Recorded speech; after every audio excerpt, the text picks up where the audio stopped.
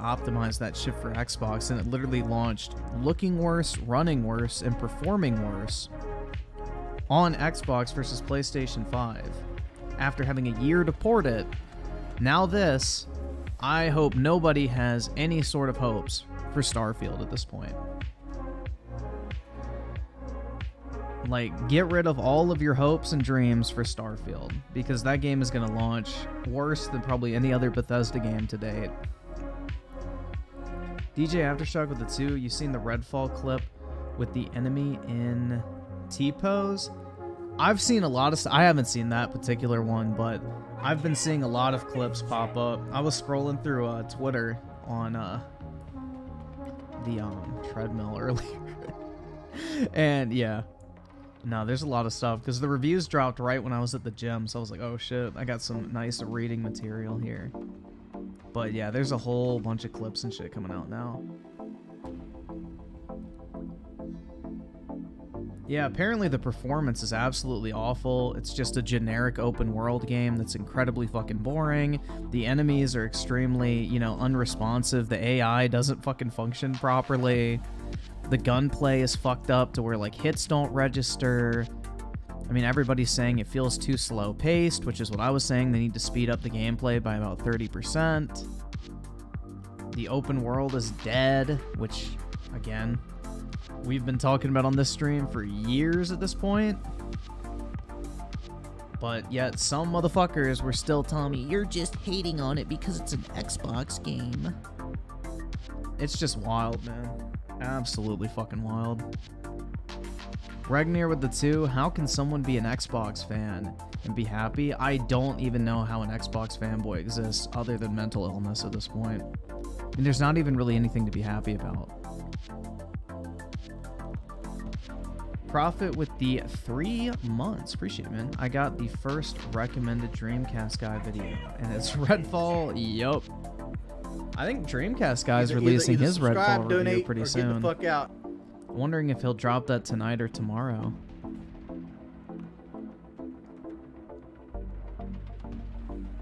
This was Microsoft's first $70 game, by the way, guys, too.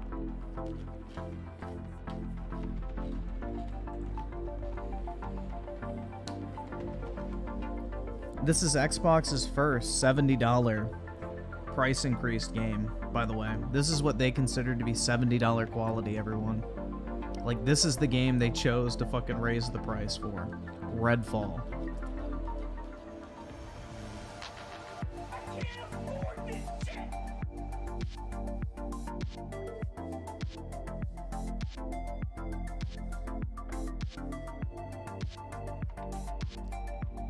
That's right. Who cares? It's on Game Pass, guys. Microsoft, keep that same energy.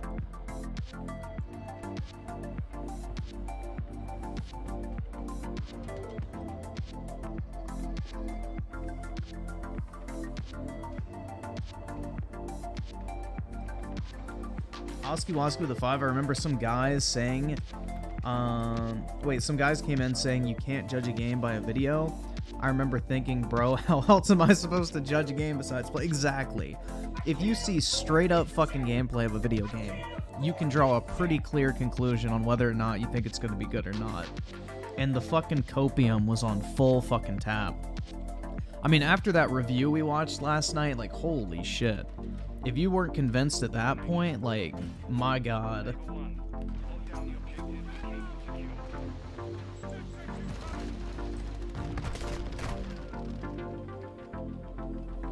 Regnir with the 2, first non-indie game since 2021, and it's a flop. Yup. And their first $70 game, too. I think that's a pretty significant thing to point out. This is what Microsoft thinks raising their prices is, like, justified by. They think a game the quality of Redfall warrants a $10 price increase on their first-party games. Do not ignore that fact. And it makes sense why they didn't delay it, bro. They just wanted to push this shit out because the performance obviously was not the main issue. It's just a generic, mediocre game through and through. And they just wanted to push it the fuck out the door so they could actually release Starfield and get it the fuck out of the way. I really think that's all they fucking did. They just wanted to get that shit out the fucking door so they didn't have to deal with it anymore.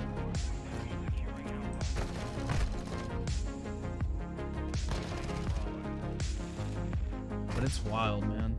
Delta Gold 2 Xbox players deserve better and should demand more. But they don't. Because they view everything as, well, I got it in Game Pass, so I don't care. I didn't have to pay for it. And I think that sentiment's going to wear off after a while. Because you're only going to pay 15 bucks a month for a subscription service for so long. Once you realize there's not really any games in there you're actually excited for.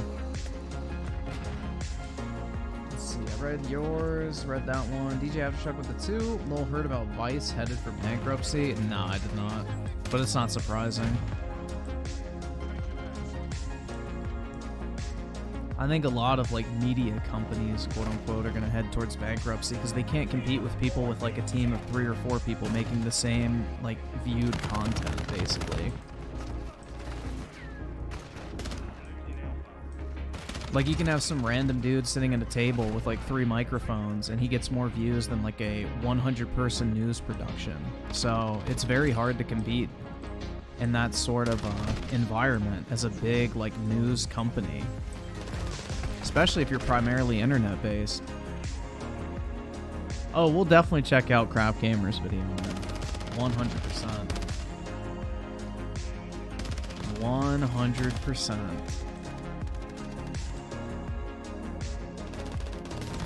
Oh, I mean, I think if anyone has any actual hope that Microsoft buying Bethesda is going to increase the game quality, I think you can put that hope to rest, man. I mean, I think it's pretty clear. First, Ghostwire Tokyo comes out, a complete buggy, broken, just poorly performing mess. After a year of time being able to port that from PlayStation and Xbox. Now, Redfall comes out. Not only is the performance terrible, they can't even get the game to run at 60 FPS, but the game itself is mediocre as hell. Even with the performance and, like, you know, technical issues aside. So anyone hoping that Bethesda being acquired by Microsoft is going to lead to higher quality games, like, yeah. As Dreamcast guy says so often, keep dreaming.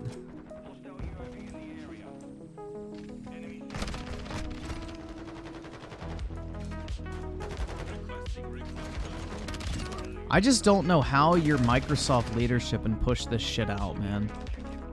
I mean, you have to remember at the end of the day, someone at Microsoft had to make the shot, like, had to call the shot, like, all right, this is good, let's push this out. Like, this is the type of stuff they're comfortable releasing nowadays. That's fucking embarrassing, dude. That's absolutely fucking embarrassing.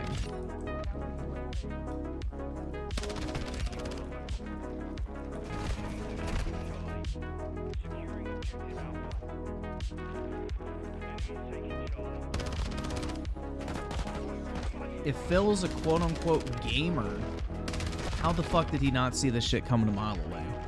And why would he waste this game?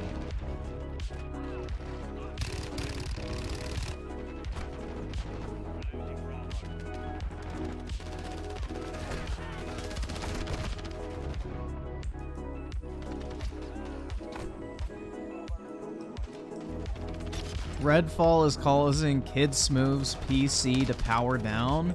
Yep, that's what I heard. The game runs like absolute shit on PC. Absolute fucking shit. And what's interesting is it seems like the majority of the reviews are on the PC version. And the PC version has the lower of the 2 scores. So anyone hoping to get 60 FPS stably on PC, you know, again, keep dreaming.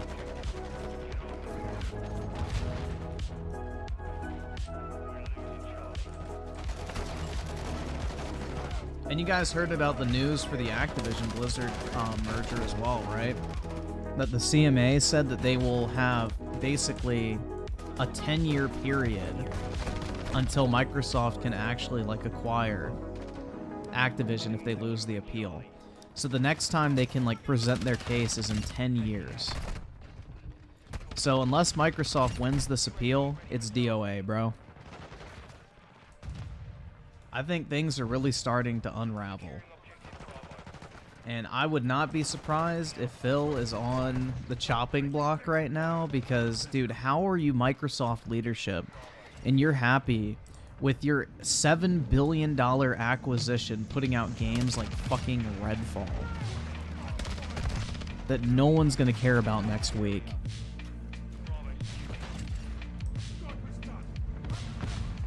I mean, why did you buy a company for $7 billion if you're putting out dog shit like this?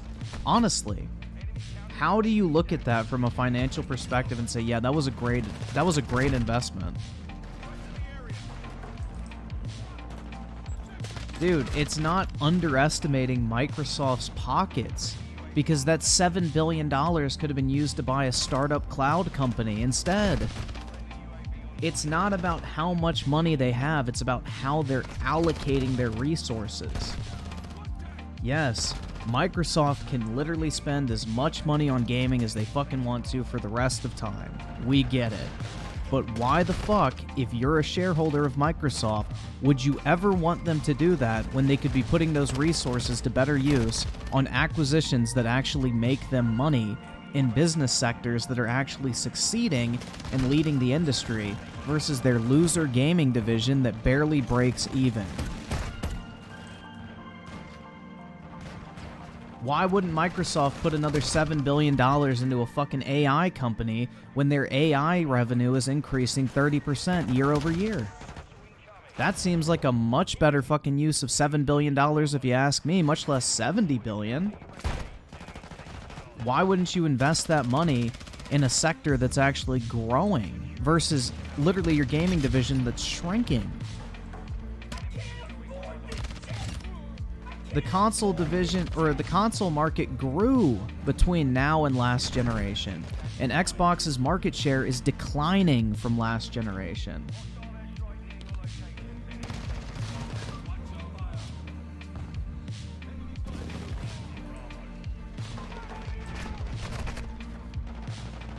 I mean, it's just wild. How do you think a company like Microsoft gets as big as it does? They put money into investments that earn them more money. If a company throws away money indefinitely, they'll never grow to their full potential.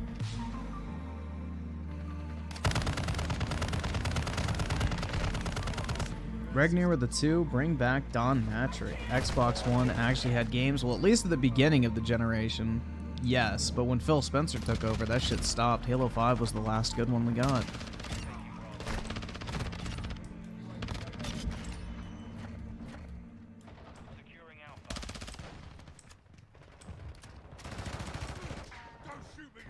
I mean, other than Forza, you could argue, but I mean, Forza to me got old very quickly. Like, I played a lot of Forza Horizon 3, played a couple hours of Forza Horizon 4, got bored, and I didn't even bother trying Forza Horizon 5.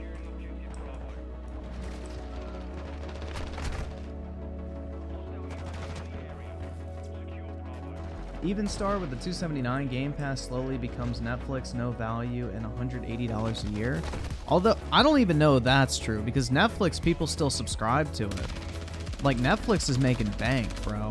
We don't know how much money Microsoft is actually making from Game Pass. Like, Netflix makes tens of billions of dollars a year, I think. They make a ton of money.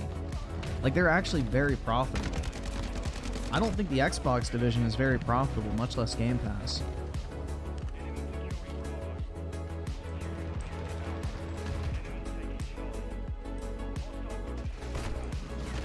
So Netflix's subscription model actually generates a profit.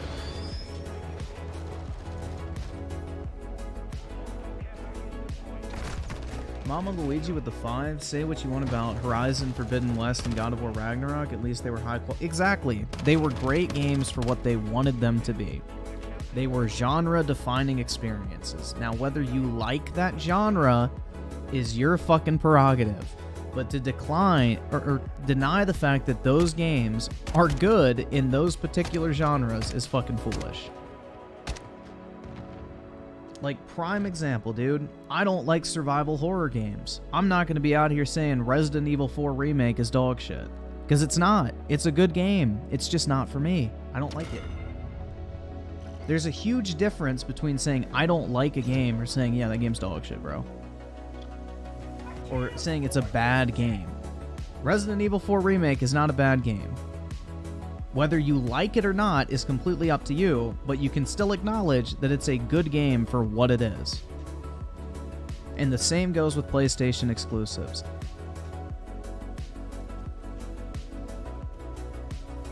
Griffin with Hi-Fi Rush? Yeah, I don't care if you like Hi-Fi Rush. Enjoy it all you want. It is not for me. Not my type of game.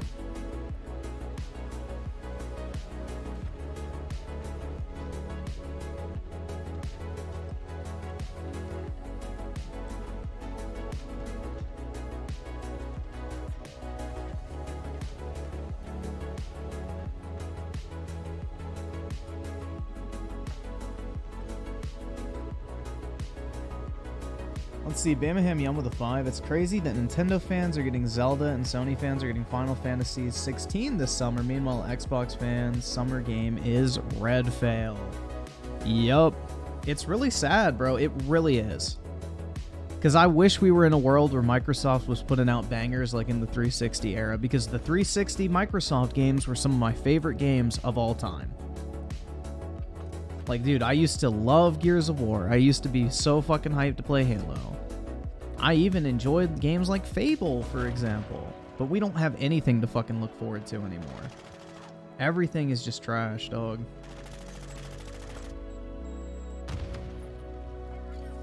It's just trash. Like, it's cheap junk. The fact that they even pushed this game out the fucking door is embarrassing.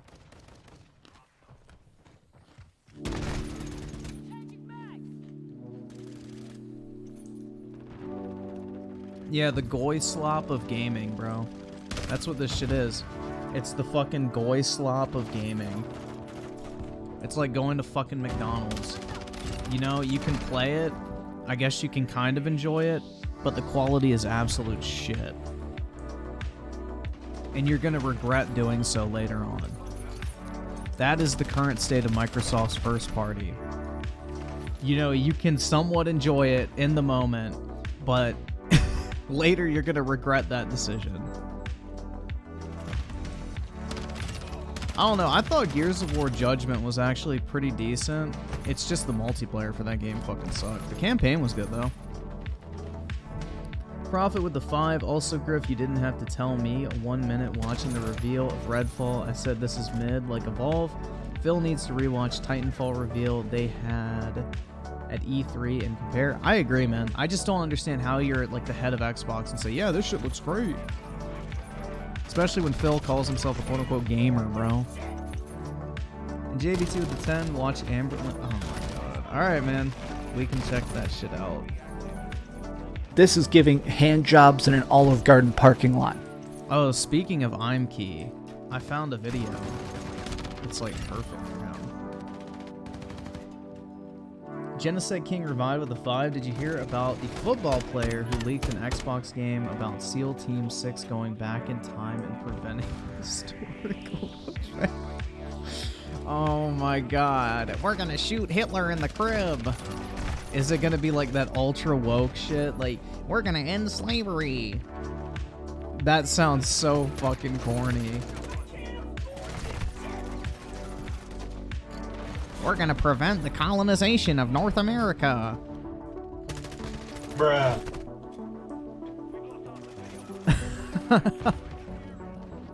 Bro.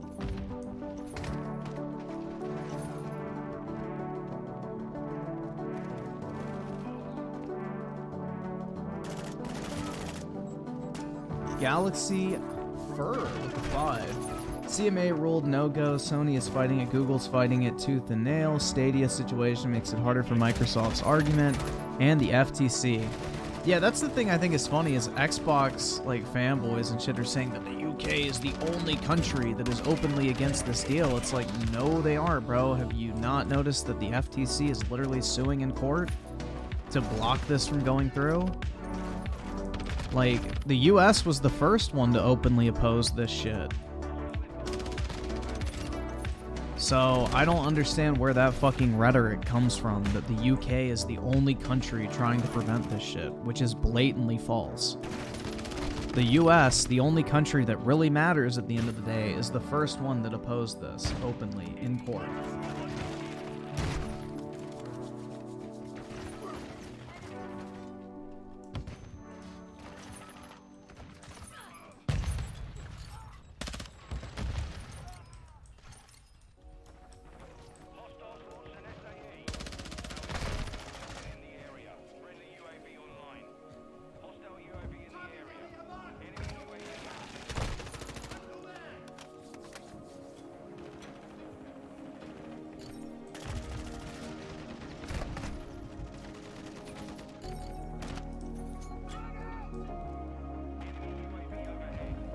You would be surprised, man. They may lose in court. Because a lot of people in the US are very sick of these big tech companies. There's a lot of people in the US at this point, Republican and Democrat, that are very much against these massive fucking tech companies buying everything up. That is not a, partisan sentiment whatsoever. So I wouldn't say anything for certain whether they're going to win or lose in court.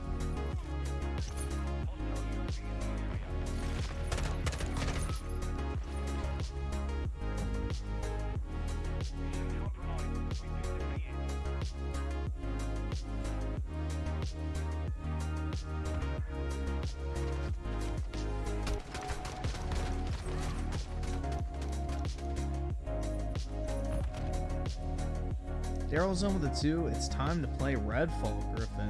Hell fucking no. Give me monies! Hell no. Bro, I ain't touching that shit. No thank you.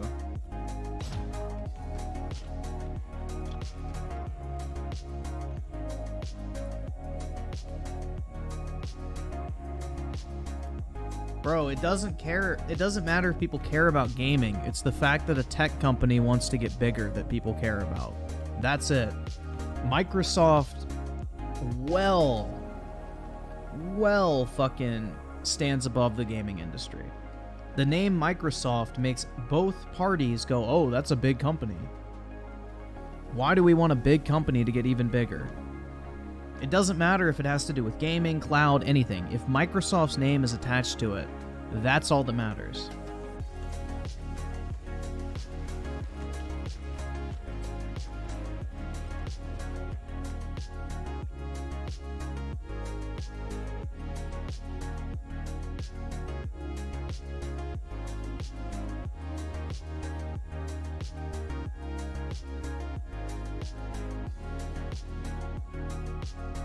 One with the 2, Phil was mad at RTU for celebrating his incident. Bruh. Fuck you, motherfucker! Oh no. Who would have guessed? That's a very hurtful moment for me and my wife. She cries every single day whenever someone brings up the fact that I jerk off.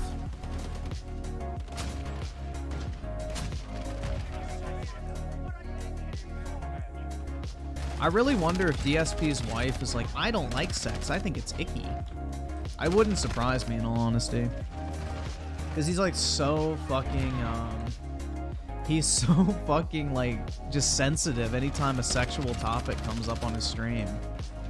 Like, I think he sold his wife on the fact that he's secretly some prude.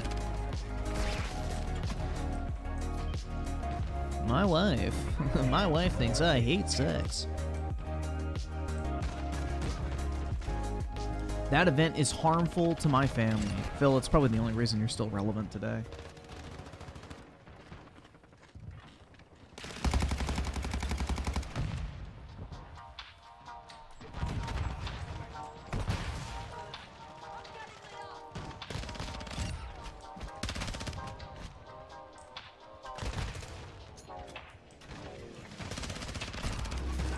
But yeah, I saw that Aquateal uploaded like a huge fucking rant video, so we'll check that out.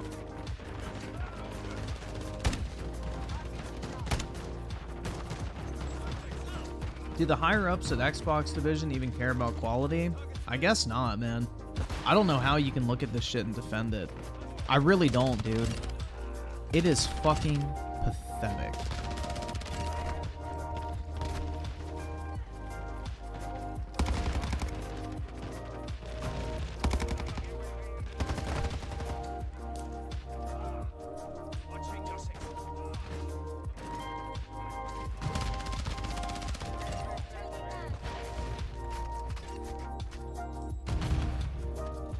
Like, I think I called it yesterday, right? My final answer was mid to high 60s.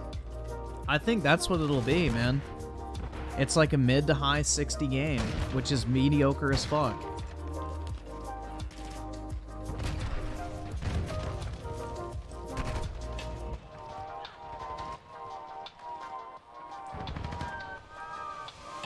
Like, I think, what was it?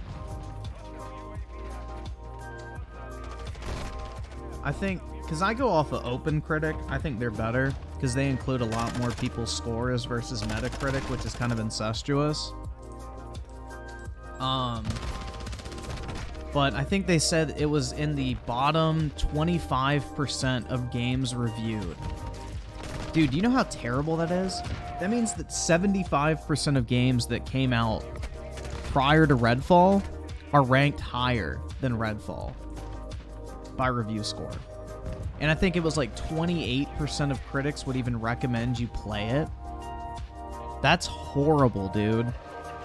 That's absolutely fucking horrible. Like, review scores aside, if somebody doesn't even recommend the fact that you fucking bother to download that shit, like, motherfucker, that is awful.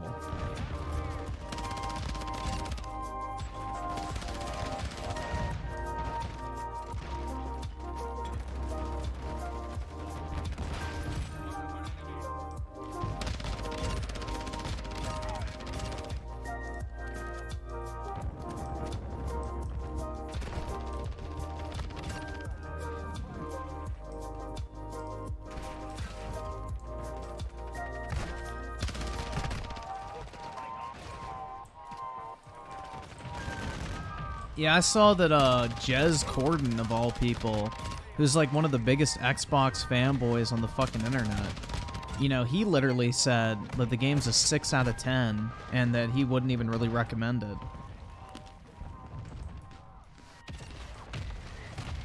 He said it's just really mediocre. I mean, that's a bad... like, dude, that guy literally caps for anything Xbox.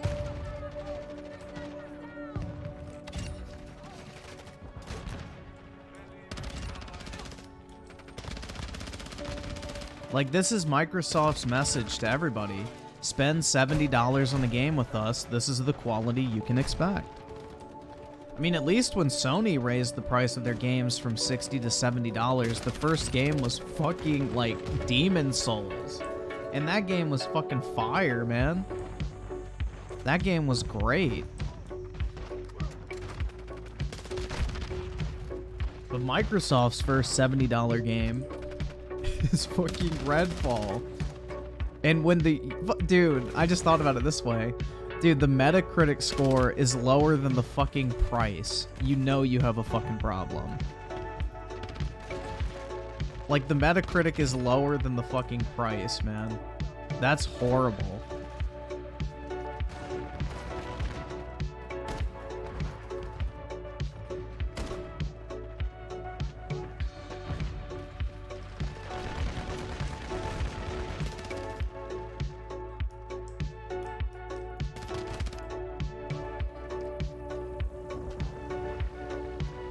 Buff Garfield with the 2. Even Luke is begging Xbox to do... They need to... It's sad. It really is sad. Like, I'm not even just hating to hate, bro. Like, this is pitiful at this point. Like, it feels like you're just bullying this, like, fucking little 4-foot twerp with, like, Coke bottle glasses who, you know, just gets fucking slammed into his locker 18 times a day. Like, that's what it feels like shitting on Microsoft at this point. Like, it's almost not even fucking funny anymore. Like, it's just sad.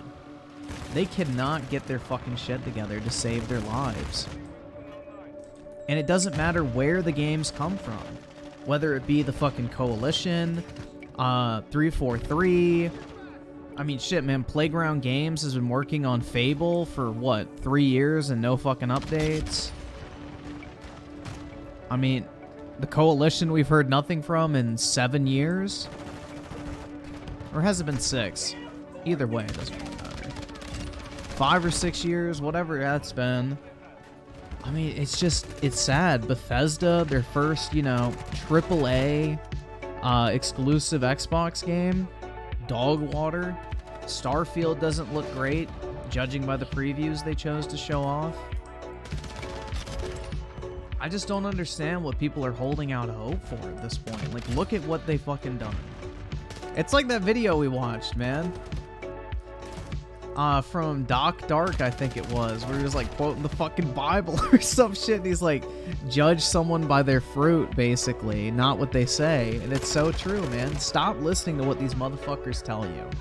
Like, Microsoft will whisper sweet little fucking lies into your ear every single day of every single year. Look at what they're actually delivering, and that's how you should draw your opinion on what the fuck you can expect. Like, go back to the fucking biblical quote, bro. Like, it's so true, though.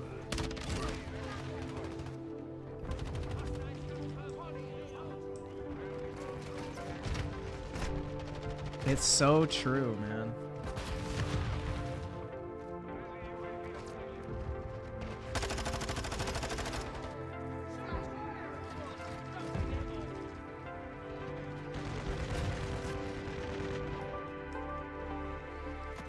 Yeah, that's right. Microsoft is a small indie developer, barely able to compete with Sony in this gaming industry, like Crap Gamer said, you know? Microsoft isn't allowed to compete in gaming because Sony is just too good at making consoles and games.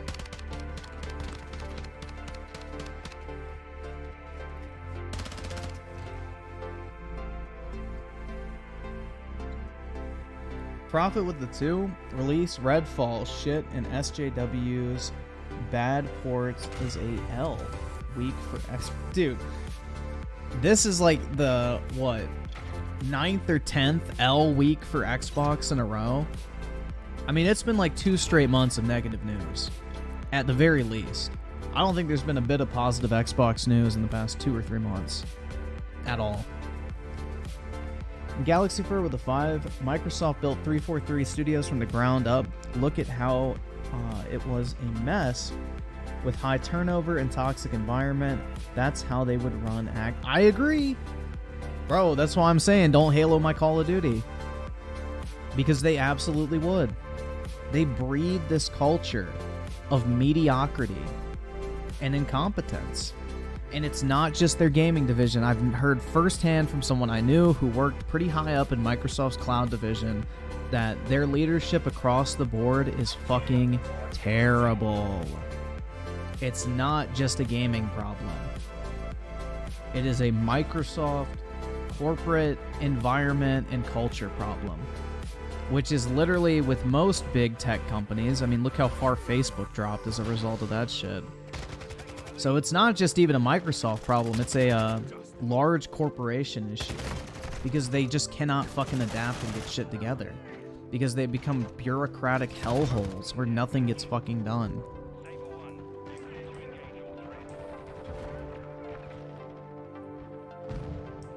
iStyler with the 5. I think the Metascore is only 2 points above Crackdown 3.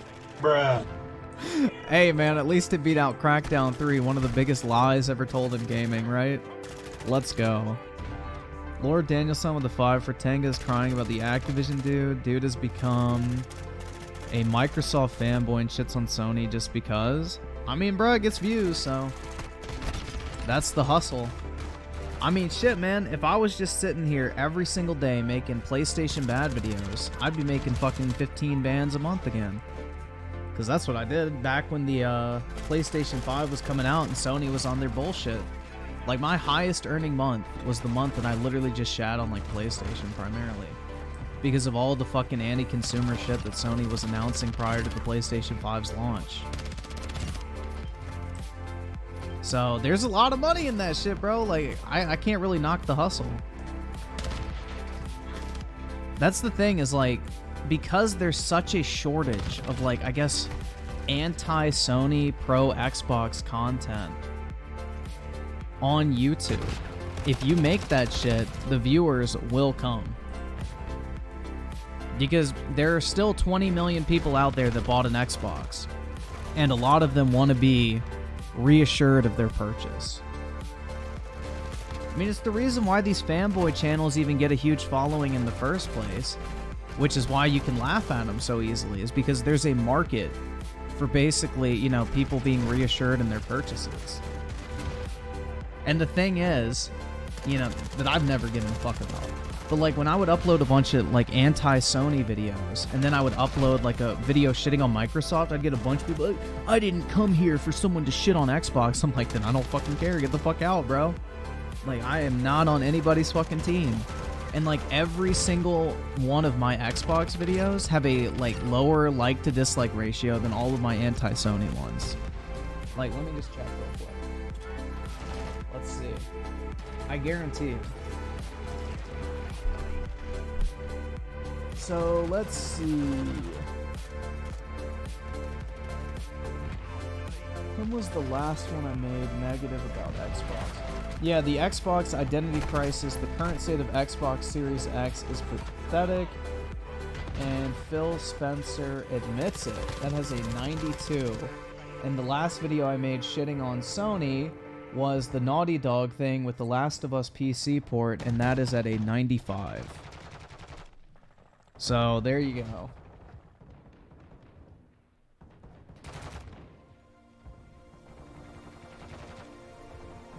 But yeah, back in the day, it was even worse. It was like, hold on, let me go back.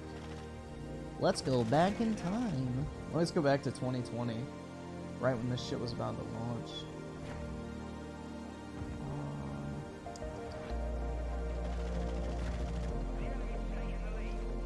Let's see.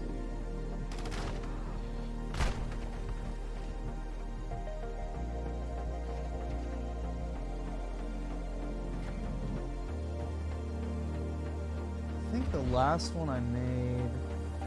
Let's do the Halo Infinite ones. I don't want to spend too much time.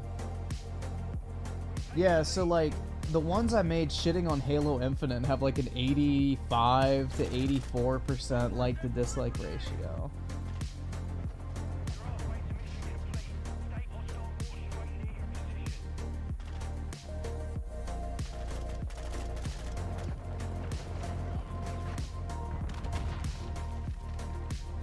Yeah, all the ones I made shitting on Halo Infinite are pretty low.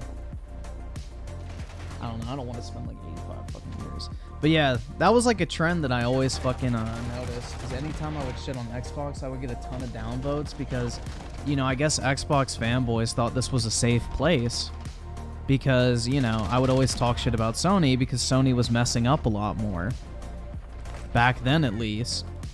And, you know, as a result, I made more videos. Plus, not to mention, like, there's more PlayStation fanboys on YouTube anyway to respond to. So it's easier to find content in the first place. Also, they're much more emboldened. But, yeah, anytime I would say anything negative about something related to Xbox, I get a bunch of pushback and people going like, oh my god, I'm unsubscribing. And it's like, I don't fucking care. Hit the road. Like, you're not... Dude, I literally don't fucking care. Like, this shit is just, it's sad. If people can't handle me having an opinion on something that they fucking worship, then be gone, thought. Like, that's all I have to say. It's like, this has never been a fucking safe space. This has never been a fucking... Like, I would always get comments like, I didn't come here for, you know, someone to shit on Xbox.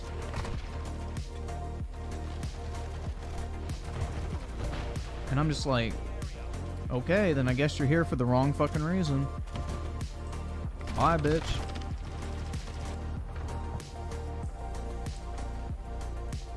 Like,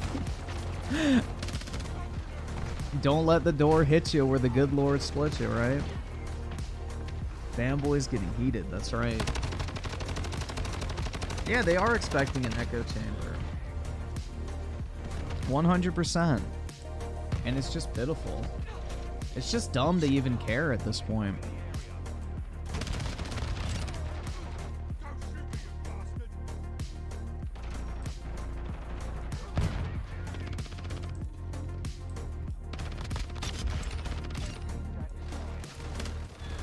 I mean, bro, at this point in life, I really don't give a fuck.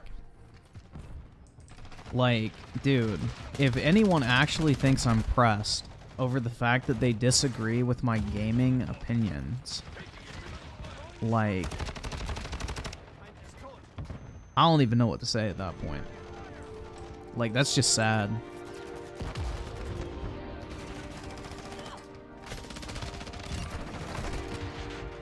That shit's actually fucking sad. Rosh gone with the 2. At this point, Microsoft should go third party in it. I agree, honestly. I think they should just do third party. I mean, that's obviously what they want to be, man. Because they sure as fuck are not making any sort of case for anyone to go out and buy this Xbox.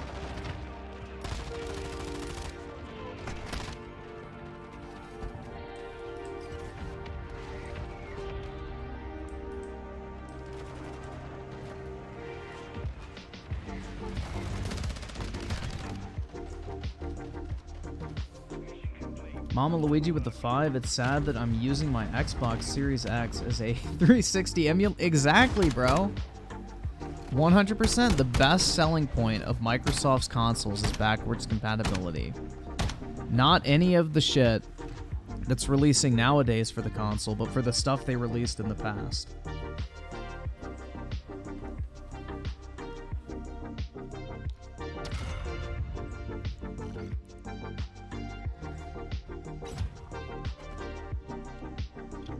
So now that Arcane has busted their wad on a shitty fucking Redfall and they're gonna have to waste resources making content for it to make it look like they didn't completely abandon it to try and save face, it's probably gonna be another 3 to 4 years at minimum before we get a game from them again. So...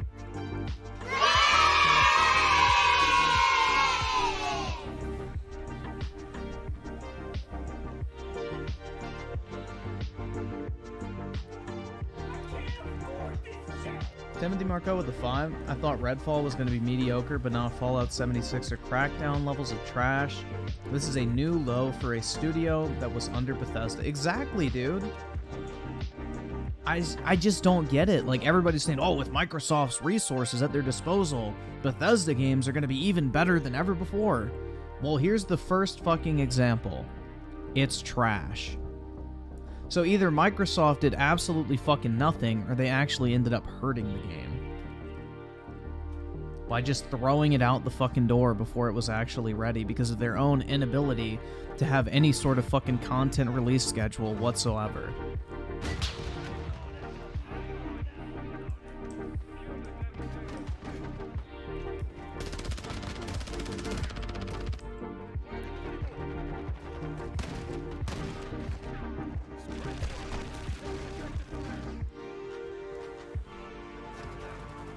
I mean, dude, it's so bad at this point that the last 2 or 3 big AAA games from Microsoft, people have literally been begging them to delay them prior to launch. People are more excited at the aspect of Microsoft potentially delaying and fixing their games than they are for the games themselves to come out. Like prior to Halo Infinite's launch, what were people begging for?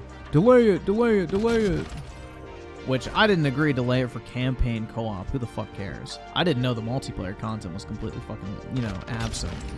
I don't think anybody did. But, people were begging for it to be delayed.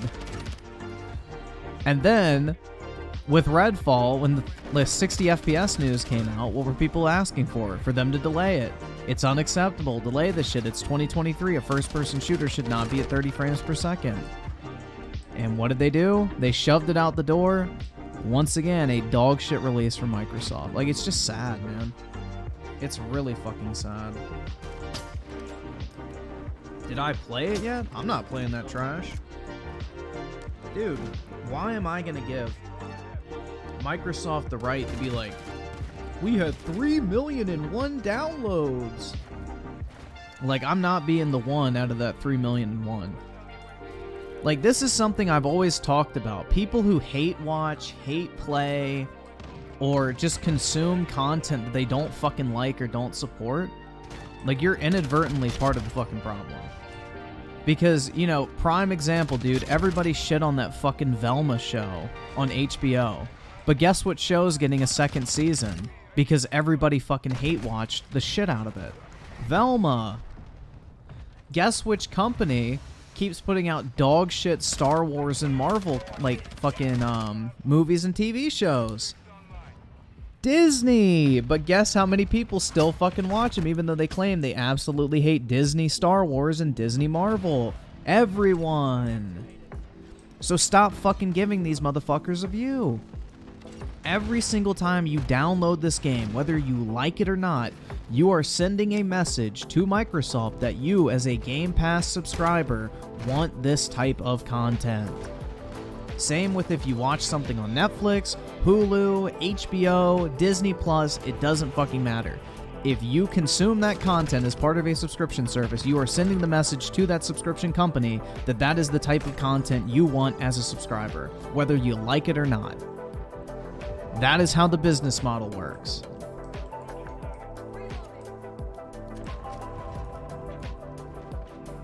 So, it's just, that's the issue. Is, you know, people shit on stuff all the time, but then they'll fucking play it. They'll watch it. They'll go fucking see it in theaters so they can go shit on it. It's like, why? Why are you promoting this type of shit? You are the problem, not the people who enjoy it. You, the people who supposedly dislike it to the point of saying that it's gonna flop, when you're basically ensuring that it won't flop.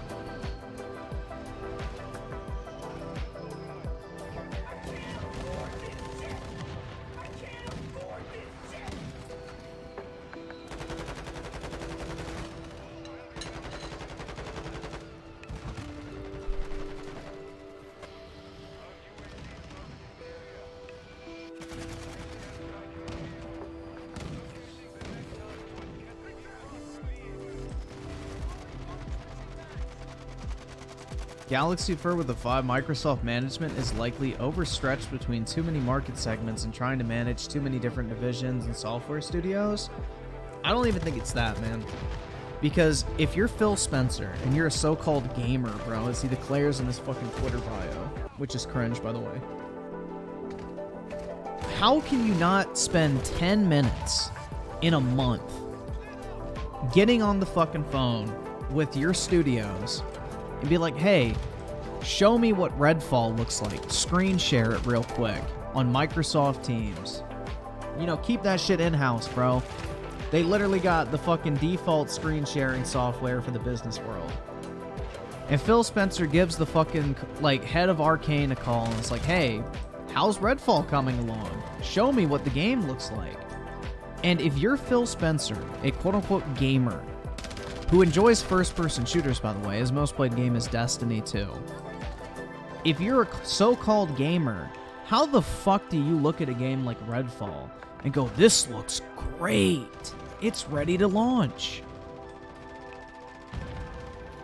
Like, you can't tell me, like, this is the thing, is yes, I probably agree, I just think their management's shit in general. It may not even be overstretched. I think they just have terrible people running it.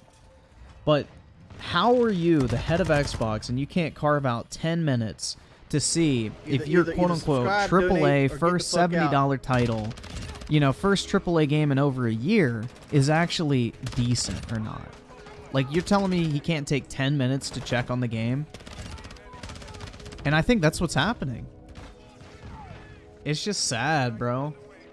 It's really sad. Like, it's not even a big ask. It's literally 10 minutes.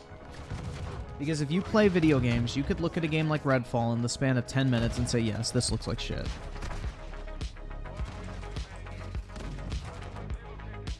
I can watch 3 minutes of fucking YouTube footage and tell you, yeah, that game looks like shit. You're telling me Phil Spencer can't do the same thing when he literally is in charge of the fucking studio at the end of the day? He's the big boss. He calls the fucking shots. He can get all the fucking footage he wants to see of that game. He can get a fucking demo sent to his computer to download and try it out. And you're telling me that he looked at that shit and said, all right, this is good to go.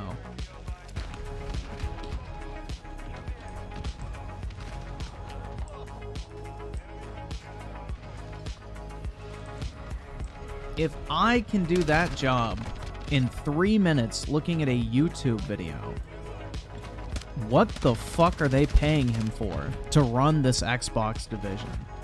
If he can't do the most basic quality assurance.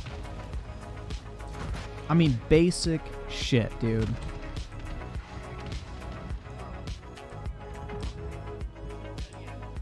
It's just wild to me. I don't know. It's really just infuriating. Because it's so simple. Like, the answer is right in front of everyone's face. And pure weaponized autism with the 2, I canceled Game Pass for PC because it's hella mid. I don't blame you, man. There's not really anything on PC Game Pass, in my opinion, that I don't already own that I'm interested in. Most of that shit I got for like $3 in the Steam sale.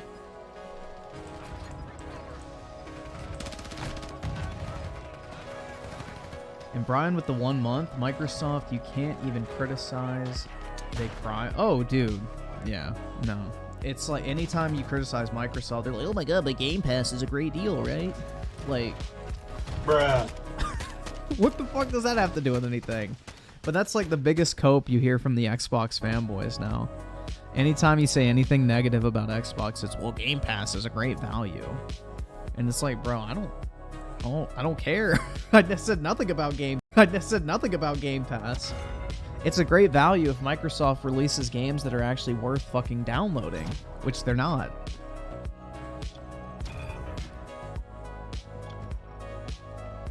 Siler with the 10, for something like Starfield, I'm flying over there and playing for 8 hours every day for 3 days, while Howard gets me good and a nice recliner and see what's wrong with... Dude, that's the thing. But he doesn't even have to go out there. He could have Todd Howard fly out to fucking, Washington State with a laptop loaded with the preview build of the game and then sit down and walk him through that game. Like, dude, this is Phil motherfucking Spencer. He can order any one of those little fucking gremlins he has running the different studios at Microsoft and tell them, get your ass on a fucking plane. I want to see what y'all are working on. Walk me through this. I want to spend an hour seeing the status of this game. And they'd be like, yes, sir, we're getting on the plane right now. And you're telling me if he actually was doing stuff like that, he would be happy with the quality of the games that are releasing? I don't fucking think so. And if he is happy with them, he has no fucking care about anything to do with their gaming division. He is willfully letting it die. Because, dude, imagine the budget for a game like Redfall. It's got to be at least 100 million. Maybe 200 million. And now all that money just went down the fucking drain. Because nobody's going to fucking buy live service things. Nobody's going to get the battle passes. Nobody's going to buy skins and weapon camos. Nobody's going to play this shit in a month. In a month. It's going to be dead. Absolutely fucking dead. By the time they get that 60 FPS patch out, nobody's going to care about the game. Just like Halo Infinite. By the time they finally get around to fixing it, 2,000 people are left to care. It's just sad, man. I mean, they paid $7 billion for this studio. And this is the type of quality they're releasing as a result of that acquisition? It's pitiful. Like, bro, compared that to, Sony spending $200 million on fucking Insomniac. Look how much better the shit we're getting from Insomniac is versus something like $7 billion Bethesda. Yeah, Minecraft Legends flopped, dude. That game's sitting at, I think mostly negative on Steam or something. It's pretty rough.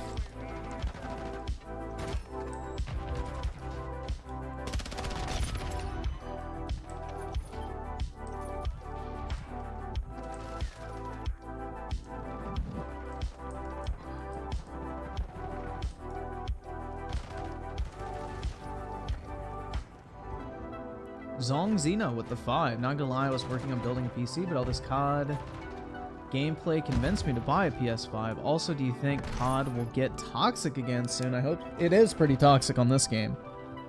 From all the different videos I've seen and from testimonials in this chat, it seems like the game is still pretty fucking toxic, especially if you're playing a mode like Search, when people are actually using their mic.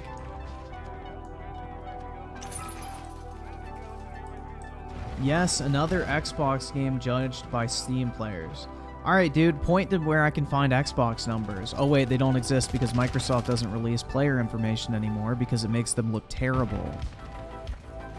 Oh, sorry, my bad. Let's not forget about the fact that God of War 2018, a fucking $60 single-player game on Steam, has more active players than Halo Infinite, a free-to-play multiplayer shooter. But please, damage control those fucking numbers on Steam.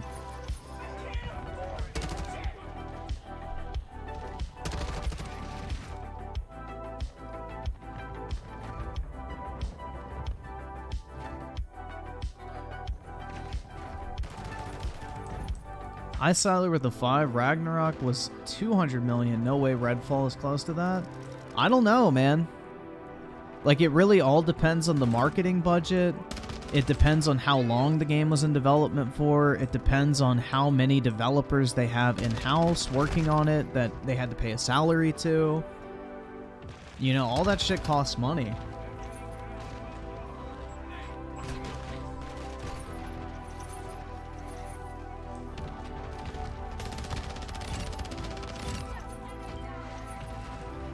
Dude, there were 64,000 people watching the new Saints Row game and how shitty that was. People like watching people play bad games because it's comical to laugh at how shitty they are, so that way you don't have to play it yourself. No shit, people are watching a bad game on Twitch. Look how many fucking views Probecat gets on videos shitting on bad video game releases. People love watching shitty games fail. That's the most common fucking thing in the gaming community. People love watching a train wreck.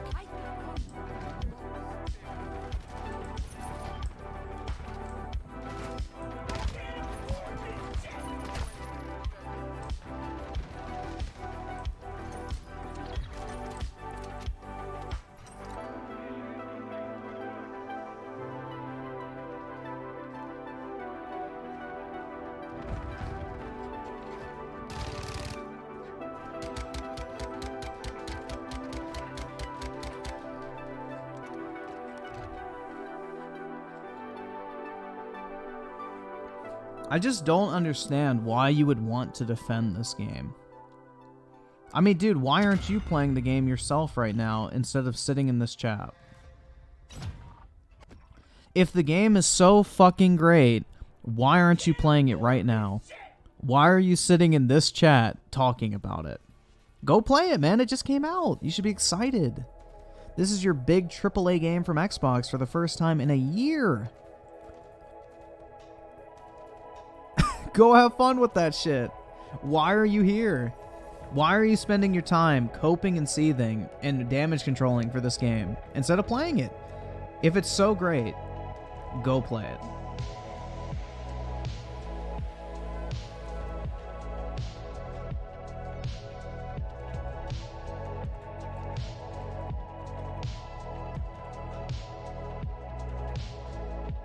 Galaxy Fur with the 5, overstretched is just one of the issues, I mean, but I think Phil needs to go now. I bet there are a lot... Wait, there's a lot of infighting, new management... But see, this is the issue. Who's the fuck's going to replace him? Who's going to... This is the thing. Is who is replacing Phil? Either subscribe, like, honestly, donate, like, or we get can the all fuck point out. the finger at Phil and be like, he needs to go. But who's going to step in and, like, take his spot? Because unless they have somebody who's like a fucking kick-ass rock star motherfucker who knows the ins and out of the video game industry and can run a console manufacturer, much less like the largest fucking game publisher in the world now, like, where are you going to find somebody like that? I mean, the only person that comes to mind is like Activision. Like, the Activision leadership is probably the only people that could actually take over at this point, or someone who used to work at PlayStation or Nintendo. And I don't think Nintendo of Japan employees are going to be a good fit at Microsoft. So that's probably out the fucking door. So, I mean, the only people I can think of is former heads of PlayStation. Like, who is it? Sean Layden and Jack Trenton? Those are the only two people I think who are actually qualified for the job of running Xbox. And that's if they want to come out of retirement and work on that shit.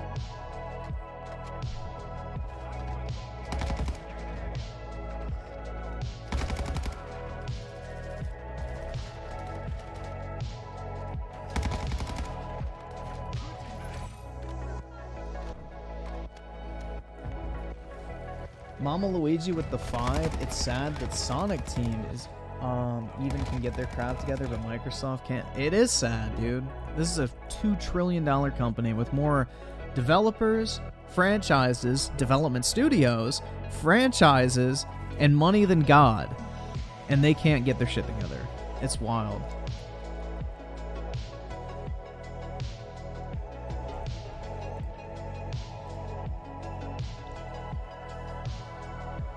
Femtango with the 12 months of tier 3. Appreciate it, man. Big ups.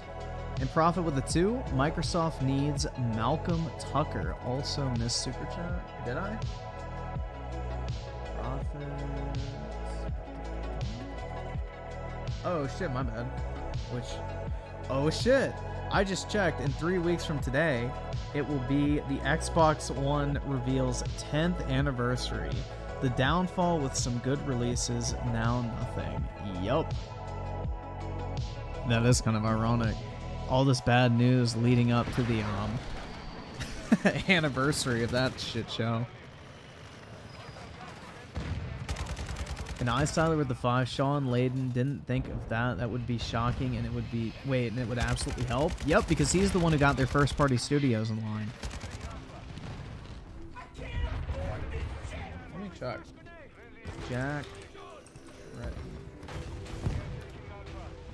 Yeah, Jack Trenton, or Trenton. He was the strategic operating executive. Oh, hold on, what was his official role?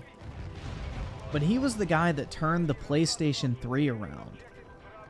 Like, this was the guy that saved the PlayStation 3. Let me see. Career...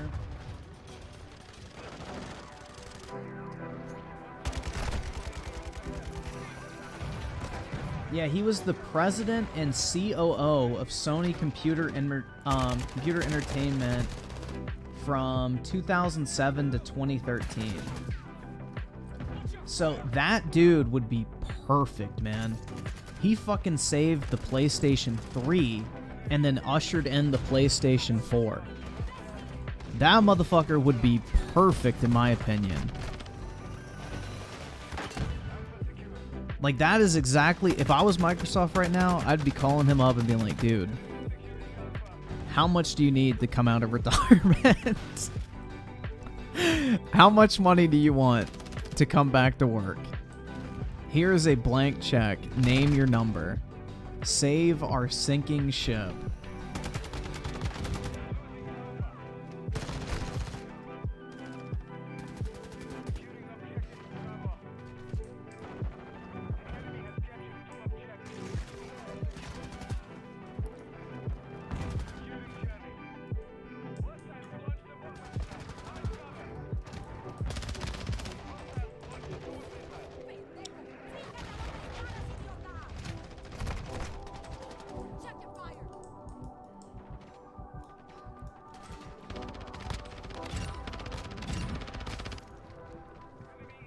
But unless you're able to get somebody who's been in a similar position to someone like Phil Spencer, it's actually really tough. Like, believe it or not, guys, your favorite armchair executive, including myself, does not have what it takes to automatically jump into a position like the head of Xbox.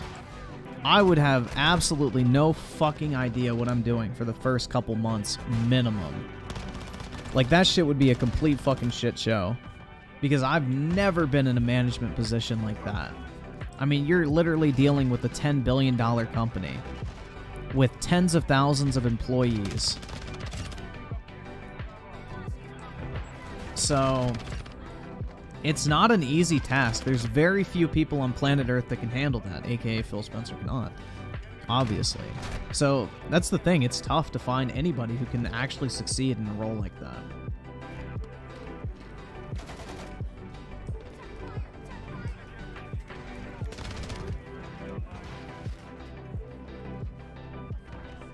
Idols with the 2, they need Peter Moore as head of Xbox again. I mean, that would probably be a pretty good move. Where does he work? I remember he went to Zynga or something like that. Right? Or no, that was Don Matrick. I forgot where Peter Moore went. He went to EA or something like that. Where did he go? I'm pretty sure he stayed in the gaming industry, right? Let's see. Peter Moore. Peter Moore, businessman, Microsoft. Yeah, he went to EA, and then he went to Unity.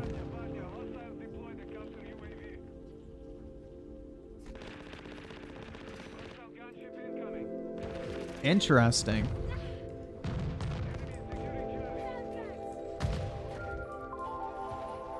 I saw there with the 5. Would Reggie from Nintendo take his place? No. Alright, so this is a very common misconception with Reggie. Reggie is not an actual business or management person. Reggie was a figurehead. The head of Nintendo of America is solely a symbolic role. They really have zero responsibilities. Nintendo of Japan makes all the major decisions. They develop all the games. The only thing like the president of like Nintendo of America does is something like maybe hire voice actors, or maybe they're in charge of like some marketing campaigns that Japan doesn't pass down, or maybe like holding events. But Nintendo of America, by and large, is basically just kind of like a shell company that doesn't really do much other than kind of as like more of a symbolic type thing. Reggie never really had any real responsibilities at Nintendo. He was more of kind of like a mascot for the American market. So I don't really think he would have the experience necessary because he's never actually run a console company.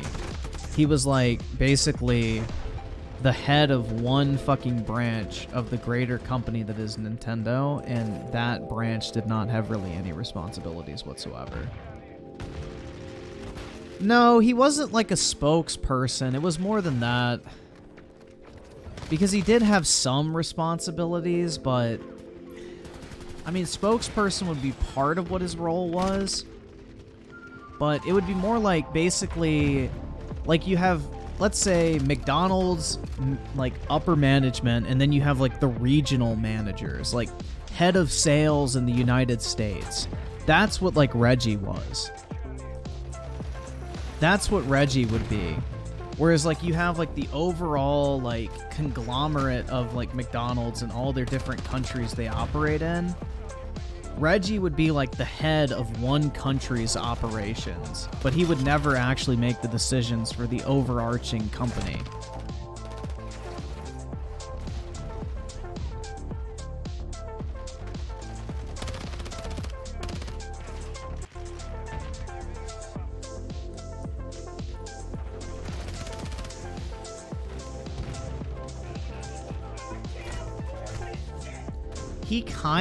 See, this is the thing, is I don't really know to what extent he managed the Nintendo, I guess US or studios, but I think he did have oversight over those. But again, all decision making went back to Nintendo of Japan.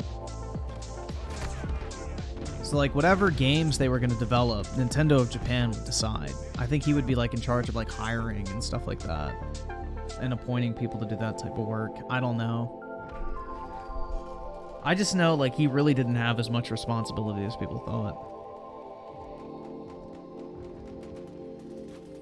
Not Naya with the 2. Do you think Microsoft has a chance winning appeal? It doesn't sound like it. I mean, all the people who are, like, experienced with this type of stuff are saying it's basically a fucking Hail Mary attempt. Like, it probably won't even happen. And those are people from, like, the business world that follow, like, the UK's markets and everything like that. Acrylics with a 5. How'd you like Fallen Order? I'm really enjoying Survivor, but oh my god, the performance is killing me. I bought it on Xbox, and the performance is still awful. It seems like that's the worst platform currently. Like, from what I've heard, is PlayStation 5 is the best to play it on, but once you get further into the game, it starts running like it does on Xbox. So, only like the first part of the PlayStation version is actually like decent, and then it has the same problems as the Xbox version. And then the PC version, if you have like a beast of a computer, you can brute force it to make it playable. But by and large, it's just a complete fucking shit show. It is a shame because it seems like the game is good otherwise. Like, I don't know. But Fallen Order, I actually had a decent time with it last night. I played about 2 hours of it. I may go back to it at some point. An iSiler with the 2. So isn't Sony Japan telling heads or telling Jim Ryan? Wait, fuck. So isn't Sony Japan heads telling Jim Ryan to do? No, because PlayStation is a separate business unit of Sony. So this would be like, I mean, at the end of the day, yeah, like the board of Sony tells Jim Ryan, like, we want you to prioritize this. But Jim Ryan is in charge of PlayStation. Like, he manages everything under the PlayStation umbrella. He's not just like the head of PlayStation USA or PlayStation fucking North America. He is the head of PlayStation. Whereas like Reggie was like the head of Nintendo of America. You know, Jim Ryan is the head of all of PlayStation. And probably under him, he has like people who manage like PlayStation Europe, PlayStation Japan, PlayStation North America, PlayStation South America, PlayStation Africa, Asia, you name it. Like, there's probably a bunch of different people he has working under him that manage those different regions. But he is the top guy of the PlayStation corporate ladder.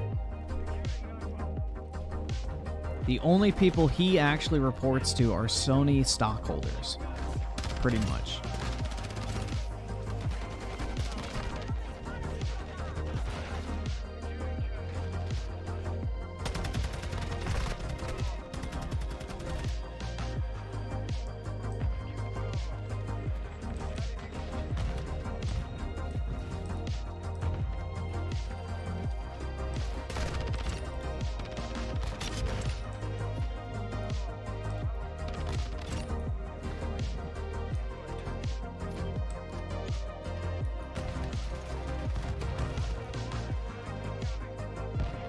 I have Survivor on PS5 and haven't had any game-breaking issues. Some frame drops in the open world, but nothing terrible. Yeah, that's what I've heard, is the PS5 version for like the first half of the game or whatever is really solid, but then once you get to the late game, it falls apart just like the other versions of it. So you may start encountering some of those other issues as well.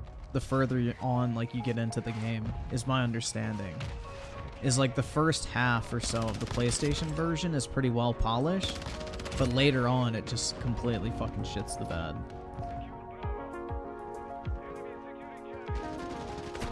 I mean, the thing is, guys, it's like this, yeah, you're right, bro. 2023 will be the year of Xbox. It's just, it's lie after lie, dude. I just don't know how you can be the head of Xbox and push this shit out the door. Like, he literally sent this game out to fucking die. They just said, get rid of it. We don't fucking want this anymore. Send it out to get fucking shot in the back of the head.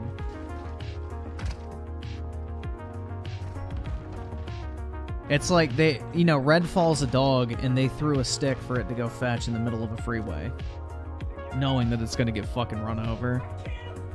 iSiler with the 5 fun fact: Destruction All-Stars for PS5 has a 62 meta, and Sony saw it's not worth $70 and threw it into PS Plus at the last minute. Yeah, they did that with, shit, what was the other game they did that with? I forgot. They did that with another one of their first-party games as well. But yeah, I remember Destruction All-Stars. They were going to charge $70 for it, and then they're like, oh, fuck, this game sucks, and then, you know, gave it away for free, basically. No, Rocket League was never their game. I'm trying to think. What game was it? They did it with another game. Rocket League was a marketing deal, which was very fucking smart, dude. The only reason that game got as big as it did is because everybody on PlayStation 4 had it for free.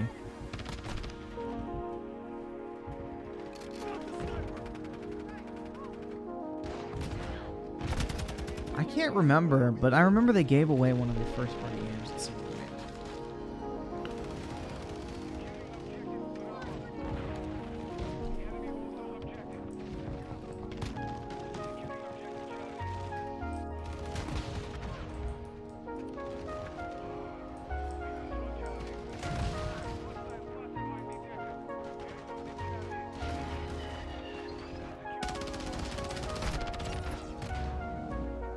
Sackboy? Maybe. I don't remember, honestly. Godfall was a third-party game. Dude, I still have Godfall. I have like the dude, that game, all right, I'm not gonna lie, Godfall was actually pretty fucking sweet. Like, the gameplay and graphics of that game were fucking awesome, but the story and the campaign was just so fucking bad. Like, it was so mediocre. Like, Godfall had a lot of potential, I felt like, but it just really sucked. It did not, you know, actually try. I felt like it was just really mediocre. But the concept of Godfall looked pretty fucking cool. If it would have been more like fleshed out, had more mission variety, a better story, just more content in general, I think it could have actually been pretty decent. But it was literally just a graphical showcase, unfortunately. I'd rather play Forspoken. That's how bad Redfall actually is. Dude, the thing I'll say about Forspoken is I actually wanted to try that game if I could get it for free. I don't want to try Redfall even though I could technically play it for free. I think that's the difference. It's like, there was something interesting, I guess, about the concept of Forspoken. I guess, like, the movement and, like, the magic and all that type of shit looked interesting to me. Whereas Redfall just looks like a generic first-person shooter Far Cry clone.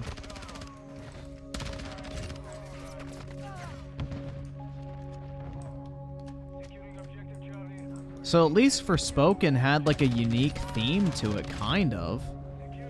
Like, there was something notable about it other than just being a generic, bland-looking first-person shooter open-world Far Cry clone.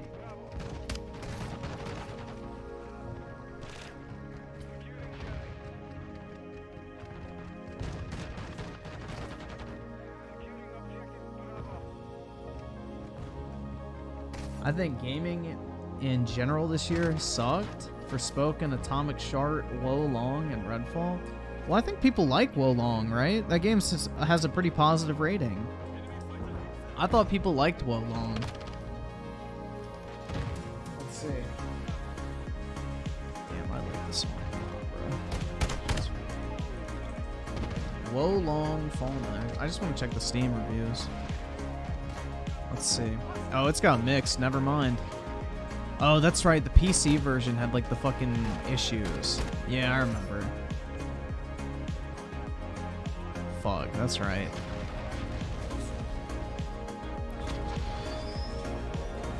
I wonder how it was received on a console.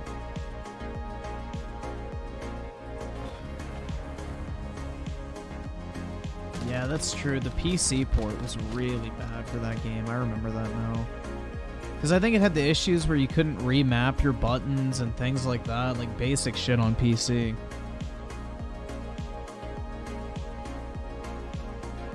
I didn't like Wo Long because it felt like a Sekiro clone, so I didn't really feel like I messed up. But yeah, 2020 and 2021 were the worst years for gaming. Hands down. Those years fucking sucked.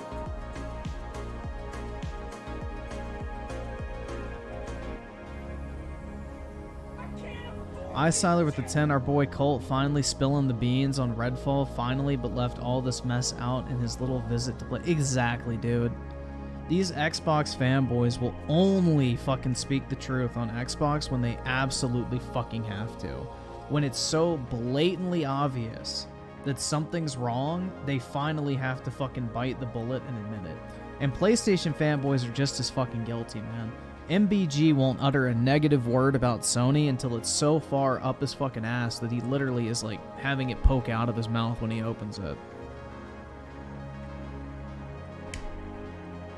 It's just sad, dude. Like, if you're an Xbox fan, you should be the first motherfucker making a video calling this shit out.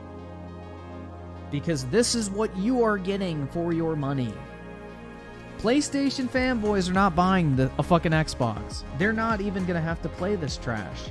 You are the motherfuckers who went out and bought an Xbox. You are the ones who have to play this instead of a good game. Keep that in mind. You all are the people with fucking Stockholm Syndrome. You are held captive by Microsoft and their fucking whims to release a good game or not. So you should be the first person out there saying this is not acceptable. This is not okay. I bought an Xbox for games that are good, not this shit. Like, bro, I would never have bought a 360 if Gears of War was in the current state it is now. I would have never bought a fucking 360 if Halo was in the fucking state it is now. Why the fuck would anyone go out and buy an Xbox when the games they're releasing are in the current state they're in right now? They're literally advertising against buying their console by releasing games. Like, Sony's best advertisement is Microsoft releasing dog shit. Like, Bruh. because even if Sony games, like, let's say, like, Sony's releasing just okay games and nothing fantastic, they still look better by comparison to Microsoft. Like, Microsoft releasing trash makes Sony's games look even better than they actually are. Donate, or get the fuck out. Like, when you look at a game like God of War that's well polished, it runs well, it's a complete experience, it takes advantage of the hardware of the console you bought because it's a first-party studio, you know, it's a showcase game, it's got a great story, you know, it may be a movie game, but it's the best movie game on the market, you know. And then you compare that to something like Redfall, which is one of the worst first-person shooters to release in recent memory, is the first AAA game for Microsoft in almost 2 years, you know, is Microsoft's first $70 title, is buggy, broken, runs like shit, can't even run at 60 FPS on the quote-unquote world's most powerful console. You just made God of War look like the all-time fucking masterpiece game of our generation by comparison. And even if God of War is not that, when you compare it to what the other first-party games are from Microsoft, it's not really hard to jump to that conclusion.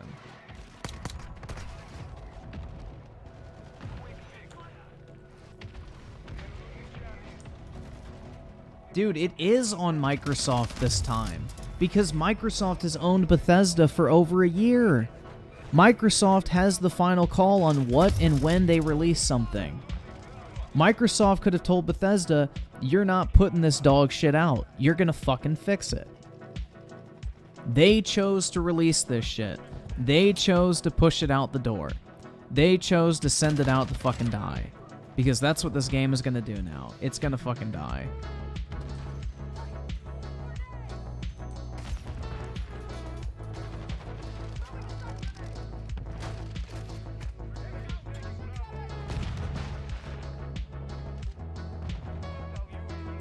Microsoft is the one who decided to initially delay this game as well, too. So they obviously knew something was fucking wrong.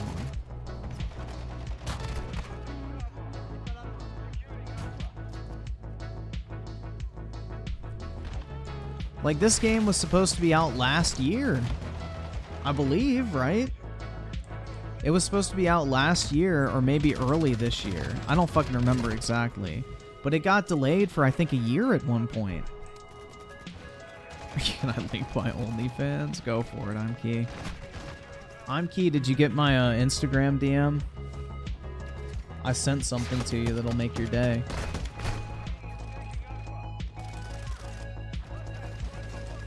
It'll give you hope.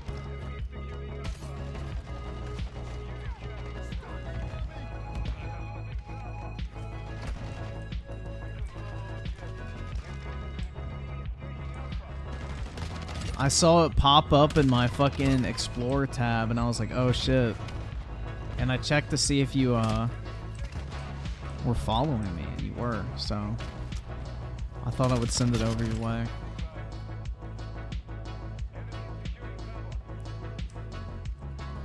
I'm looking at Series S version of the game, and holy shit, it looks like... Bro, I need to look... Dude, we're gonna have fun tonight. We're gonna look up a bunch of stuff.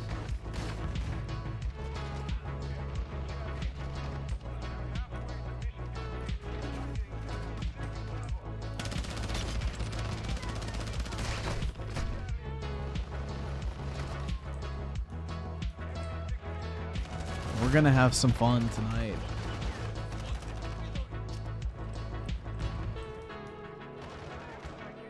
Galaxy Fur with the 5. Microsoft's first mistake out of the gate was to make the claim that it had the most powerful system with no software to back up their claim to exactly 100%. The only quote-unquote graphical showcase title they have for the Series X is last generation games and Forza Motorsport, which has been delayed 3 times now. I skipped Brit's super chat. I don't think I read the rest of the super chats. Yeah, I have a couple I gotta read. So Scotty Man with the 22 months. I'm playing Redfall right now, and holy crap, it's bad. Hell yeah, man. Thanks for taking one for the team. And Brit with the 2. To be honest, I bought a PC for Sims 4 mods, not new games. There you go, Brit. Always be yourself. Never change. You gotta gain more weight? That's right, I'm Key. Put on them pounds, boy. Hit the McDonald's drive-thru. And Merc with the 2. Xbox saving all efforts for quadruple A Perfect Dark High Cope. That's right, man. We are not ready for that quadruple A Perfect Dark game that's being outsourced to the motherfuckers that made Marvel's Avengers. That'll really show those fucking PlayStation fans. Quadruple A Perfect Dark that's not even being made by Microsoft's Quadruple A studio and is instead being made by the studio that brought us Marvel's Avengers.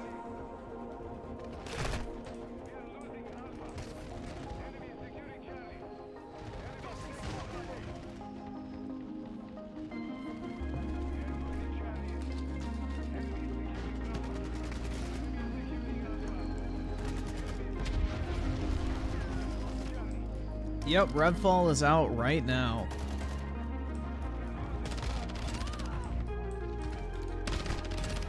You can play it right now, guys. Get excited!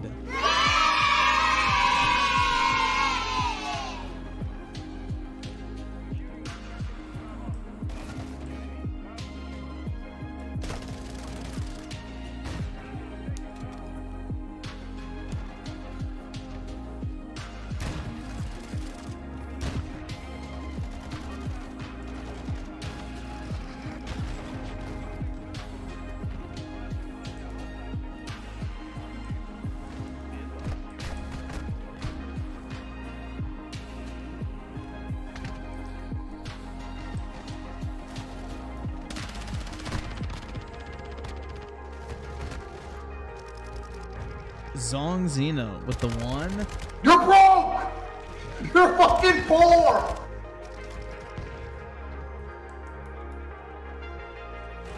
Yeah, I highly doubt Starfield is actually going to consistently run at 1440p on the Series S. And if it does, it's probably like on ultra low settings or something. 24% on Steam, mostly negative. Holy fuck, this is a mess. Yup. Dude, this is an embarrassment.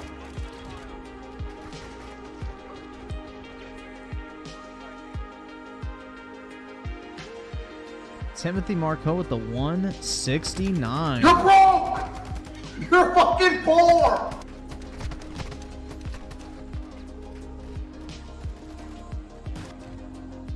Weaponized autism with the 5. Hate recording voiceovers while living with other people. Yeah, that shit sucks, man. It's really weird. You're like always wondering, like, oh my god, are they fucking listening to my dumbass talking to a fucking microphone? I'm too broke to introduce my thoughts about Microsoft's situation in super chats. It's all good, man. I think everybody feels the fucking same way at this point. I'm an Ellie! Yeah! I have a message for Xbox fanboys at this point, guys. I think they really need to hear this shit. Stop being gilded, domesticated garbage. Stop being weak. And when you see a threat come down on you, deal with it. Become a human again. Stop being weak. Like, honestly, man. That needs to be broadcasted to every single fucking Xbox in America. Like, oh my god, dude.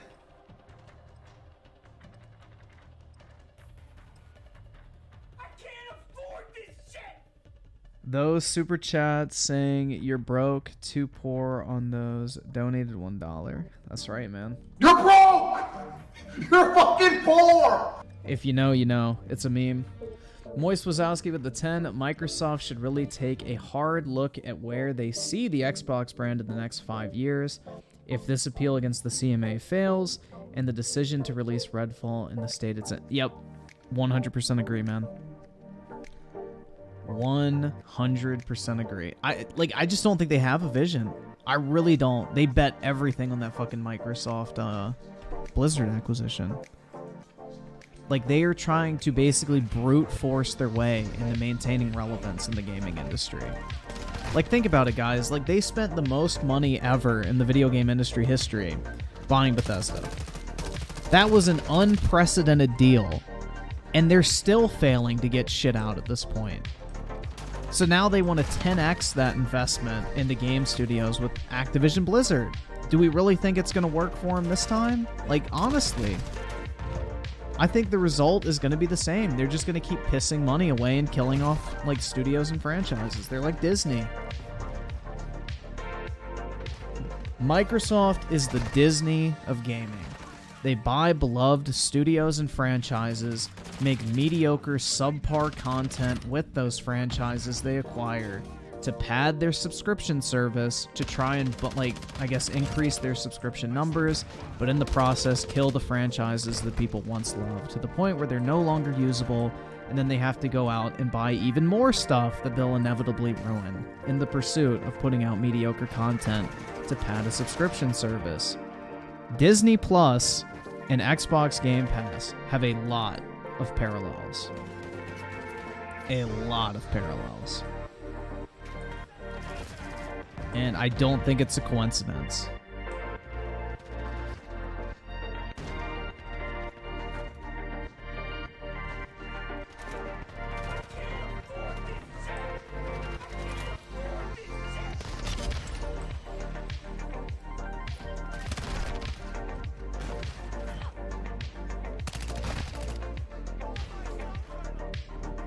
Triggers with the 1? You're broke! You're fucking poor! And Scotty Man with a 2. If Starfield is crap, it's over for Xbox. I think it will be. Like, we have no reason to assume it's not going to be. I think exactly what we saw in that Starfield gameplay preview when they showed it off, the game running at like 20 frames per second, bugs and glitches everywhere, shitty textures, poppin', you know, NPCs walking with their heads on backwards. I think that's literally what we can expect from Starfield when it comes out. I think anyone is a fool at this point to expect any sort of, like, quality standard coming out of a Microsoft studio. What we saw is what we're gonna get. It's like everybody who copes, like, bro, it's just a beta, they'll fix it before launch. Never happens. It never fucking happens. So, I don't know, dude. And I mean, I'm not even expecting Starfield to be like this technical fucking masterpiece. Like, it's a Bethesda game on the Creation Engine after all. It's gonna be a fucking mess. But it could be Bethesda's biggest mess to date, and it will just be an incredibly fucking bad look for Microsoft. Because the only way you're gonna, like, reasonably, like, be able to play Starfield in any sort of, like, decent format is if you buy it on Steam. Because either mods or, like, INI file, you know, modifications are gonna fix the game. Like, you're gonna have to go into, like, the INI files, you're gonna have to download mods off the internet to get that game functioning for the first couple years. Like with every other Bethesda game. And if you buy it from the Xbox launcher, or you buy it on Xbox, you're not able to do that shit. So you're completely at the mercy of Bethesda's fucking incompetence when it comes to patching their games. So, if their goal is to get people into Game Pass because of Starfield, that shit's gonna fail. The only thing it's gonna do is get people to buy the game on Steam.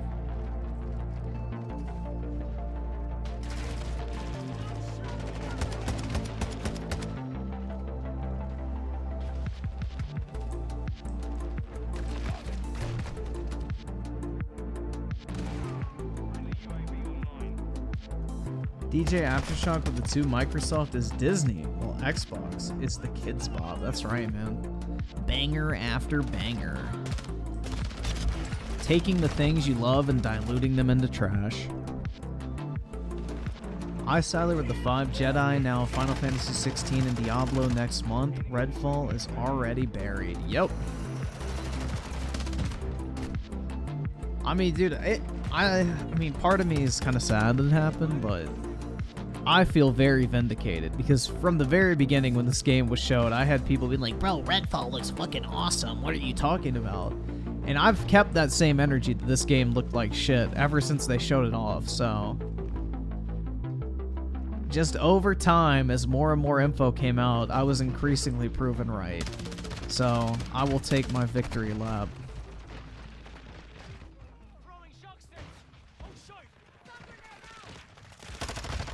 Scotty Man with the 2. IGN is already saying Redfall is bad. Yup. They're not even reviewing it yet, which I think is weird. But, yeah, they've said that they don't even recommend people play it. I'm pretty sure.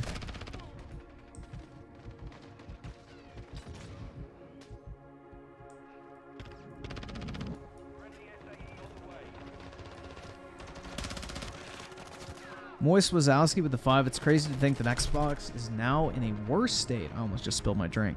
Under Phil Spencer than they were under Don Matrick over a decade ago. Phil has done nothing. Well, the thing is Phil has turned the Xbox from a premium console into a bargain bin console. Like, any notion that Xbox is a premium platform with premium first-party AAA games that you can only play on Xbox has been completely washed away. The thing is now is, like, when you buy an Xbox, you buy it for the fucking budget or the bargain. Like, you're not buying it because you expect, like, you know, industry-leading exclusive titles or, like, first-party games from Microsoft that are better than anything else you can get anywhere else. You're buying Xbox because it's cheap. You get a $300 console and Game Pass and get hundreds of games. It's a bargain. It's like the fucking Walmart of gaming. You know, Sony is your high-end department store. Nintendo is like your, you know, specialty boutique that sells, like, really nice clothing. And fucking Xbox is like the Walmart clothing section. A bunch of cheap shit. But hey, you don't have to pay much for it. That's the best analogy I can think of. Either that or, like, you know, Nintendo and Sony are like nice sit-down restaurants where you're getting best-in-class food from like a fucking Gordon Ramsay type. And Microsoft is like fucking McDonald's, bro. Yeah, it's fast and cheap, but you're not going to remember it or care about it after the fact, and you're probably going to regret consuming it. Whereas if you go to a nice sit-down restaurant, yeah, it might be more expensive in the short term, but you're going to have a better experience. You're going to make a memory out of it, and you're getting something great that you wouldn't be able to get anywhere else.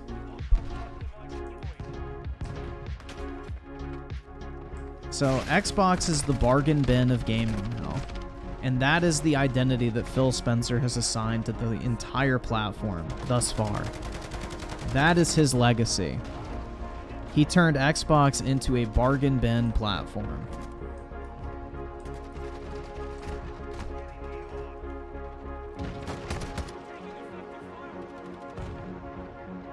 Xbox is gas station sushi? Yeah. It looks decent from the outside looking in, but once you actually consume it, you're in for a wild ride on the porcelain pony.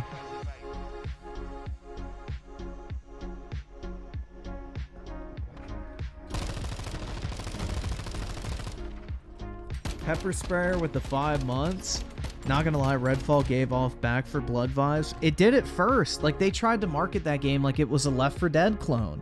Everybody had that impression when they first saw it. Then they're like, no, it's more like a Far Cry game.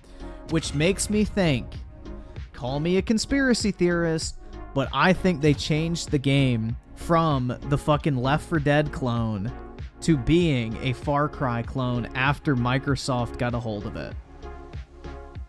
Call me fucking crazy, but they did the same shit to Halo. They did the same shit to Gears of War. Call me fucking crazy, man, but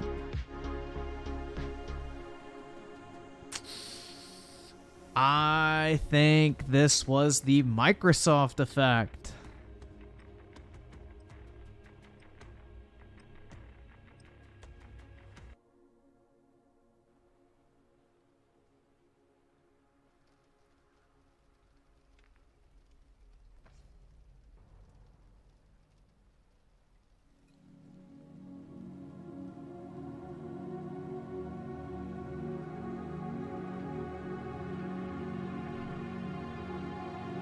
Why would they do that, though? Because Microsoft is desperate to have that same, like, I guess, open world first-party game library that Sony has. Like, if you notice, Microsoft has increasingly tried to copy the same shit that Sony does, dude. Like, Sony has moved into that pseudo open world story simulator type game. And what did they do with Halo Infinite? They made it into, like, this fucking open world, you know, ultra fucking cutscene and dialogue heavy game. Whereas in the past, you know, a Halo campaign was like these quick short burst missions that had like crazy set pieces, memorable moments, and everything like that you would want to replay over and over again. But instead, they turned Halo into an open world. Also, Halo 4 and 5, they tried to do the whole emotional storytelling shit. Which, if you look at that Crobcat video about Halo, you'll see. They literally changed the entire tone of like what the Halo story and campaigns were. So I think Microsoft is looking at Sony and like, oh, well, how do we copy their success? And, you know, Sony's hopped on board with the whole open world trend, so it makes sense that Microsoft would as well, just like the rest of the gaming industry has. Instead of making like a Halo 3-like game, or maybe even like a Left 4 Dead clone. Dude, Redfall could have actually been fun as a Left 4 Dead clone. Speed the gameplay up, make it actually fun, add some like gore and like blood animation, like make the game cool looking, but make it linear with memorable missions that people want to replay. In co-op, you have the different characters that would give you a reason to go back and replay the campaign at least 4 different times. To me, it almost makes sense. Like, I think Redfall was a Back 4 Blood, Left 4 Dead style game originally. And then Microsoft got a hold of it and they're like, no, we want this to be an open world first person shooter. Or get the fuck out. And I think that's what happened. Personally. Because everybody, I mean, no matter where you look, they were all like, oh, I thought this was going to be a Left 4 Dead clone. And then all of a sudden, they come out of nowhere and they're like, no, it's actually more like Far Cry. And everybody was like, bruh. Nobody believed it. Because everybody got that Left 4 Dead vibe from it at first. So I think they changed it, and that's why they delayed it the first time. And that may be why the game is completely fucking broken. Because, you know, they basically overhauled the entire game and made it open world when it was designed to be linear.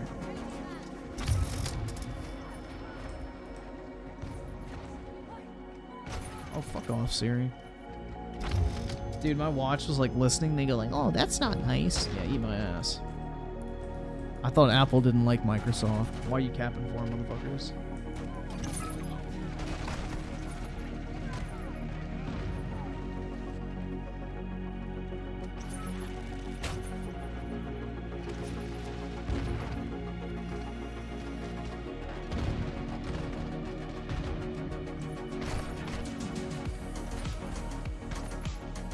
Let's see, Rick Rod with a 5 playing AC Unity for the first time, got it for free on PS Plus.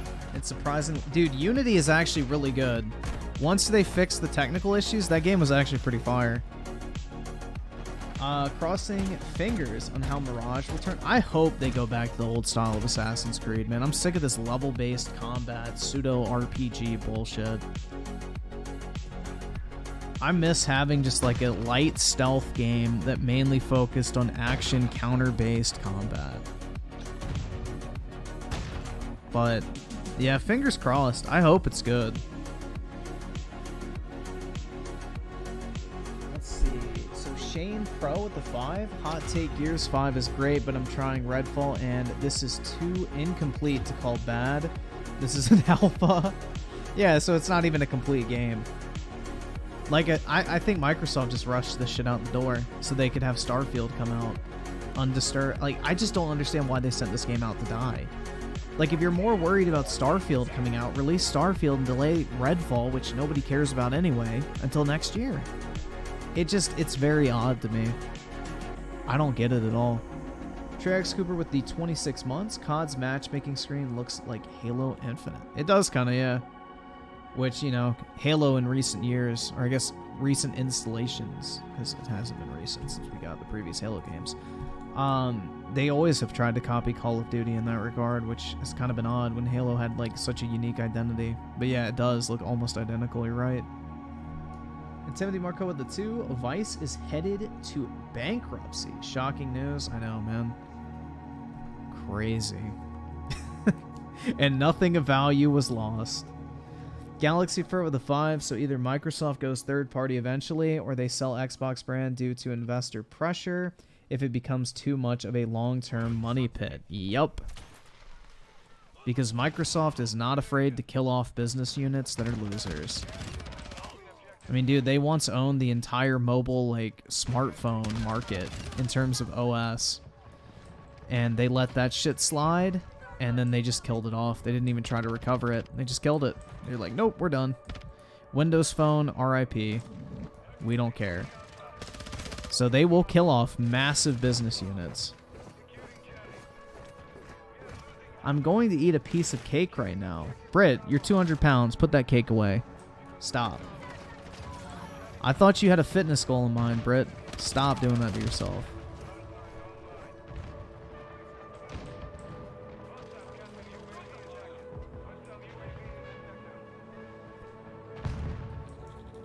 Overeating every now and then. Yeah, Britt, it's not worth it. The temporary satisfaction the cake will bring you is not worth the long-term setback of building bad habits.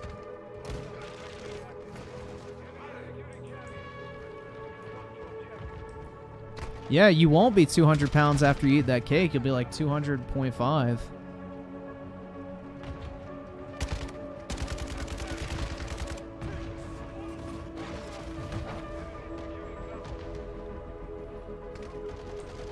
Did you hear the Federal Reserve was going to run out of money by June? That means the printers are going to go brr, man. So everything's going to go digital. I doubt that. They can't push that. Dude, they've tried that in a bunch of other countries, and it's been a massive failure. If anything, it'll just lead to more inflation because a lot of places will not accept the digital currency. So that'll mean cash will become like even more scarce in a sense. So, I don't know, man. I don't really think that's a likelihood. If it is, it's going to lead to even more inflation, which is going to make... I mean, dude, honestly, part of me kind of hopes the economy does crash because I want to get in for cheap to a lot of these companies and, you know, 10x my money over the next couple of years, but hey.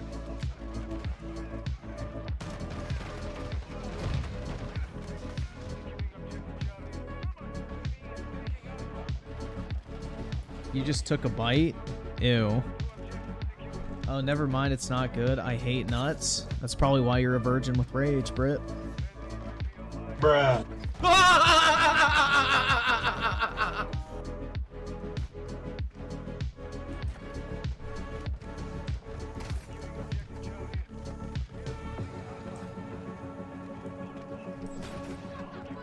For sure, I'm hoping for it to crash. Dude, it just needs to get out of the way, honestly, at this point. Like, we need the government to stop thinking it's okay to just print money infinitely. It's just ridiculous at this point. Like, every single time they print a single dollar, it's like a basically indirect tax on the money you already have in your bank account. Like, think about it, guys. Inflation's about 20%. That means all of us lost basically 20% of the money that we had in our accounts. That's really fucking sad, dude. Like, if you had $100,000, the purchasing power of that $100,000 is now like $80,000. So for what used to get, you know, $100,000 worth of goods, you can only get about $80,000 worth. And then that's on top of them talking about wanting to raise taxes again.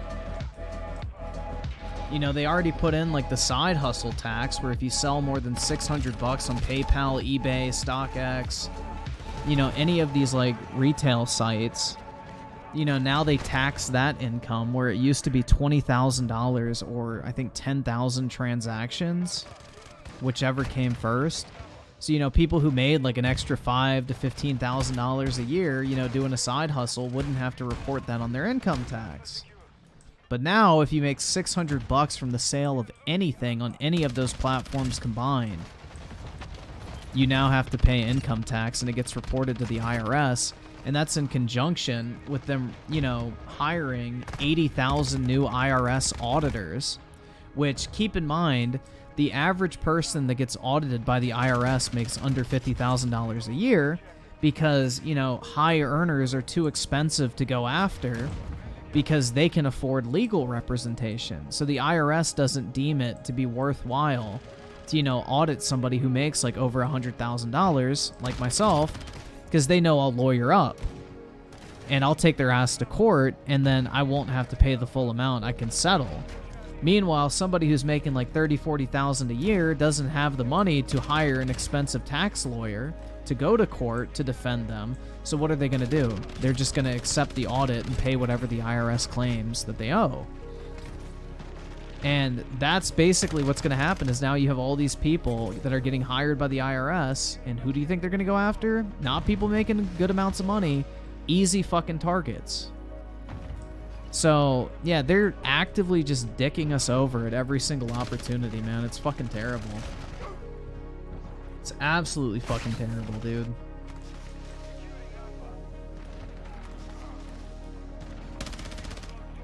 I think it's like 9 out of... Or no, I think it's like 99%, dude. It's something insane. But 99% of people that get audited make under $50,000 a year or something like that. Like, it's something insane. They're not going after, like, big businesses that are cheating the fucking tax code. They're going after fucking people that can barely pay their rent. It's absolutely crazy. They're just raw dogging you, man. At every opportunity. They're just looking to raw dog everybody.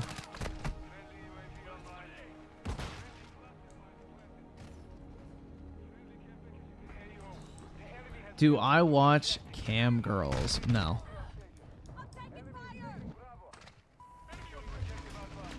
I'm assuming you mean twitch.tv. Yeah, tax evasion is based, man. Could we get rid of the IRS if we only had sales? Yes, you could. Very easily. Yep. Very easily could get rid of the IRS.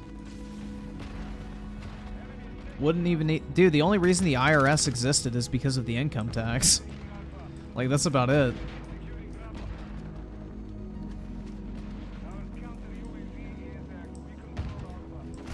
The income tax is the primary reason we even have the IRS in the first place. DJ Aftershock with the 2 thoughts on uncapping the SALT deduction? What is the SALT deduction? Let me look that up. Go and hear more.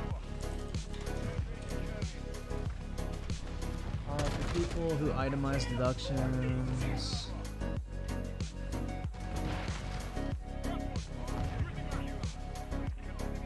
Yeah, I say get rid of that. Sure.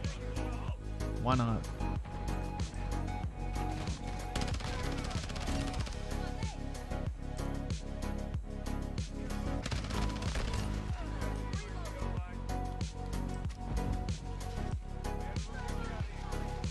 Yeah, well, dude, they have 5 years to come after your ass after you file those taxes that you lied on. So just be careful. They have 5 years.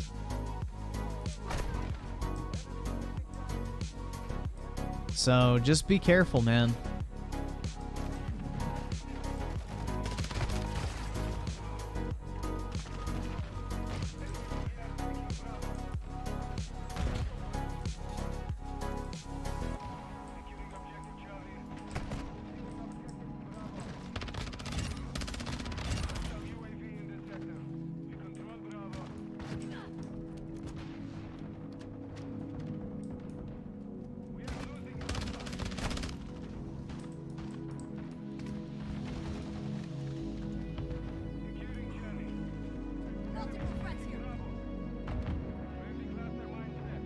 If I'm flat broke, what can they take?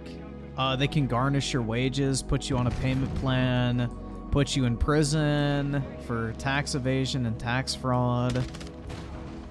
They can take your car, they can take your house, they can take your clothing, jewelry, any items you own.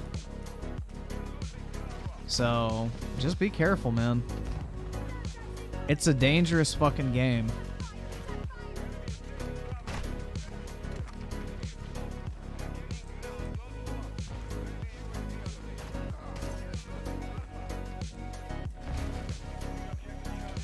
If TSP can get away with it, you can. Bro, if they ever discovered DSP lied on that shit, he is fucked. Because not only did he commit tax fraud, but he also lied under oath.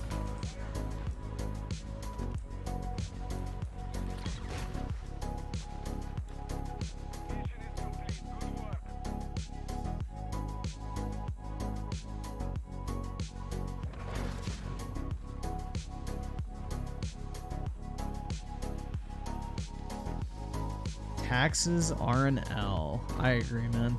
Taxes are an L. Alright, we'll do one more match, then we'll get to videos.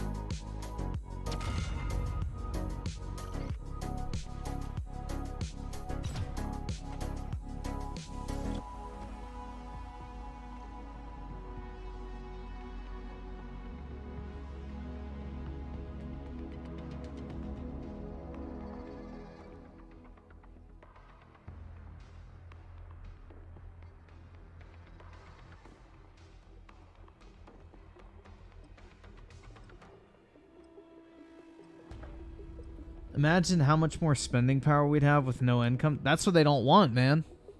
Because if you're happy, wealthy, and well-educated, then you're harder to govern than a bunch of broke, poor idiots. Like, they want you to be unhappy, broke, and stupid. Because that's the easiest group of people to govern. Because you just promise them a bunch of bullshit, and they're too fucking dumb to realize otherwise that they'll never fucking get it. You can't control a well-educated, wealthy, and happy population as effectively as you can, you know, control a broke, angry, and just dumb as fuck population. They do not want to see you winning, bro, because that means less money for them and, you know, more money in your pocket instead.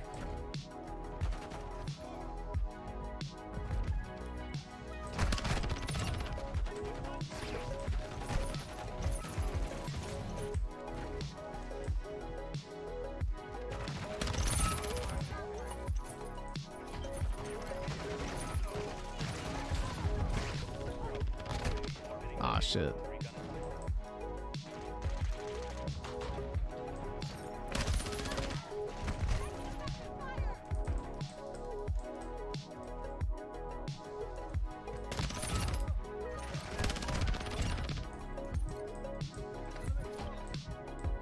Like, the sooner you realize that the government exists to serve itself and not the people, the better off you're going to be in the long term. Make your money and then worry about dumb shit. Because, you know, if you really think you can change anything in the world of politics as a broke motherfucker, you are very fucking wrong. Like, there are people who are worth as much as entire fucking nations calling the shots. Nobody cares about your peasant ass at the end of the day. Because guess what? Even your fucking vote doesn't matter when the two political parties get to pick who's the candidates that you get to vote for in the first place. So, you know, good luck, have fun, man. Until you got the type of money and influence to actually affect shit, leave that shit to the higher-ups and focus on yourself.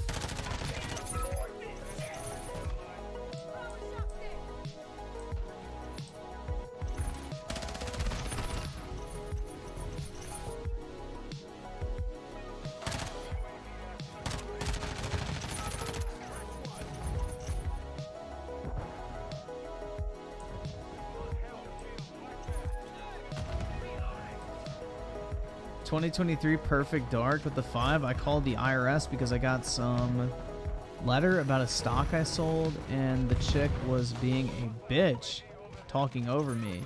This is what my tax monies are going to? Yup. Government employees for you, man. The nation's greatest resource. The wonderful people in the bureaucracy.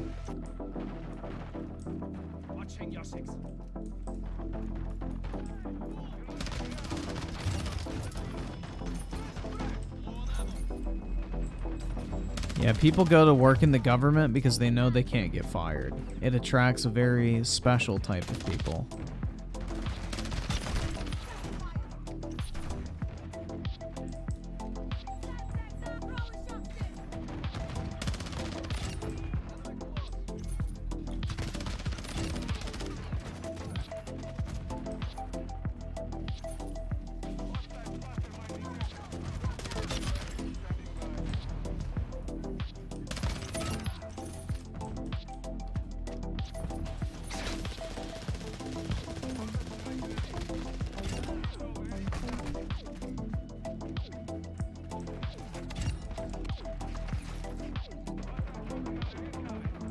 Hey. Oh, shit.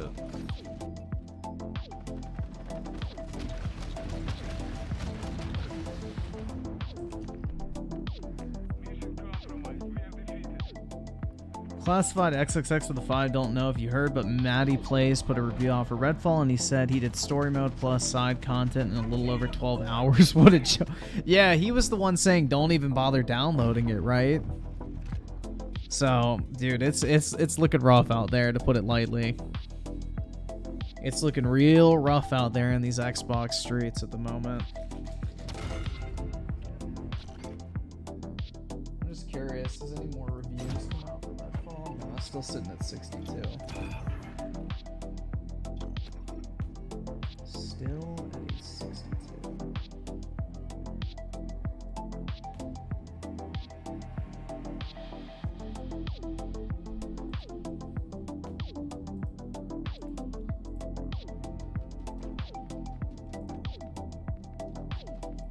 I got all these shekels I can't even use. L. And my battle pass is already done. And I'm only 52 levels away from the max prestige. Bruh.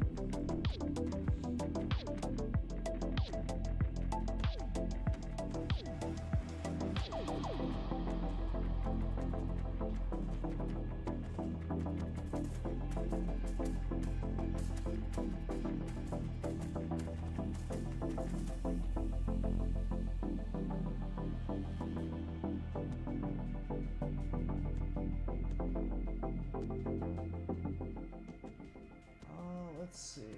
Where's my YouTube channel? There we go. Yippee.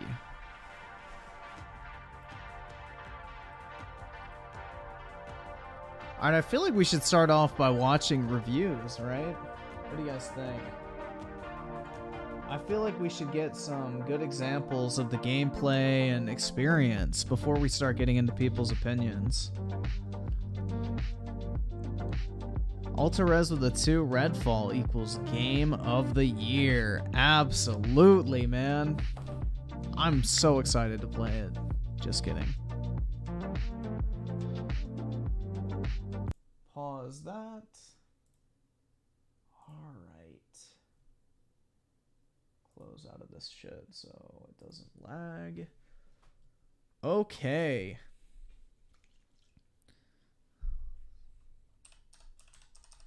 Let's watch Matty Plays review. Redfall is Arcane's Fallout 76 moment.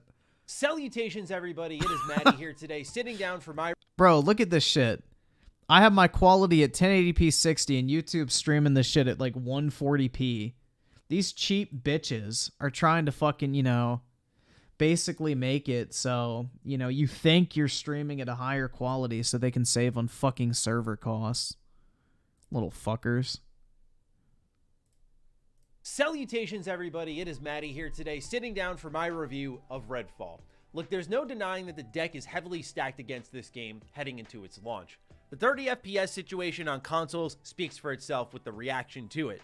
Then there's also progression in co-op games, which is strictly tied to the host, while other Which is so fucking dumb, because literally games since 2008 have had this feature. Bro, like the original Borderlands, I'm pretty sure had this functionality. players joining in only carry their loot back to their personal save file. No story progress. There's an always online model, which Arcane has said they plan to reverse, but still, heading into the release of the game, you have to be online to play this game. There is de novo added to the PC version, so now people fear for the PC port as much as they fear for the consoles. And then there's the added pressure of living up to the hype as a major Xbox exclusive. Remember, during E3, Xbox concluded their show with a big preview of Redfall. And heading into 2022, we thought this... Bro, and I kept that same energy ever since that fucking reveal that this game looked trash. I just want to point that out. This is not something new if you've been watching this channel. To be one of the two major exclusives with Starfield and Redfall that would be delivered to Xbox fans. It saw a major delay out of 2022 to the first half of 2023. It's finally here, and the big question mark is, will this be a series that Xbox can invest in for the future, or will it be put on the shelf alongside Dishonored and Prey, as Arcane seems to continuously cycle out new franchises as of late? And then lastly, standing against it on a much more personal note, might I add, is one of their teams is coming off what I believe was their most underwhelming game yet in Deathloop. The inclusion of... Dude, yeah, this guy is absolutely spot on. I do not understand why people hyped up Deathloop. Deathloop looked like a shittier version of Dishonored with all the, like, cool, like, interesting setting aspects removed out of the game. It was like they took Dishonored and sucked the fucking soul out of it. It made it just like every other fucking generic first-person shooter stealth game. I never bothered to even play it, and I love Dishonored. But then also Dishonored Death of an Outsider was really shitty as well, too. So I think, you know, Arcane is just very overrated by a lot of people, in all honesty. 04 Alphatron with a 10. Heck no, Marty is smoking, bruh. We all know Starfield will be buggy as hell. But if it's a boring game and then way later Elder Scrolls ends up sucking, then Bethesda will be officially dead. Dude, I swear to God, man. Just like if they fuck up Call of Duty, if they fuck up Elder Scrolls, y'all will see a different side of my criticism towards Xbox. That's all I can say. Multiplayer narrowed the scope. But shit, by the time Elder Scrolls comes out, I may not even be here anymore because it could be a fucking decade. Who even knows, man? Of the hallmark exploration from the studio, and naturally, with a full-blown multiplayer always online game, I feared for the worst. Then plus in Deathloop, the time loop options felt like nothing more than smoke and mirrors, appearing as complex and ever expanding, yet after only some time with the game, I learned that it's as shallow as a puddle. And truthfully, I found the disingenuous conversation following the game's release to be salt in the wound, as journalists leapt to defend the game's broken AI with claims that it was done with intent, yet the game's first patch after release made specific mention of improving the AI of enemies. This one hails from Arcane Austin, the developers behind Prey, not to be mixed up with Arcane Lyon, who was behind... Griffin's that one dude in English class who reads slow as fuck? Nah. Dishonored and more recently, Deathloop. Since then, Xbox has joined the crowd, raising the prices of their games to $70. So Redfall is coming in at that price tag alongside Game Pass. Oh Series, my consoles, God, PC, bro. Look at that frame rate. Ew. Dude, look at this game. This looks terrible. Oh my God, bro. I can't afford this shit! That is gross. That is absolutely fucking gross. This looks like some shit you would expect to see on a Steam Deck or Nintendo Switch port. Like, dog, what the fuck is this? Since then, Xbox has joined the crowd, raising the prices of their games to $70. So Redfall is coming in at that price tag alongside Game Pass, Series, consoles, PC on May 2nd. I was given a review code for PC. Let what is going to be, I'd imagine, a hellish week for Bethesda Xbox and Arcane begin. This is Arcane's Fallout 76 moment. I don't know how else to put it. The empty world with virtually nothing to do. The technical state of it. The utter lack of creativity in mission design. The forced multiplayer. A storyline where you do nothing but truly chase ghosts. The fact that 95% of the storytelling actually comes from scraps of paper littered about the location when these are supposed to be supplemental, additive, the awful gunplay, the lacking of any hallmarks from... I told y'all that gunplay looked fucking trash, and Cold Eastwood's like, oh, it was so great, man. It was great. The developer, as if a completely different team made this. Every time I came back and played Redfall, I couldn't help but think of the state of Fallout 76 when it had launched and how it felt like such a major departure in every conceivable way from what made the studio it's coming from great. Eventually, I beat the game in just under 12 hours while tapping into virtually all the side content I... Yeah, dude, the running animation makes it look like you fucking slide on ice. It doesn't even look like you're running. ...found and was left asking, why was this made? It taps into none of the strengths of Arcane. It's not even live service, so there isn't this business reality I'm detecting. Just dude, look at that I hope frame to answer rate. some of that, but let's just my say that God. Redfall's concerns about being 30 frames on consoles is the least I have to really talk about. While the PC port was disastrous for me, oh my I just God, think the lack of creativity and ideas and the stripping away of intelligent, dense, complex level design here is such a shame. And it really was one of the most disheartening games I've played, because I think all of us riding into launch saw the 30 frames and went, oh boy, but you know what? It's Arcane, baby. When you look at Prey, Dishonored, Prey Mooncrash, they all just speak for themselves. They're fantastic games from top to bottom. And even looking at Deathloop, while I thought it was a far cry from what they had done before, it still was somewhat of a respectable release. Same game. But I look at Redfall and I think, how did this happen? How? It really was a heartbreaker. So Phil Spender, baby. Microsoft. Let's get into it at the top, starting off with the very small part I want to talk about, the story, because really isn't much there. There is a woman who has a very special type of blood that could be used to save a lot of people, basically. And so a lot of greedy doctors naturally took more than they needed. And now Redfall ultimately ends up being swallowed up by some kind of darkness as the sun is blotted out and vampires roam the locale. There are no cutscenes stitching together this story like you'd seen previously in Dishonored or Prey. It's just slideshows, man. And they're tailored to the character you select, which I thought was pretty nice, but there is no storytelling here. You go to a mission table, you activate it. There's no sense of pace, no sense of cohesion here. And most times your story is delivered through x-rays of these characters. And you don't know who's who, but they're just talking. Dude, they did the same shit that Forwoken did at the end of the game that I bitched about. Y'all remember that shit? Like, Forwoken all of a sudden at the end of the game decides to dump the entire fucking story on you in this exact format of like fucking idle ghosts that don't fucking move and just talk for like 10 minutes. Like, it's the same shit, man. But for the entire game this time. That's horrible. 04 Alphatron with a 2. Can Space Marine 2 come out already, please? Dude, honestly, I'm very excited for that. This is sad. This is really sad, bro. Talking to one another. It's like a glorified audio log. It's incredible. So while the story isn't good and doesn't have cohesion, my problem here is... But dude, Colt Eastwood said it was an amazing story, just like we can expect from Arcane. Are you saying that Colt was being disingenuous to make Xbox look better than it actually is? I would have never expected that from him. You know, it's a multiplayer game. Okay, it's going to be broken up a little bit. I understand. The lack of creativity in mission design is stunning. How we went from the complex moral choices of Dishonored and the way you would navigate missions and the options that you had to something as simple as Redfall is awe-inspiring, truly. You'll go to a spot, kill an enemy, and then fast travel back to the safe house.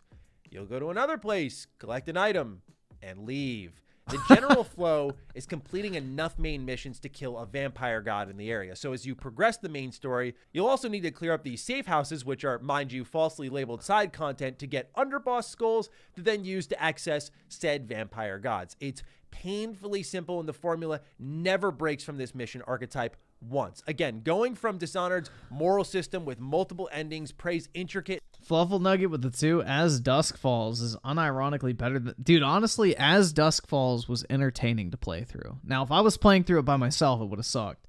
But streaming it was very fun. And thought-provoking writing to this is a goddamn shame. Now, other side content that I did are doled out through the game's menus, which again leads to that continuous Dude, look at that disconnect. frame But it's rate. also the fact that you're just never interfacing with NPCs ever in this game. It literally is base Fallout 76 when it launched. There's just an empty world, nothing going on, chasing ghosts, and no NPC interaction. Dude, I think the theory we were just talking about, that this game was originally supposed to be linear and Microsoft told them to make it open world, seems a lot more valid because of how fucking bland, generic, and empty this open world is. Honestly, bro, I think that's exactly what happened. They told them make this shit into an open world game when they were already deep into development, and that is why we have what we have today. It's insane to me that it has become this, and the problem is it's not like there's a trade-off for something my better at the God, end of all dude. this, right? There's no concession of, Ew, well, we told the dude. story this way, but over here you get this instead. It's just Shit. all stripped down. This is like because 10 you're not really frames, interfacing man. with anything of note, and there's no cohesion between anything. The world itself is just unable to grab you because it consists of two things: vampires and basically your Redfall equivalent of a raider faction where there's no depth, personality, charm, nothing. As you complete these objectives, rook storms will begin as this bar gradually fills, and it becomes more of a chore than a fun dynamic moment. As they'll just storm in, you'll kind of wipe them out in a moment's notice and then carry on with your day. They're always guaranteed to drop legendaries, which was kind of nice. When you combine all this together, perhaps what was the most shocking thing, and I know that length of the game does not equivalent to value, but for all the time we waited, and definitely the fact that it was a multiplayer game, and definitely when it was lacking a lot of complexity in its missions, I was shocked when I did everything I could find in Redfall, and I spent just south of 12 hours when I beat the game. Well, no wonder why it doesn't have campaign co-op progression. Because there's no way you could ever fucking get your money's worth out of this game if you could actually just play it once with your friend in co-op. They're banking on the fact that, oh, I'll help my friend beat it, and then he'll go to my fucking campaign and help me beat it. That way you actually get your fucking money's worth out of this game if you do that 4 times. There you go, guys. It's really all coming together now. Really shockingly small video game here. At the start of the game, you're going to pick one of 4 heroes, and I would say that Redfall functions more as a hero shooter than, say, Dishonored, where you have one character with a wheel of abilities. But given that so many arcane games are known for their insane deep gadgetry that lets you interact with the environment, like the glue gun in Prey, or of course Corvo Attano with his very... Dude, the original Dead Island transferred progress for multiplayer. I'm pretty sure Borderlands 1 and 2 did the exact same thing as well. This is nothing new for, first-person shooter open world titles.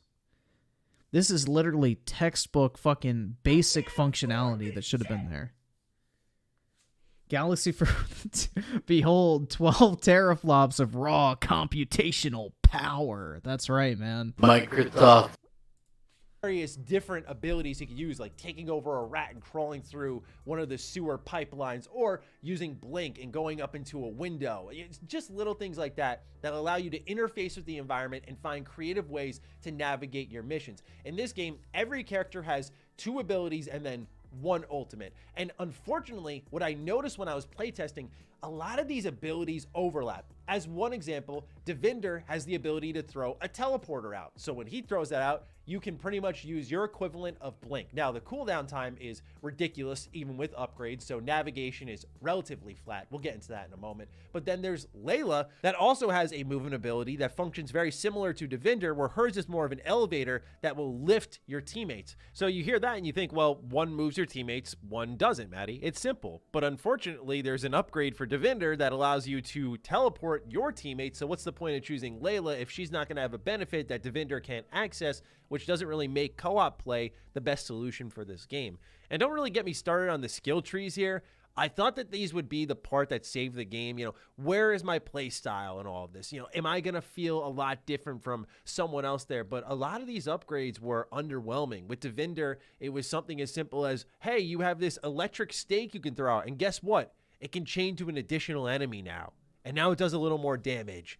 It's so underwhelming and undercooked. Yep, this is Microsoft's first $70 game, keep in mind, guys. This is the standard of quality they are establishing and raising their first-party game prices. Compared to what we've had, but even on its own, it's just disappointing.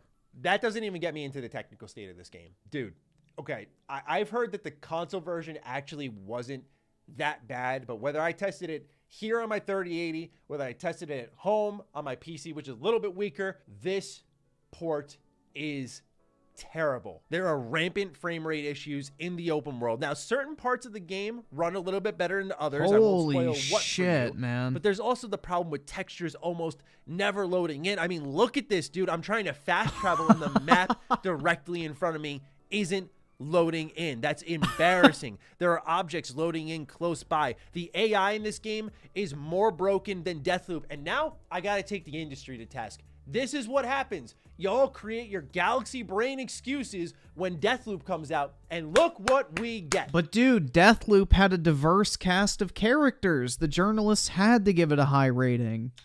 Look what happens. This game's AI is borderline Diversity is gaming's strength, not its weakness. non-functional at times. We can't knock a game. Completely invalidates the point of stealth gameplay, which the game barely focuses on anyway. I mean, what is the point of stealth if the enemy isn't even worth avoiding if they're not a threat? Many of the enemies won't even fight back, and some of these boss fights are hilariously bad and broken. An absolute technical disaster on PC. I will say I've heard the console version runs at a much more steady 30, which is, I guess, an improvement. Because my experience was not steady at all and did not feel optimized. This is embarrassing. It was terrible from start to finish. Redfall is set in an open world. And no wonder why they didn't let people like actually capture footage from that press event they flew Colt Eastwood out to. Holy fuck, man.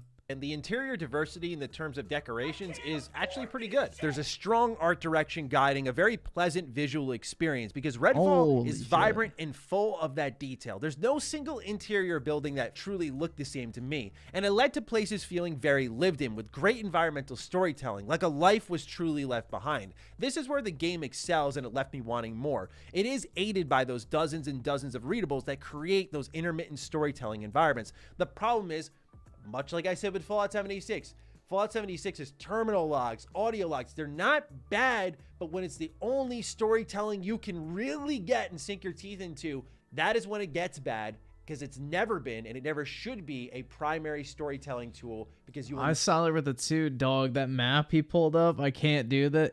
This is embarrassing, man. This is fucking embarrassing.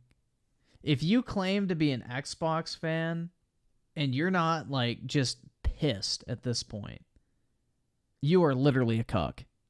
Actually, you're probably worse than a cuck, bro. Never convey anything properly to the player because you might go to one end of the open world and then to the other, and it's just all disjointed, disconnected, much like the rest of the game. It just is so reminiscent of 76 storytelling here. Perhaps the biggest heartbreaker for me, yes, even beyond the technical performance, is the exploration in this game. It is flat as a board. The verticality that you know and love is genuinely gone. When you look at the Clockwork Mansion in Dishonored 2 or Telos... Dude, look how like stylistically unique that shit is. It is flat as a board. The verticality... Look how cool this environment is in Dishonored. Like, this shit looks better than Redfall, and it's like a decade older. The verticality that you know and love is genuinely gone. When you look at the Clockwork Mansion in Dishonored 2 or Telos 1 in Prey, to something as lacking as this is honestly impressive. Even Wolfenstein Youngblood, which was a mere split development effort between Machine Games and Arcane, had its hallmark verticality and interior intricacies. Well, there you go, man. I didn't know that Arcane made Wolfenstein Youngblood. No wonder why that game was dog shit. We should have seen that coming. It's not just about approachability of the buildings, but the lacking complexity of what's within them.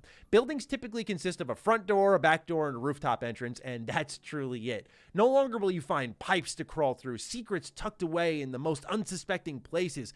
It's just bland, man. And it comes down to the core design of the game. When you look at Arcane games and how they typically handle exploration, not only do they offer far more options in how you can infiltrate an area and how you explore it, but then within those rooms are packed with details like, oh, this is the CEO's office, and there's a note tied to the CEO, and there's a key leading to his hidden vault in the back if I explore it. There's none of that intimate exploration, and instead what you're met with are rewire kits and lockpicks. So the various personalities that carried keys, key cards, passcodes, and so on are gone. And don't even get me started on how empty the world feels without all of that. That's likely because stealth just isn't a focus here at all, though. The reason why the levels are built this way, the stealth takedown animation is all you really need to see to make you realize, oh yeah, they didn't really consider stealth, even if sometimes they put silencers on your guns, even if there are stealth-based abilities. It just doesn't feel like a focus at the level design and the... Yeah, dude, Dishonored had some of the coolest stealth takedown animations in gaming, and they couldn't even fucking, you know, copy those over to Redfall. Animations or anything to go by. An elbow to the ass will literally do it in this game. When the stealth isn't a focus, the preparation you originally took to infiltrate Arcane's cryptic interiors is gone. There's no need to plan, plot, and seek other options when blazing up the middle is the only option presented to you. That would be fine, but Arcane has insisted that this is the typical Arcane style game. No, it is not. It is not. It's not even close to that, man. And it's, oh my God, it hurts so bad. Like, look, I'm telling you right now, I got this for $10 at GameStop, brand new. It's called the Dishonored and Prey Arcane Collection. It comes with Dishonored 1, 2, Death of the Outsider, and Prey. $10 for some of the best gaming experiences you can get. Play these, understand where I'm coming from. Then if you want, try Redfall. It's not just wanting something that's not truly there. It's that what's there is vacant, boring, unimaginative, and a far cry away from the quality standards of this studio. And what they've made before far above and beyond exceeds what is existing here, and it feels like nothing at all from their previous lessons. What the fuck happened to Arcane? I'll tell you exactly what happened to Arcane. Microsoft Was taken in here. It feels like design by telemetry, designed by, wow, we aren't really getting anything going here with our more deep, complex games in terms of sales. Let's make something with multiplayer and really dumb it down. What do I mean by that? It's not just interiors and navigation and exploration being boring and flat. It's the loot. I feel like the loot is almost an insult in this game. In Redfall, you're going to collect items for supplies. I always love this in Arcane games. It unleashes the kleptomaniac in me. You know, you find every little item in the environment and you're using them, picking them up and all that stuff. I love that stuff. I don't know what it is with me. I'm a weirdo, I guess, but I love navigating these environments and finding what's within them. However, what happens is early on in Redfall, I actually really like this. You know, you find a wrench, it would add 50 to your supplies. I would find a torque. I would find a bottle of bleach oil, and it would give you 100 supplies. You need to like, drink okay, bleach I like after what's happening fucking here. playing We're this collecting game. Important items in the environment, and it makes all these buildings have value, kind of like Fallout 4 a little bit, right? Where you find the junk, and you're like, oh, a fan, nice. Oh, I get screws out of that. Okay, cool, right? It gives you that sort of feeling.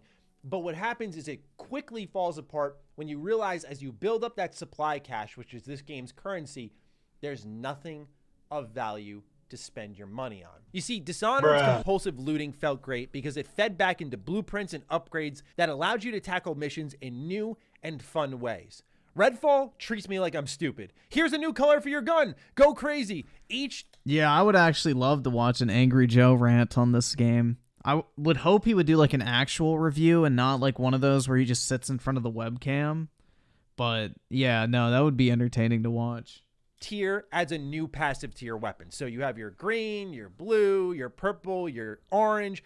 That's fine. I don't think rarity tiers are bad in video games. It's when it's the only thing. And when you, again, compare it to what existed, it's just like, oh my word, really, guys? Now, some of these weapons do look and even feel unique. There are weapons like the UV beam, which allow you to turn your... Bro, I just checked. Like I said, guys, anytime I talk negative about Xbox, motherfuckers get mad. This stream is disliked to 89% already. I'm telling you, man, these Xbots are in fucking denial. Like last night's stream, for example, 96%. Just want to let everybody know. If we're comparing, I'm telling you, dude, the Xbots are very upset. It's just fucking sad, bro.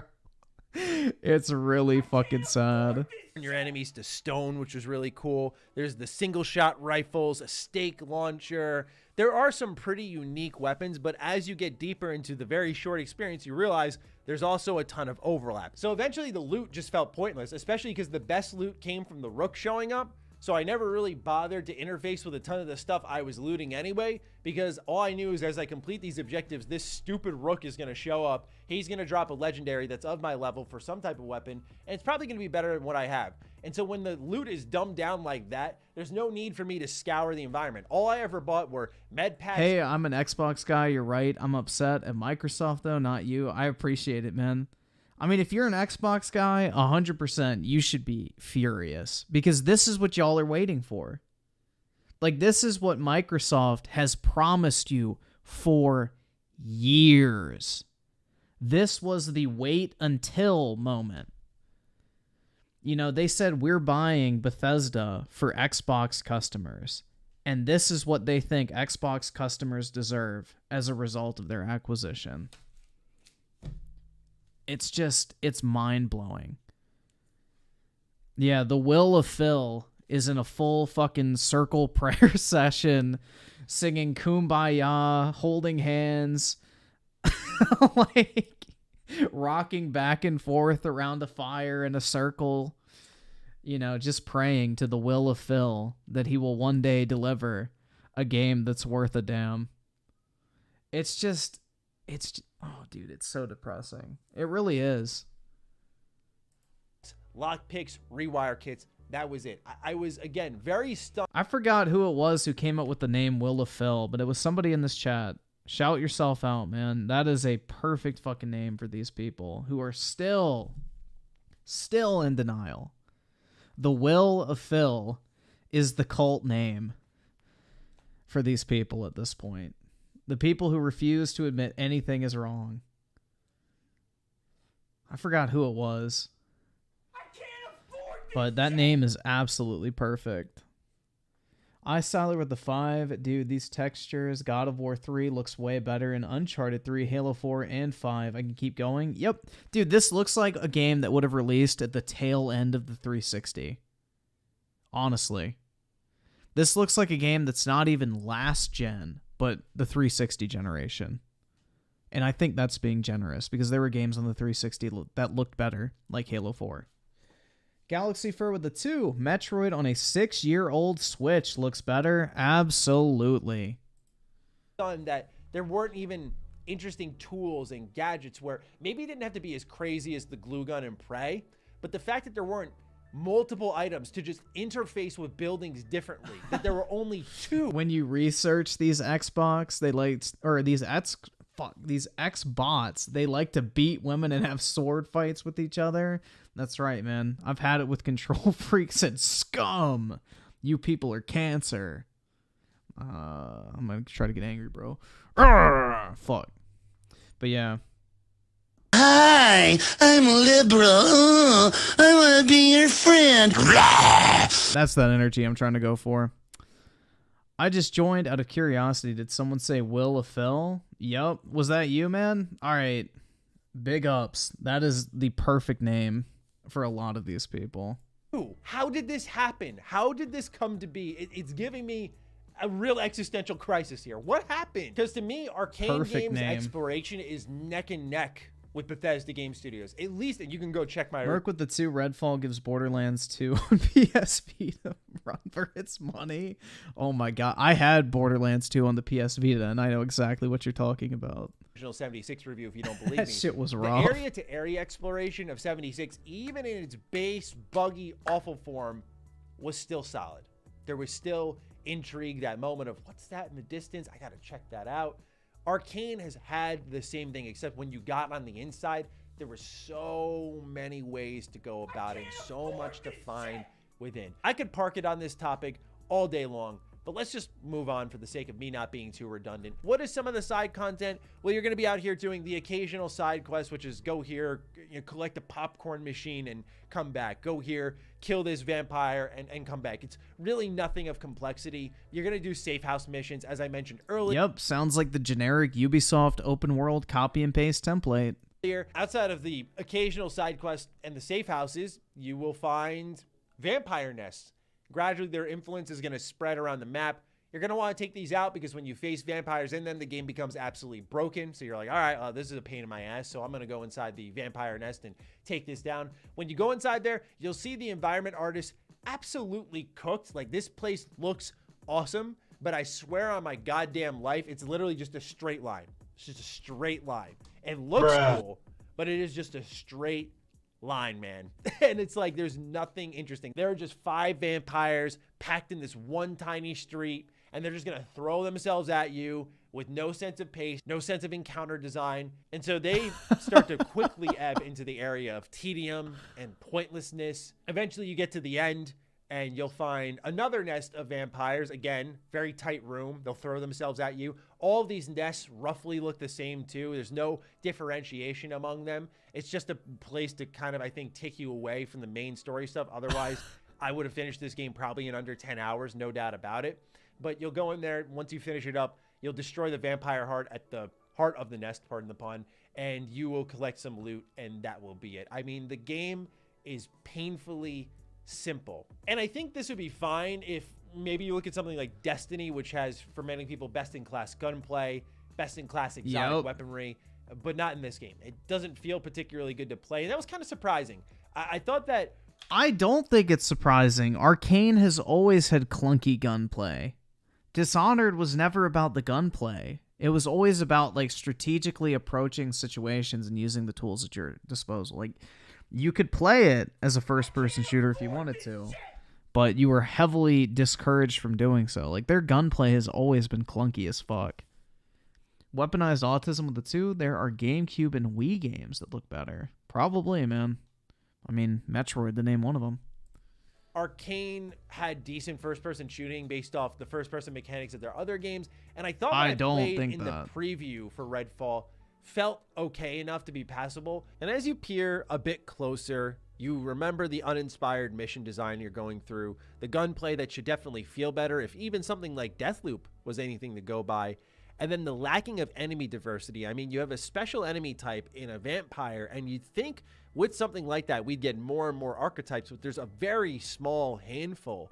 And it starts to feel like all the budget for this game was gifted to the marketing side of things. You look at a trailer like this where there's Layla fully animated, looking like a AAA video game character. Yeah, exactly, bro. This is another prime example of a Microsoft downgrade. Like, look at the marketing material for Crackdown 3, where entire skyscrapers are falling over. You're driving on the side of a building as it's, like, collapsing into the side of another building. The truck launches into a massive fucking, like, ball. You explode the truck. The ball projectiles into another building, collapsing that one. And, you know, then you get the game, and it's, like, literally, you can't even shoot without locking on to an enemy. Yep, it's just like a literal fucking Microsoft downgrade type thing. They're becoming the new Bethesda and Ubisoft when it comes to sweet little lies. Not an eye with the 2 Overwatch on the Switch looks better. Probably. You will not see one iota of this in Redfall. Instead, these are your cutscenes in Redfall. It's like this Ubisoft early 2010s level bait and switch marketing that I'm shocked Bethesda's participating in. And it makes you wonder how Xbox, how Bethesda feels comfortable charging $70 for this. And I'll tell you why. It's because they spent a lot of money on marketing it. And those trailers show as much. There's no interesting interactions with any of the encounters at all. So the gunplay also fell flat. But what also falls flat is the game's hallmark melee system, which is staking a vampire. At first, this is cool. You got yourself a nice stake bayonet at the end of your weapon. It's a glory kill without any of the excitement. Zero. He's not going to die right away. You got to put a stake through, so you got to make sure you get to them, put the stake in them. Otherwise, more they'll clipping. come back to life, full health. So there is a nice little bit of risk and reward there. There's no differentiation in some of these vampires. Some will make the area darker. Some will siphon your health a little bit. But it's like no intrigue in the encounter design at all. It's so bare bones and simple, and eventually the staking just loses its luster after an hour, and I'm thinking there's got to be other ways to take these bad boys out. And there kind of is. Like Devinder, the character I played as, you can throw a lightning rod, and so if a vampire is at low HP, instead of me coming up and staking them, this is one way to take them out. Fire can kill them as well. So there are a couple ways to take them out, don't get me wrong, but the interactions and the shocking amount of dynamic moments that can happen is nothing close to what you've seen in their previous games. Even if you haven't played their previous games, though, what I really want to emphasize to you all, because I know I'm coming from a big fan standpoint, but this is just not a good game. It's shockingly bad. I have to call it as it is. I feel bad for the people at Arcane because they're a great team. They've made some of my favorite games ever. This was surprisingly bad. And I don't usually use that term. Disappointing. I'm saying this was just a bad game. It just probably shouldn't have been made. They were deep enough where they had to finish it. But this does not seem to me like the Arcane I know and love. I truly believe Deathloop was the start of ebbing down the wrong pathway. Redfall kind of confirmed that for me. And so I hope Arcane can write the direction of the ship, because right now it's not looking good. But hopefully with Microsoft at their back, they can go back to their pocket of making the types of games that they're well known for. But this one stings for sure. And so it's time for my verdict. Buy, wait for a sale, download on Game Pass. None of the above.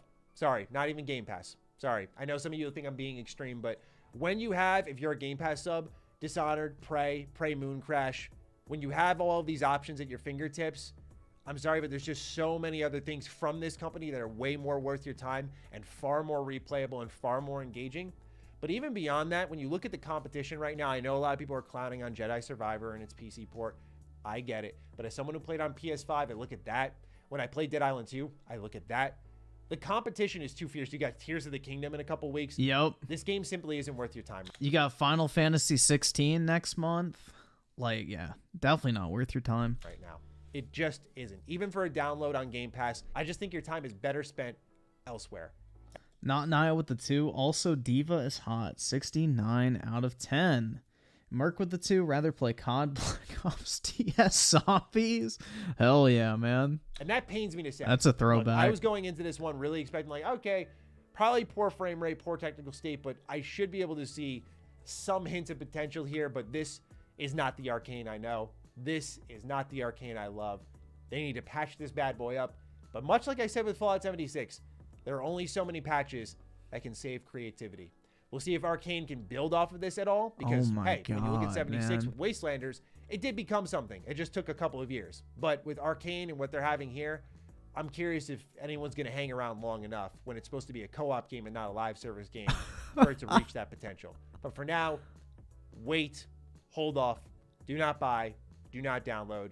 I was not impressed on any level. I look forward to seeing your thoughts down below. Be sure to fire away. With that, ladies and gentlemen, take excellent care of yourselves, and I will see you in the next video. Be sure to follow me on Twitter, follow me on horrific, Instagram. man. Those links are down below, along with my Patreon. Do consider supporting that as it fuels all of This is absolutely fucking horrific.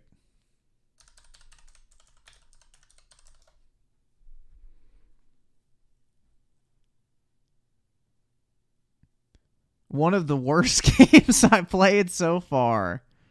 Redfall feels confused, old, and unfinished. Worse yet, it's in a head-on race with Star Wars Jedi and Last of Us PC port to see who can have the buggiest game in 2023. Let me say this. Redfall has so many bugs for more than 2 hours we thought one of the bugs was a feature we just hadn't discovered yet.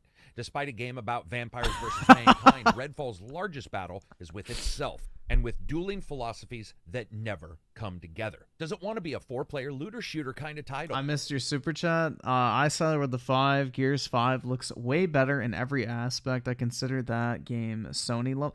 Yeah, well, that used Unreal Engine because they had a bunch of ex-Epic employees come work on that game, so that makes sense. They were very familiar with that engine. And if it does, its options, presentation, and flexibility go directly against old and new classics in that genre? Or does it want to be a narrative-driven, deep world? And in that way, it strangely finds itself looking into a mirror, and instead of seeing no reflection like vampires themselves, it sees all of the older siblings in the form of Arcane's prior titles. And it's just a bloated, unrelenting mess. The tight gameplay and level design and ideals of prior games are ballooned out in this into fattened, empty sections with occasional cool battles, somewhat fun missions, and interesting story elements, but they are so far away from one another that at times you're going to be wondering, what in the hell is anybody doing here? And will we all be dead by the time we actually get to something enjoyable next? Here's my review and progress for Redfall. It's an up to 4-player open world immersive shooter in a world where a longevity experiment has turned the already corrupted men and women of the world into vampires with many of the powers that you'd expect, but none of the romantic idolation. A game that left me unimpressed, unrewarded, and unlikely to suggest it to anyone but the most die-hard random shooter fans. If you like the video, subscribe if you want, or continue not to, or thumbs it up and share it if you don't like it. Before we go on, I want to point out one really important thing. I'm a huge fan of a company branching out. Does this play identical to Division or Destiny or Outriders or Dishonored or Prey? No, no, no, no, and no. It shouldn't and it wouldn't. However, the similarities and differences are going to combine in Redfall to create its own game, even if it does something better or worse. And that combined effort is the package. And Redfall makes you wonder where the effort went. While missing the dreadful fuckery of Outriders' brain-dead story chops and horrendous chopped-up level design like it was created on PCs with 4 gigs of memory, or Division's assortment of spongery in human form, sucking up bullets without so much as a stumble step in later moments, Redfall's attempt at 3 unique groups fighting over a mystical battleground. Like, look how it just looks like you glide when you run. It figured run. out the most effective way to make 3 groups fighting over anything as unfun as possible. Redfall's story is about a longevity floating experiment barrel. that's caused what appears to be vampires to That's overrun always a the good entire sign. countryside.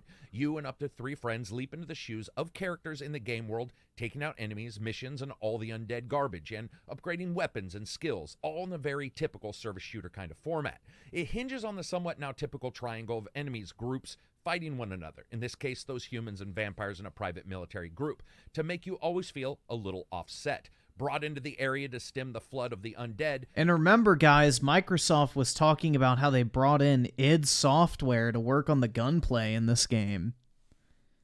Whether you want to believe that's true or not, that is not a good indicator. The private military group is consistently pretty much taking anybody out, regardless of any damage they may cause. And as you do more damage, taking all of the enemies out, you call attention to yourself, and that's when the big bad bosses show up. And one nice thing about Redfall is the weapon variety. Oh, yes, they did. Colt Eastwood was saying how when he went to go preview the game, the developers talked about how they brought in combat designers from id Software who worked on Doom to come in and help design the gunplay for Redfall.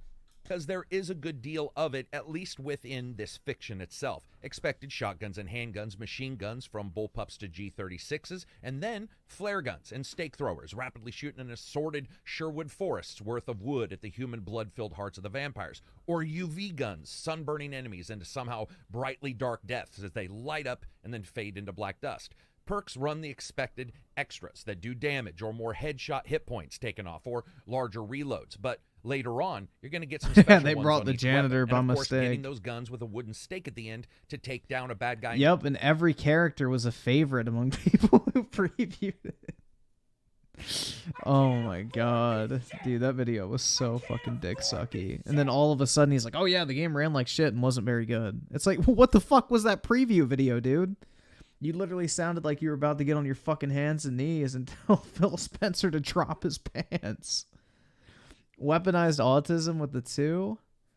I fear for the future of the Doom franchise now. I would be very afraid of anything Microsoft touches at this point. They got the Disney effect at this point, it seems like. Nice Tyler with the 5 chat been mentioning Doom a lot, and I agree we should already seen at least a teaser by now. They better not ruin that. Yeah, it's been 3 years since Doom Eternal came out. We should at least have a teaser at this point. And Britt with the 2, who the fuck was excited for this? Microsoft. Xbots. That's about it. People in denial. That the transaction guy who was like blowing up my fucking comments because I dared to talk shit about Redfall. I think that guy was looking forward to it. Hold on. Is this it? Yeah, this guy. This motherfucker, dude.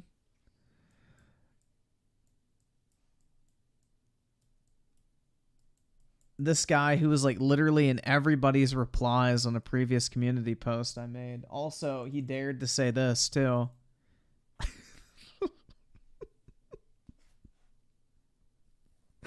Bro, look at this shit.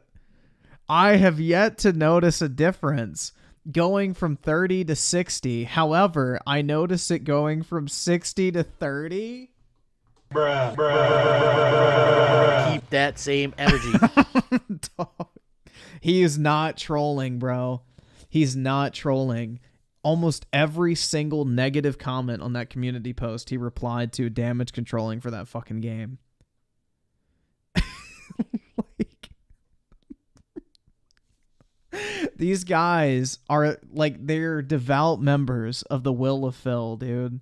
They're like the fucking high priestess because they're his bitch. But yeah, these are like devout fillers, bro. They worship Phil and pray to him every night to bless them with more wonderful video games like Redfall. And shivving him in the heart, that's awesome, especially in combination with good skill use that you get with your characters. Now, regardless of what stake throwers, UV guns, or handguns you do pick, gunplay in Redfall feels at best acceptable. Not great and not horrible, depending on the guns you use. For example, the shotguns aren't that bad. They throw pellets down range with the quickness, and the recoil and the violence that you want is actually there. However, rifles and handguns are less interesting, not really impactful with hits on the enemies, and a little too close to laser guns when you're playing in really intense gun battles. They don't feel horrible, but they don't highlight the game's gunplay in the best way. When it comes to the skills for each character, they run in basically 4 trees at first for each character, with each tree starting somewhat focused on particular skills or abilities, and then both drawing down, offering more for that skill, but as well as doubling out utility for some of those skills, sometimes stretching them out a bit, which will help 2 or 3 people with you in your group. That's right, man. This is filler content, 100%. That's about what Xbox's first-party output has been, is filler content with a PH. That's another good one. Fluffle Nugget with the 2, 30 FPS cultists are a different breed, low standards, more like a very low IQ person. Even if Horizon Forbidden West could run at 120 frames per second on the PlayStation 5, I would still prefer to play the game at 30 frames per second. Bruh. Like, never forget, man. Never fucking forget. They do exist, man. It's really crazy. Pure weaponized autism with the 2. God needs to throw another stone at Earth. We failed. Yeah. It's time for the next great flood. Husky Wosky with the 5. Phil, take as much time as you need. Or sunshine and rainbows. Bobby, get to work, you miserable sacks of shit. That's right, man.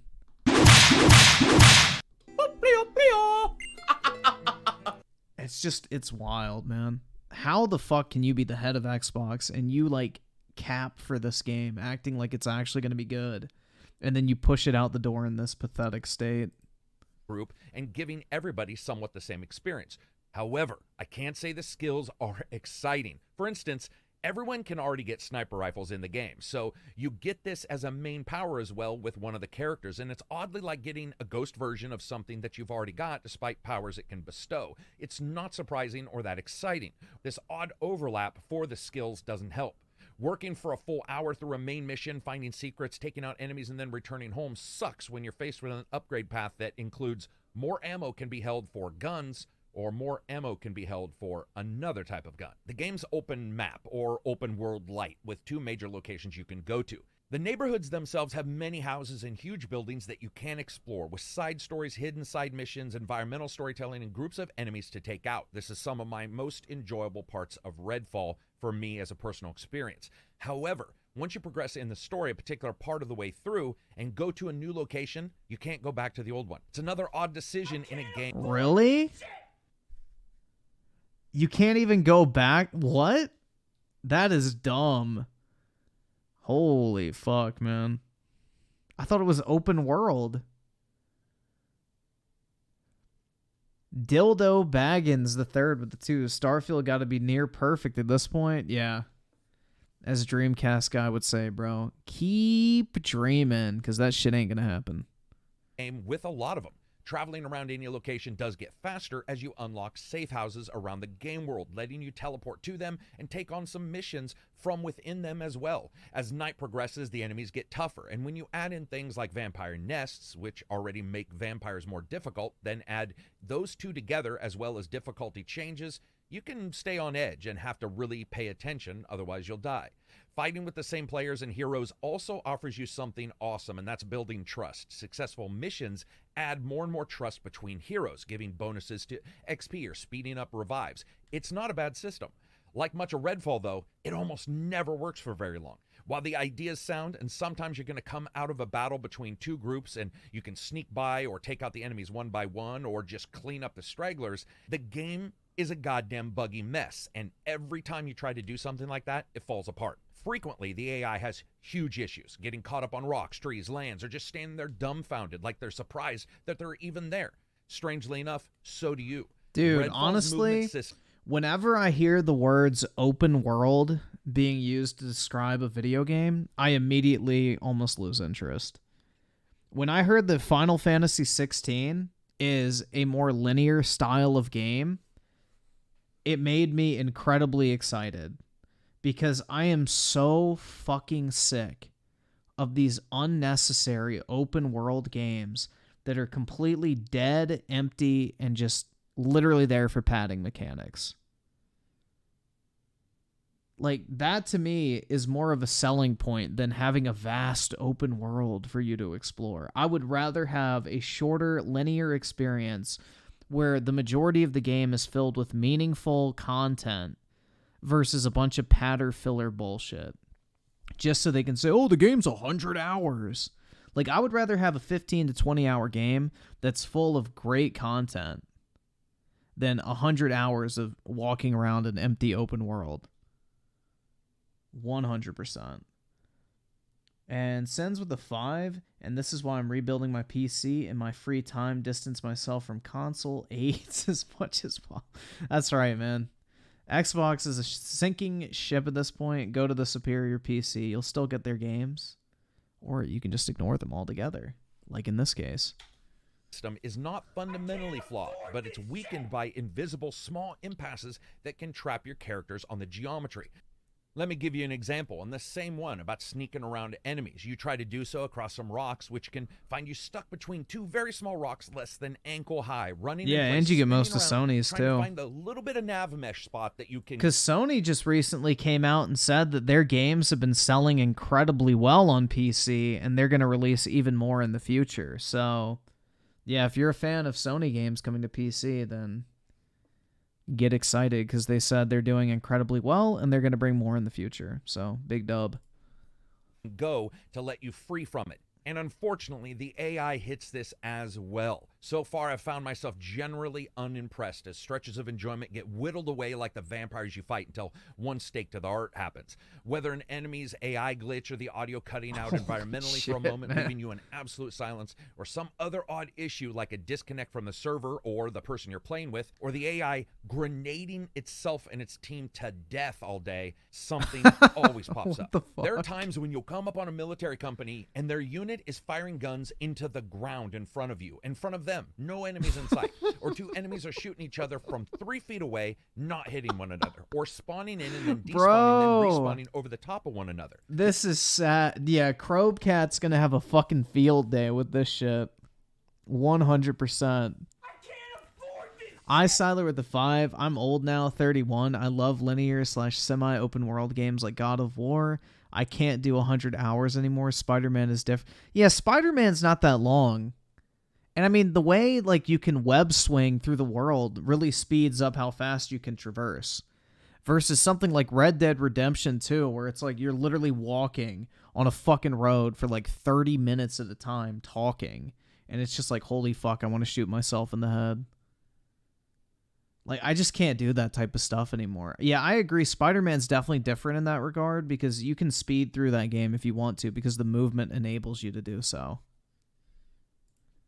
This continues with all sorts of other glitches. Sometimes, if you use a sniper rifle, the scope will be applied to every other gun in your inventory, from handguns to flare guns to UV guns, many times making it hard to aim and looking ridiculous. Bro, other times, what? the entire weapon model is just going to disappear and never come back. While the world of Redfall is generally open, letting players move across those my locations God, whatever way man. they want, side and collectible missions that you can have, and fast travel, returning to the quest giver's main locations to further the main story as well, it never feels like a place you really want to stretch forth and explore. And when you do, regardless of your settings, it never runs that good. And let's talk about those settings. Arcane's games have always had a graphical flair to them, a feel to them, almost like clay sculptures look, especially with Dishonored, or the high fidelity but still artistically unique look of Prey, which is why most of the time Redfall is fundamentally disappointing from a graphical side. It's not that it doesn't look as good as Prey, because it doesn't most of the time. It can look worse than Dishonored, though, which is a game series a full generation old. And this is where the artistic choice really hurts them. Low detail vehicles are one thing, but sparse world design is another. And it means that even gaps in the locations don't have that lived-in apocalypse chic of Division. Dude, this is just... It's depressing, man. Classified XXX with the 20. I've always thought a game with mostly linear levels and a few open-end levels would be a good balance between the two. Like, after a few linear levels, you get... Hold on, just disappeared. You get one that says get from point A to point B, figure out how. That's kind of how like Final Fantasy VII Remake is structured. I mean, not really, because it always tells you how to go where you need to go. But that's kind of what I think Final Fantasy 16 is doing, is instead of having like a Final Fantasy 15 open world where you spend 15 minutes riding in the car from point A to point B, you know, you go from like story chapter to story chapter, and each chapter is set within like a particular environment or section of the city, and during that chapter you have the ability to go straight through the story and move on, or you can choose to do like optional side activities along the way. And I think that's the best way to do it personally, because then if you want kind of like that open world, I guess, experience of going around and doing a bunch of different side activities in between doing your main missions, you have that option. But if you don't want to, you don't have to. And I think that's, to me, the perfect balance, because you still can have that linear gameplay experience if that's what you want, or you can spend a bunch of time doing a bunch of different side activities, but you never have that situation where you almost feel like, well, I want to do this activity, but now I have to sit in the fucking car or hop on horseback or walk for 20 minutes in a straight line from one side of the map to another. And I think that's the issue. It's just the amount of time you waste walking across an empty fucking map to get from one place to the actual activity you want to do. So if you can find a way to alleviate the issue of just having these long sections of nothingness, I think that's the perfect fucking way to do it. And I love Final Fantasy 15, even given the fact the shitty fucking car mechanic, but that game would have been infinitely better if it was more linear. 100%. Like, I think the perfect example of that, what is the water city in Final Fantasy 15 called? I can't remember. Shit. But it's like the area that you go and fight the Leviathan. I can't remember what it's called. But anyway. Yeah, the city that you meet Luna Freya and you fight the, Yeah, Altissa. There you go. Shit, there's no way I was thinking of that. If that game was structured like Altissa or whatever, that would be perfect. Like, that was a semi-open world done perfectly, in my opinion. Because it was spread out, but you never felt like, okay, I'm walking 30 minutes in a straight line across an empty desert. So, but yeah, I think finding that balance is great, and I wish more developers would do that. Lord Pothead Investor with a 2. I wonder how Colt is going to downplay this. Yeah, I wonder, man. I'm sure he's going to review it at some point, so we'll have to check it out. If he hasn't already. Too, and it's just a mess of the end of the world. Instead, it feels like stretches of low detail landscape that isn't visually interesting to travel through before you get to the next inevitable enemy group of 5 people standing at a park table. This unique idea for artistic delivery isn't exactly reflected on the characters, which I didn't dislike their look. Able-bodied but somewhat generic character archetypes with a bevy of skins to collect, and some of them were cool. You can deploy them and unlock them through the missions. When compared to the larger stable of characters, though, in other games like this, Redfall falls ultimately to a single thing, a single player choice, and without a number of truly unique characters, repetition rears its head quickly graphically. What's worse is that the models, the LOD, the texture work are not only all rough, even on a 4090. Yo, I just want to say this, that I guess PlayStation 5 did end up getting the best version of Redfall after all, because that shit didn't even fucking release. The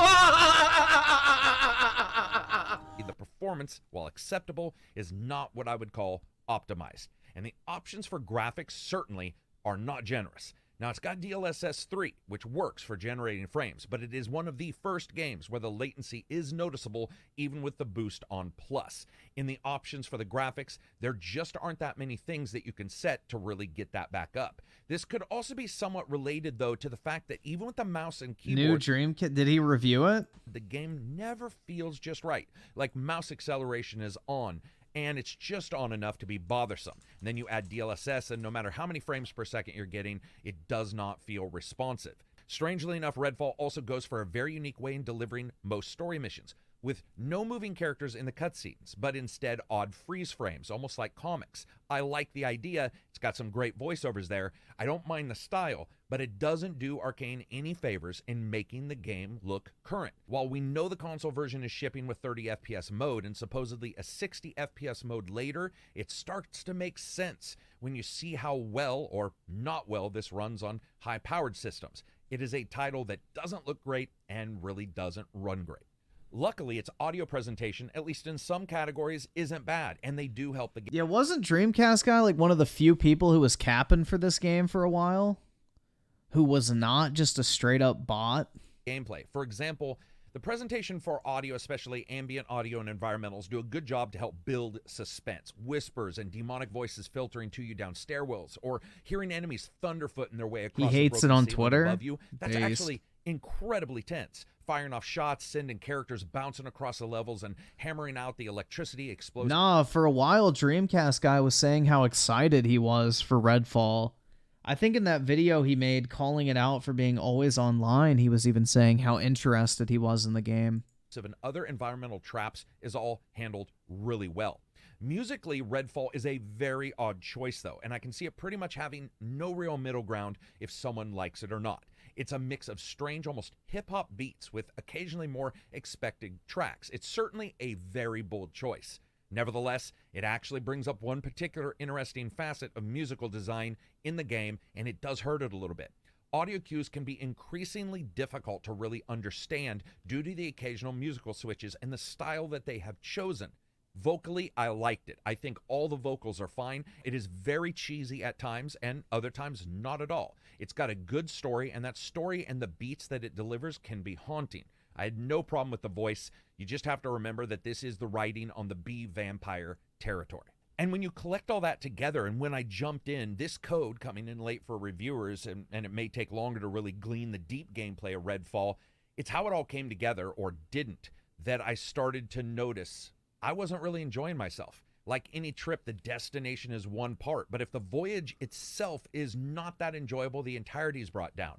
Redfall's largest battles can be highly enjoyable, and the way missions are unlocked on the side is very rewarding. I felt surprised sometimes finding a story mission or being rewarded with finally opening some location by tracking down the story hints to a mission. So it doesn't quest that sound weren't like he's beaten it necessarily yet. 1, 2, 3. I love that kind of stuff. Facing off against a vampire and its bosses getting more and more difficult is a test of ability, depending on the level of difficulty you chose, as well as good planning, especially when groups that you face end up building out with vampires that suck your energy, or a shield by spinning power spheres, and backed up by human sycophants in body armor wielding the same hardware you are. There's a growing number of times when it feels like a groggy morning, when this bit of fog is around everything pre-coffee, where sometimes you're just sitting there going, what exactly is happening? Nothing necessarily makes sense. And then one more bug interrupts a mission, when you have to truck through the same location for the 5th time with no enemies in it, and nothing of note really offsets that run. That's when Redfall feels ultimately complete. So some cool world building, some cool guns, trust system, spotty performance, Bugs, somewhat empty feeling, poor gunplay. Yeah, so basically, all the shit that matters is a con. Completely, utterly confused with what it wants to be. At this point, this is a review in progress because I haven't beat it and the review came late for a lot of people. The core fundamentals of Arcane games I like are here fighting against the expectation of both Arcane's games as well as the caricature-like status of games as a service. Now, they have stated that they're going to make it so that you don't have to connect online. You That can't even was break actually car the least of all the windows, problems dude. I dealt with. Overlaying Arcane's Holy design to filter shit. deep story and that world narrative to the gamer through primary narrative elements reinforced by secrets and double meanings and all of that lost style mystery box kind of thing, they are at odds and never come together. Luckily, this is a Game Pass game, so if you got Game Pass, you can jump in and do this, but I gotta say, this is one more game that's been disappointing, whether it be Jedi, whether it be The Last of Us remake. There are a lot of these titles that just aren't coming together, whether it be technically or whether it be gameplay-wise. This is one that doesn't come together really as both. So anyway, that's it for me. I hope you guys like the video. If you do, give it a thumbs up. If you don't, give it a thumbs down. I'll update this later. I don't really think you need to update it because nobody's going to give a shit about this next week. Redfall reviews are brutal. Let's see. Here's an actual, like, I guess, review site.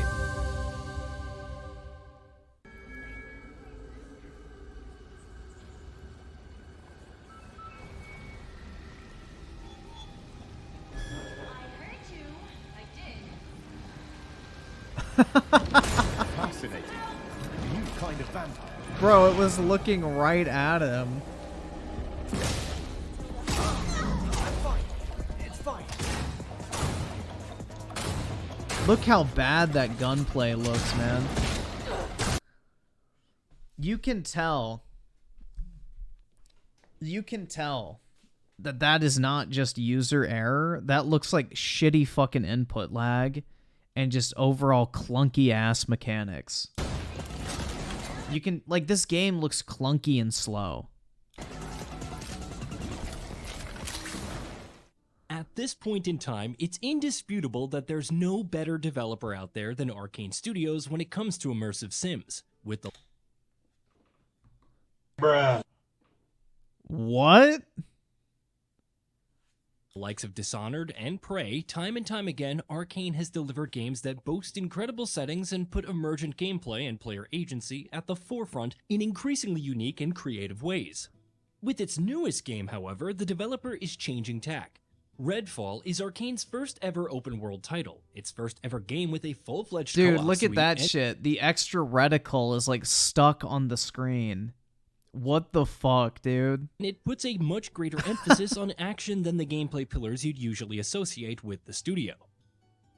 Change isn't necessarily always a bad thing, and on no few occasions, talented developers have broken the mold and developed something outside of their comfort zone that ends up impressing in completely different ways, and Arcane is nothing if not a talented developer. Unfortunately, They got that fucking Halo 1 melee mechanic. However, Redfall isn't a very successful experiment. Not only does it end up losing a lot of the strengths that have defined the studio's titles in the past due to how different its formula is, it sadly doesn't even implement that formula in ways that we haven't seen countless times in the past, while also having gameplay design and technical issues of its own that mar the experience. The end result is Arcane's most underwhelming game in years. Set in the titular American town of Redfall, Arcane's newest shines the UV light on a fascinating new threat for players to take on: vampires. Created as a result of shady scientific and medical experiments by a group of rich people hoping to make themselves even more powerful, these vampires... Rich guy bad. What a original story. I saw there were the two. Compare this AI to Last of Us 2. Dude, yeah, no. It's not even close. Like, this AI is mentally fucking retarded. Vampires now rule the town. There's nothing intelligent about this artificial intelligence, I guess is a good way to put it. They've cut off the island from the rest of the world by literally pushing back the sea, and they've scorched the sun and blocked it out, leaving the town caught in a perpetual cycle of nightfall, twilight, and nightfall again. Of the few who have survived, most have decided to pledge themselves to the vampire enemies and serve as their thralls, while a few survivors here and there are still resisting, fighting to either find a way out, unravel the mysteries surrounding the vampires and their origins, or get the town back under their control. It is, as I mentioned earlier, a fascinating premise. If no one cares for story? Bro, the whole point of arcane games is the story. The fuck? not a wholly unique one. That's like the whole like thing that pulls you into an arcane game is the story and the setting. And it does go hand in hand with some excellent visual imagery. From the scorched out sun to the frozen tidal waves of water surrounding the island to the visual design of the vampires and the destruction that they wrought on the town. It is, however, also severely underutilized. Narratively, Redfall feels like a major letdown. Cutscenes are little more than a collection of still panels being shown one after the other to provide the barest of narrative context. Characters are never given any time to breathe or develop in any meaningful way. And dialogue is similarly bare bones and uninteresting. Arcane has insisted in the lead up to Redfall's launch that this is a game that can be enjoyed solo without any issues. But you don't need to play it for long to realize that it's been developed with co-op in mind first and foremost. When you're playing something with friends, you're not going to want to spend too much time watching cutscenes or be able to pay much attention to the story, and with this being a co-op game, it's clear that those elements have been pushed into the background to be entirely I disagree, because look at Borderlands 2, for example. Borderlands 2 has one of the most memorable, interesting, and overall well put together stories in any of these type of open world first person shooter games to ever fucking exist. And that game was literally made for co-op. I do not think that is a fair fucking statement to make. Because even when I played Borderlands 2 in co-op my first time through, the entire time, me and my friend were like hooked on the fucking story, man. Like we would literally shut the fuck up every single time Handsome Jack would start talking over the intercom. Like, we'd be like, oh, shut the fuck up, bro. And then we would actually, like, listen. Because it was interesting and fucking part of the experience. Because it was well done.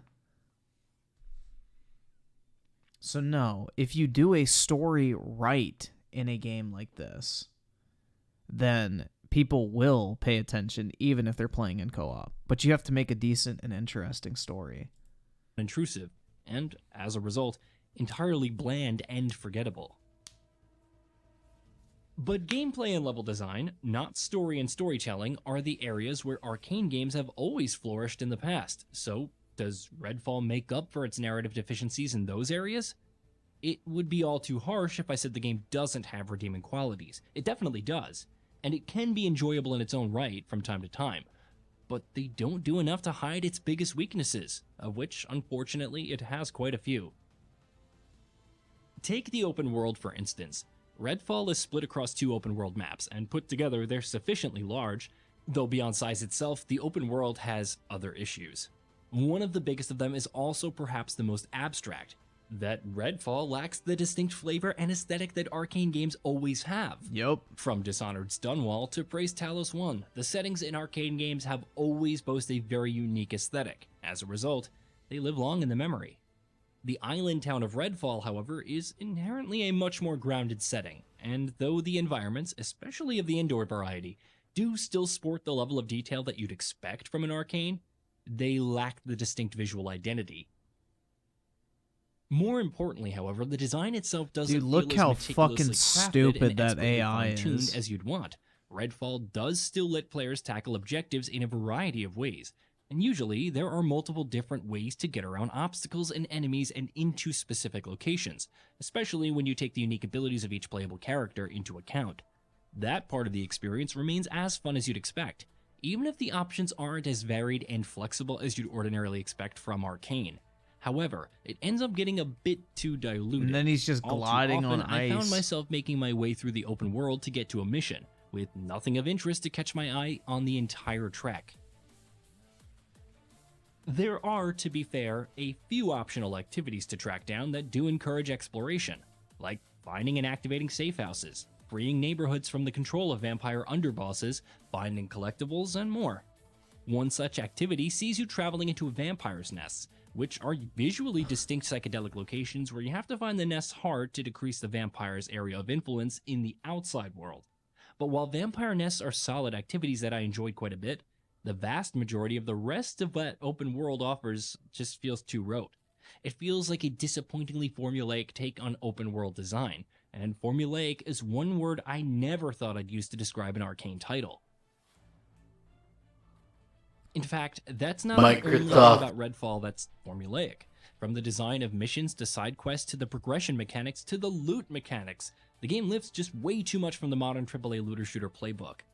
The steady stream of weapons that you pick up, the constant barrage of items lying around in the environments that you can scavenge, the skill tree where you spend points acquired from leveling up, all of it feels almost entirely Sleeping Dogs 2 would actually be from the really umpteenth awesome. looter shooters that we've already played over the last I mean, I decade guess or so. now that Embracer owns Another those major studios, problem in it's a Redfall possibility. is its moment-to-moment gameplay. More specifically, the simple act of aiming and controlling Sleeping the camera. Dogs was The really game has a good. number of relatively small issues that in isolation it shouldn't be too problematic on paper, but put together, it's a significant dent in the experience on this front. There's a little bit of input lag, a persistent blur effect every time you move the camera, finicky camera acceleration, and a bit of a stuttering issue. And with all of these problems combined, controlling the game becomes a bit cumbersome. Aiming ends up feeling clunky and unresponsive, and that side of the experience simply cannot keep up with combat. Sadly, the options provided in the settings menu didn't do a ton to alleviate these issues for me either. Which is a shame, because the combat itself does have its fair share of strengths. The variety of enemies that you face in Redfall is impressive. And though most of the human enemies are little more than cannon fodder, the vampires come in many unique shapes and sizes and boast a variety of different abilities that demand change upon strategies from time to time. There's also an intriguing array of weapons and abilities to use, from UV lights and electrical javelins to translocators and more. No, the combat doesn't feel as limitless in its Translocators, let's options go, as it does in dude. most other Arcane games, perhaps because I do not need to play this. the ability pool here is split across 4 playable characters, but it is still fun on a fundamental level. Or, well, it would be if aiming didn't feel so stiff and clunky. Hopefully, that's an area that the developer will address with patches promptly after launch. Speaking of things that'll need to be improved with post-launch patches, Redfall is also a Locate game your with nearest quite a few trans. technical issues. Visually, it sports strong art design, which isn't a surprise given who's developed it, but the technical Look at that shit, man. The fucking glory kill bullshit ripoff didn't even work properly. He staked the middle of the fucking air. it sports strong art design, which isn't a surprise given who's developed it, but the technical side of things isn't able to keep up with the Bro. art. For starters, there's no 60 FPS mode available at launch, which, for a first-party, current-gen exclusive, is a baffling omission. Even on 30 FPS, Redfall has a persistent stuttering issue. It's never too drastic, but it's hard not to notice, especially given how frequently it pops up. Then there are a variety of visual and UI glitches, like my character getting stuck in an endless running animation loop one time, even when stationary, or when the menu UI's cursor got stuck on the screen even during gameplay and cutscenes. Add to that the significant texture pop-in, rough T-pose, draw bro. distances, and even a crash during my time with the game, and it becomes clear that Redfall needed more time in the oven. Redfall feels entirely out of character for Arcane, a studio that has always prided itself on developing unique, systematically dense games that provide experiences that have almost no peers in the medium. While it does retain hints of that studio's formula, it dilutes it too much with rote and uninspired gameplay and design choices, resulting in a blend that feels like it's neither here nor there. Then you have the technical and control issues. Yep, which their further first mar the $70 experience, game, while guys. the This is narrative the quality shortcomings you should prove to be another expect. stake to the heart. It would be unfair and inaccurate to say that there's nothing to like here. There certainly is. But in what's probably a first for Arcane, the bad ends up outweighing the good. Hey, did you know that we had Gaming Rip. Vault upload new videos? All right, let's watch Crap Gamer.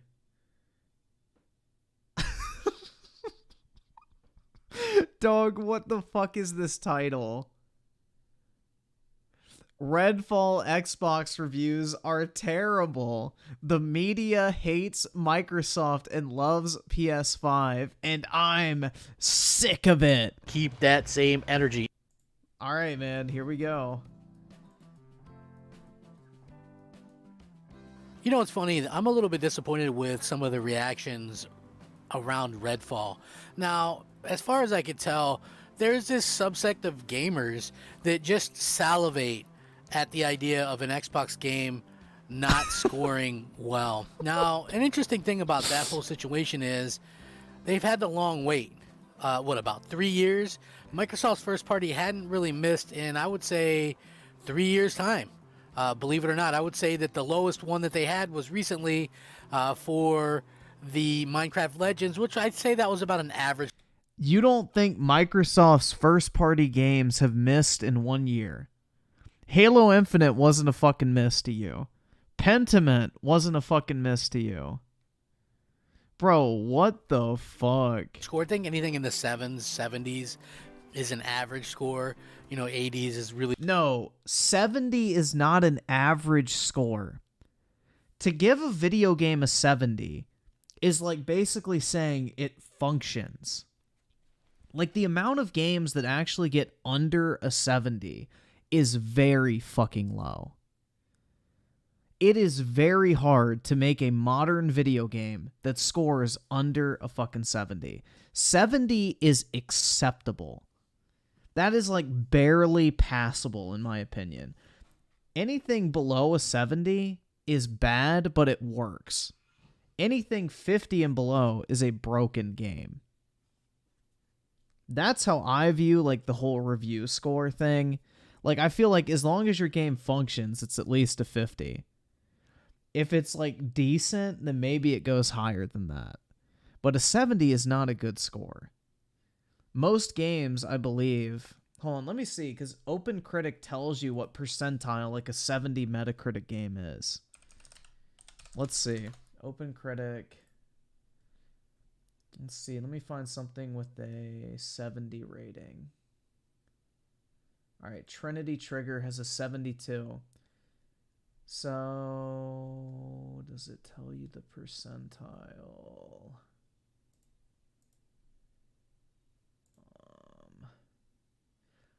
So, the 48th percentile is 72. So that means you're in the bottom 50% of games. So that means if you're in the 48th percentile with a 72 Metacritic, that means that 52% of games that come out are better than what you're releasing. So it's about the halfway point. It's about average. If even that. I mean, the majority of games coming out are above a 70, especially in the AAA category. So this is a 60, which I think is in the 28th percentile. Really, really good. 90s, obviously great. So when we look at this and we go, what's the deal? Yeah, but Microsoft should be releasing great games. They have an unlimited budget because they get to subsidize it with console sales, right? Oh, wait, their consoles don't sell. With this, why is there so many people out there just waiting for Microsoft to fail? And here's the interesting, even more interesting part. I've got so much to say. Nobody's waiting for them to fail at this point, bro. It's like watching a train wreck that just keeps exploding. Say about this, that it's all coming out at one time. So when it comes to Redfall, right, you have early reviews that some of them leaked out, some of them weren't great. Some people are just jumping on it. Of course, the typical no-lifers, they jump on it and try to throw it back in your face. Oh, look, it's another bad game. The same exact people that were hyping up for Spoken for PlayStation 5, right? These are the same people that were doing that and saying that review scores don't matter. Now, all of a sudden, the review scores matter, and this is all Microsoft's fault. They don't know how to handle, their businesses. They can't. They don't. Dude, Microsoft is the one who chose to release this when they did. Forspoken was a game released by Square Enix. Sony did not have direct oversight of when that game came out. That is a factual statement. Sony didn't say like, oh, we're ready for you to release Forspoken, Square Enix. Release it now. It's like, no, Square Enix is the one that deemed that dog shit ready to go. That wasn't a Sony first-party game. Microsoft had direct control over the release of Redfall. Run studios, they can't do this, they can't do that. Interesting. Now, on the other hand, Sony 100% is responsible for that dog shit Last of Us port, so don't get it twisted. I'm not actually defending Sony, but very different scenarios. He should have compared it to the Last of Us PC port. Interesting fact, though. Hi-Fi Rush released earlier in the year, and people said Microsoft gets none of that credit because that game was already in development before Microsoft bought them. So I'm confused.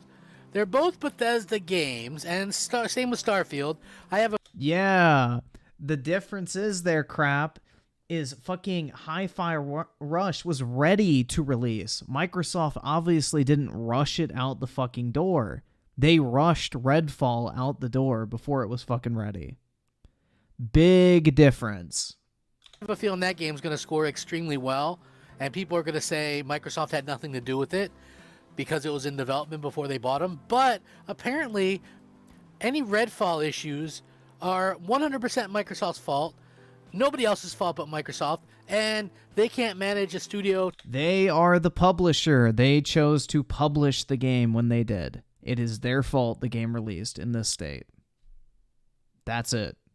If you publish a video game, no matter who the developer is, you as the publisher guarantee the quality standard because you are the one selling it to people at the end of the day. It is your responsibility. That is all. To save their life. This is basically the catch-22 that Microsoft finds themselves in. And I think it's utterly ridiculous. Ridiculous. Now, my passion for this wavered here and there. You know, it just wasn't fun for me to sit there and do videos when people are just being so ignorant. You know what I mean? But it's again, that thing that got me into doing this in the first place was everybody just hating on Xbox, and I didn't understand it. Right? If video games are all about the games, then why wouldn't you want to go with an Xbox One? They literally pooed all over the PlayStation 4 for the first year and a... Because the Xbox One had a fucking spy camera included in the box that you were required to have plugged in at all fucking times and were forced to purchase. On top of that, it was $100 more expensive than the PlayStation 4, which was also more powerful. Also, Microsoft tried to fuck everybody over in the beginning of that generation, so there's a lot of reasons why you wouldn't want to go out and buy an Xbox One, even if it did have the better games at first. Plus, few years of especially that first year. Weaponized autism with the two... Xbots are mad because bad. It's embarrassing, and it really is, man. It really is fucking sad. Right? Maybe you loved Resogun and Knack, but geez, Microsoft was offering great stuff with Titanfall, with Sunset Overdrive, with Forza Horizon 2, with Dead Rising 3. These were solid games. Yeah. And they solidly shit themselves when they first showed off the Xbox One and basically made it so none of the normies wanted that shit. That they were putting out, and they were getting crapped on, right? Last I checked, video games were about the games themselves. Microsoft having more first-party content this year than Sony, that's not an imaginary thing. It's a real thing. Bruh. What exactly did they have more first-party content of? Red Flop? Another racing game? That's like PlayStation fanboys bragging about fucking GT7. Sit the fuck down. Nobody gives a shit. And then Starfield, which if Redfall is any indicative, quality standard for Starfield and Bethesda's work, I wouldn't be excited for that. Bro, you literally have Starfield. That is it. That's fucking it. Starfield is your Hail Mary, literally last resort. If Starfield does not come out well received, it's a wrap, bro. I think people are done with Xbox. People are already moving on from Xbox at this point, but dude, if that game launches at 30 FPS, has similar issues to what we're seeing with Redfall, I think a lot of people are just going to be done. I think a lot of people are just going to be fucking done. And then you're going to stack that up against Final Fantasy 16, which that game looks fucking incredible, dude. Like, Final Fantasy 16, I can't think of a single negative thing I've seen about that game. Everything about that game looks amazing. And then for people who love Spider-Man, which there are tens of millions of people who love Spider-Man, the game sold 30 million copies. You know, Spider-Man 2 is going to be the biggest game of this year. Easily. Especially if you consider the fact that it's only on one platform. So, you have those two games up against Starfield, which God only knows what the fuck that state, or what the state of that game is going to be when it comes out. So, I don't know, man. How are you really going to sit here and act like Sony is in such a worse place compared to Microsoft when it comes to content coming out this year? Because that's major fucking cap. Triggers with a 2. I think whichever side crap gamer takes ends up losing. Yup. Pretty much, man. Microsoft has the crap gamer curse is real. Better lineup from the first party this year. No matter what anybody else says, that's a factual thing. Sony admitted one game, one big game from the first party within the fiscal year. That's all. It's going to be Spider-Man 2. When is that going to release? I don't really know.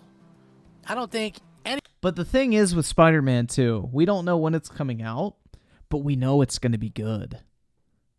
You have no idea what the fuck you're going to get shoveled down your throat with Microsoft. You have no fucking idea what the quality standard is going to be. It's a literal fucking shot in the dark. It either is going to be good or it's going to be one of the worst games to come out this year. Anybody knows. But at the same time, I'm sitting here looking at this and seeing all the people trying to hate on this and going, oh, well, it's janky and there's this and the poor performance. And then I look over and I see this new Jedi game, which ran like crap on PC, ran like crap on Xbox, ran like crap on PlayStation 5, yet sits at an 87 Metacritic score. And nobody brought up any performance issues. So I'm not even 100% sure what this thing's going to end up scoring. A good guess would be probably somewhere in the 70s. But Bruh. With that being said, if they're going to knock them for performance issues, then why are none of these other games getting knocked for performance? Dude, it's not just the performance issues they're knocking them from.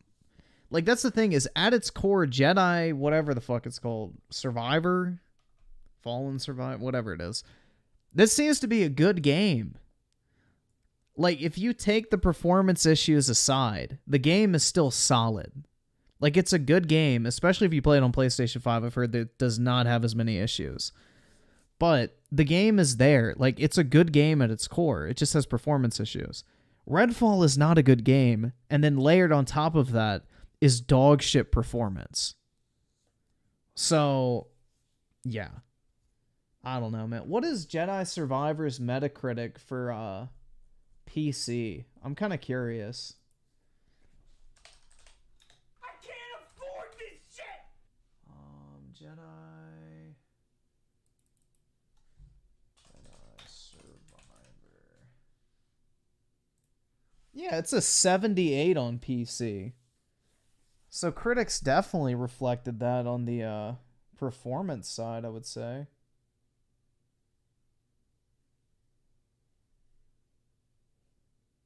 Fatal performance, fatal crashing.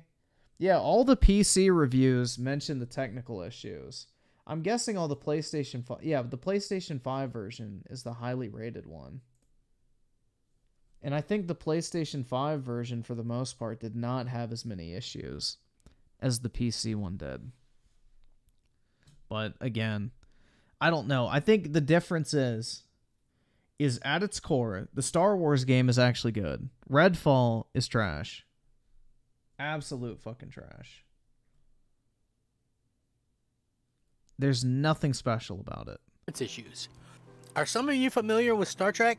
Like, I'm not the biggest Star Trek fan, but I know what the Kobayashi Maru is. It's basically a training simulation that they put, the students through, and it's a lose-lose situation or a no-win situation, and they want to see how people react to it. Well, of course, in lore, Captain Kirk, before he was Captain Kirk, he rigged it so that he could win because he doesn't believe in no-win situations. But Microsoft is literally in no-win situations. What can they do? What are they? Release good games. Not shove games out the door when they're nowhere near fucking ready. Have an ounce of fucking quality testing. I don't know, man. It's pretty basic if you ask me. Make sure your games actually fucking work when you release them. What are they able to do about this? Right? What can they do? If they release a game and it's good, they get told they had nothing to do with it. If they release a game and it's bad, they get crapped on and said they don't know how to run a studio and it's all their fault. So literally, I'm waiting for that one PlayStation fan to kind of just rap with me here. Like, what's the deal? What is going on with this? Right? And then I get it. Like, I don't know. Like I said, I don't know what this game's going to score. I'm excited for the game. I think review scores do matter. I think they absolutely do.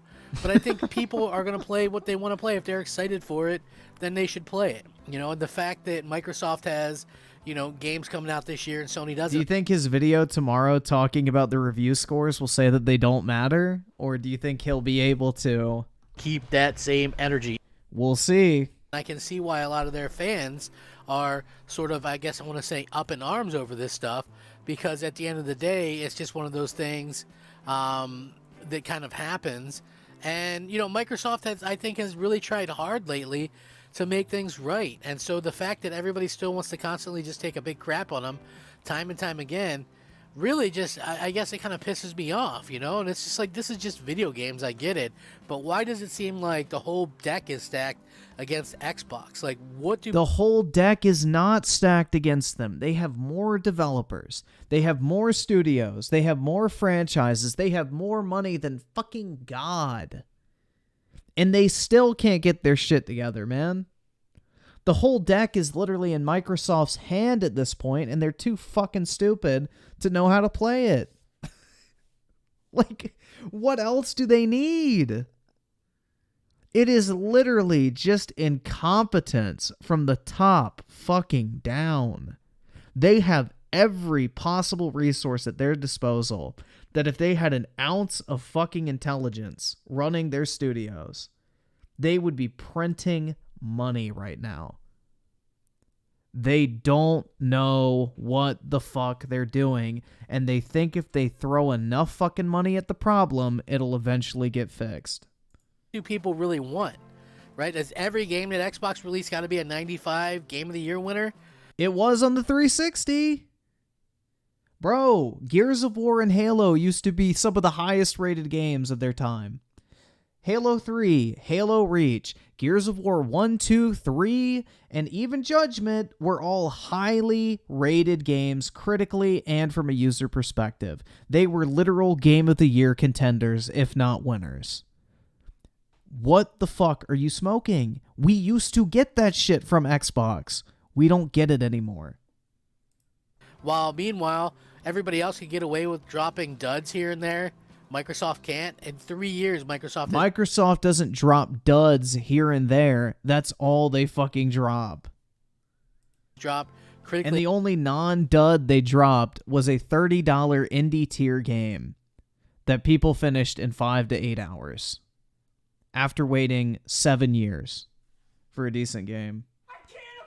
SNK Nostalgia with a 2 Starfield will be good, I bet, after a year patch.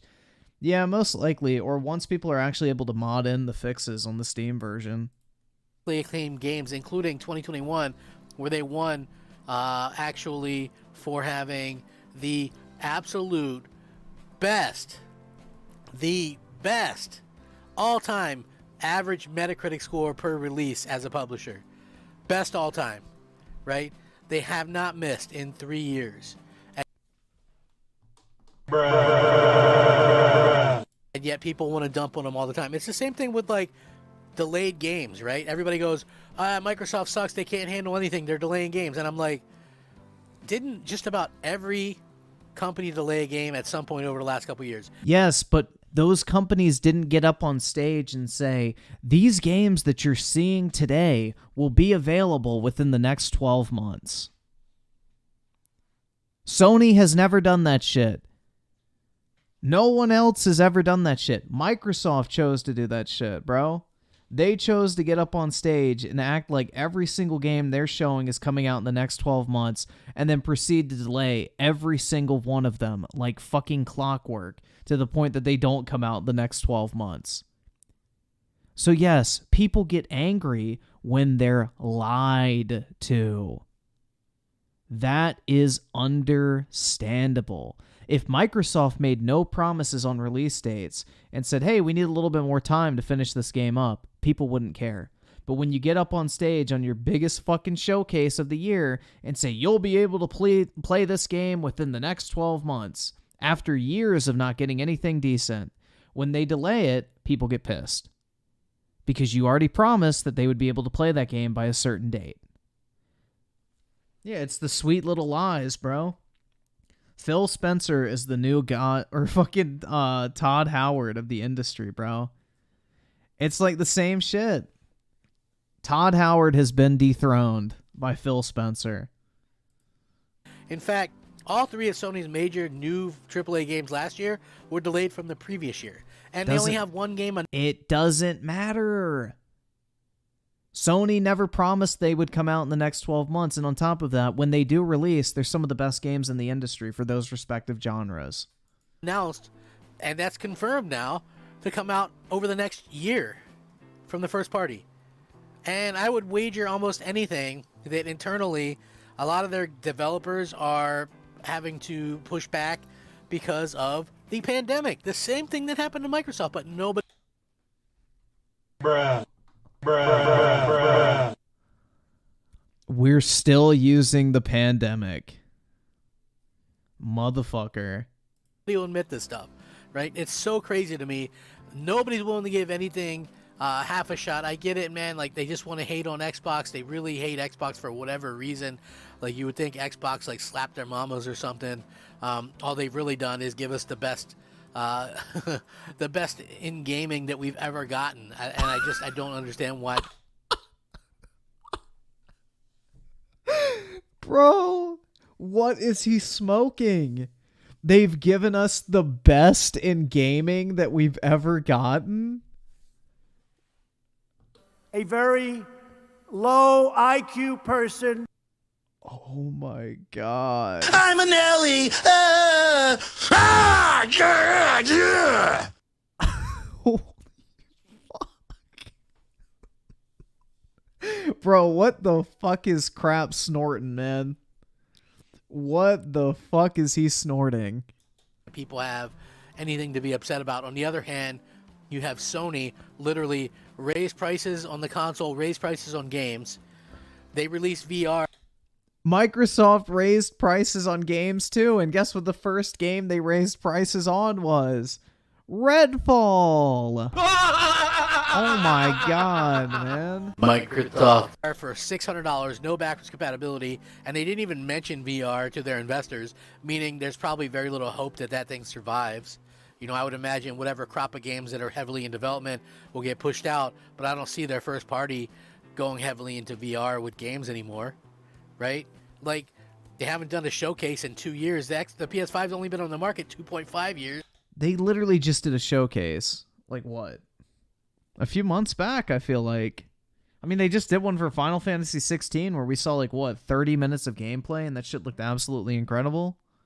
And for the That's the type of showcase I'd rather see than a bunch of fucking shitty indie games for 45 minutes. last 2 years, they haven't done a first-party showcase. They haven't announced anything, right? Like, I mean, what does this company got to do to get a little bit of deserved ire from the fans, right? It's crazy to look at this and see how everybody's hating on Xbox and nobody's hating on PlayStation. Like, PlayStation is just exempt from any kind of criticism, exempt from any kind of anything. You know what I mean? If they get a bad... No, they are not. Bad score, it was biased. Well, take a look around, and the bias is clear. Dude, Crap is basing his entire fucking reality on fanboy Twitter, and it fucking shows. And the bias is in favor of PlayStation for whatever reason. And I gotta tell you, I'm kind of sick of it. I know some of you are too. Let me know how you feel. I'm Crap Gamer. This is Crap Gamer Reviews. Are you frustrated with this stuff too? Because I am absolutely frustrated with it. And, you know, I can't wait till something changes. Something has to change sooner rather than later. Let me know what you think. I appreciate it. Rack 'em up. Crap Gamer out. Oh my god, bro. Poor Crap. It's a hard task being an Xbox fanboy these days. Let's see if Colt reviewed this game. Redfall. Oh, he has a 2-hour review. Please tell me this shit's timestamped. Okay, here we go. Late on Saturday, they took the game offline today for most of the day because of all the controversy that's been going on. But let's get over and look at some of the footage. What I've got for you in the first few minutes, I don't know, the first 10 minutes is on the Xbox Series X. And there it runs at 30 frames. And, you know, at first you're like, this is good. And it could be passable. But I've got a lot to say about this game. It's really hard to explain. I thought this game was going to maybe hit in the 80s, mid 80s, low 80s, but Bruh. Just like Crackdown, huh? Just like Crackdown. He could really pick him, guys. He could really pick him. Galaxy Fur with the 5, Sony, Nintendo, or even the CMA are not Microsoft's biggest enemy. Microsoft is Microsoft's biggest enemy. I 100% agreed, man. The only thing stopping Microsoft from total domination with the amount of resources they have at their disposal is their piss poor management. Absolutely agree. But you will have lots of bouts of fun with Redfall. It is a miniature Far Cry. It's a miniature pared back Borderlands type game, but there's a lot of things it doesn't do that you would expect other AAA games to do or other big budget games. Like function, run at 60 frames per second, have actual cutscenes, you know, have functioning AI, stay at a consistent frame rate, load textures, have mission variety, gunplay that doesn't fucking feel like a shitty mobile game. I mean, do we need to keep going? And the shooting and the movement at 30 frames is really tough. Like when the vampires are getting in your face, you're missing a lot of those animations.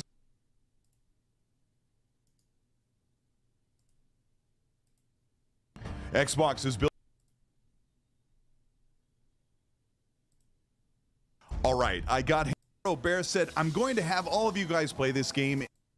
And Scientist had, in fact, most everything I saw and played felt like a version of Far Cry without the vehicles to drive around and the wingsuiting nonsense. But you could go over to every building, go into most shops, bolted out of clay, signing perks, but high-rated games. But can they nail the feeling of first-person shooting? Well, they brought the team on from id and Machine Games to help them with the shooting, and it definitely shows. In fact, one of the best things about the combat is that you can't just shoot and knock down vampires by shooting them with a hail of bullets. You have to weaken them. And the best part, the best feeling and sound is to get up close, and after you've brought them to their knees, to stake them in the heart with a strong melee that bursts them into ashes and embers. It is so satisfying. Check it out.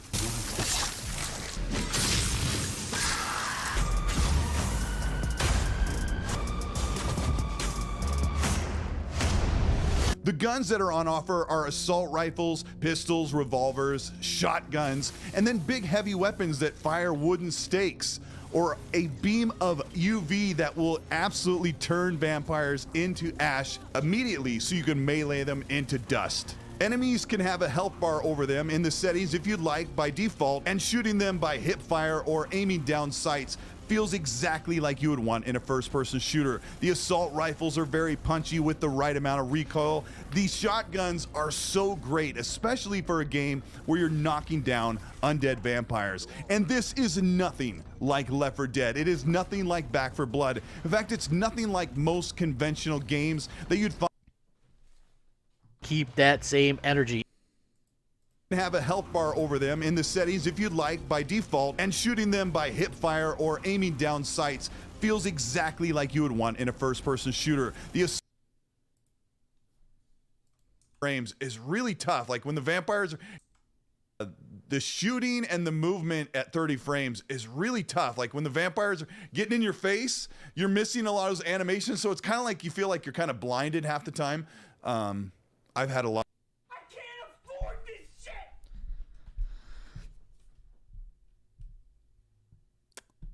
I didn't feel like I needed to say anything right there, guys. I really don't think I needed to say a fucking word. I just thought I would let it speak for itself. Because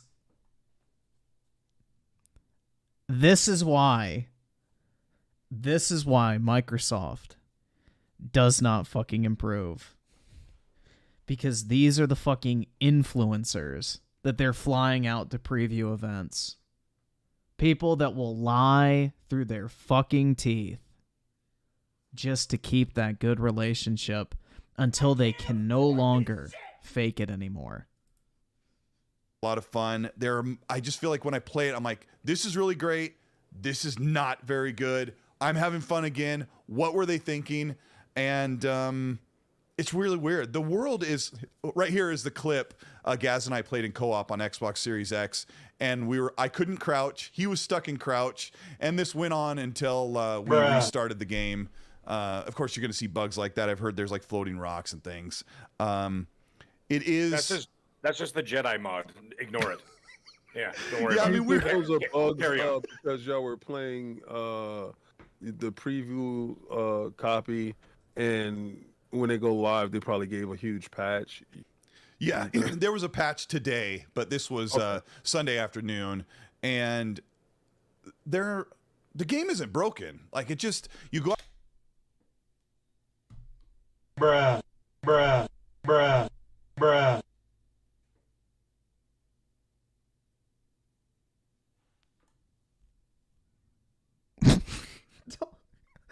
I have not watched this. And this is worse than I was expecting. I thought he was going to be honest, bro. I really did. Like, I thought there was no way he's actually going to try to damage control this shit.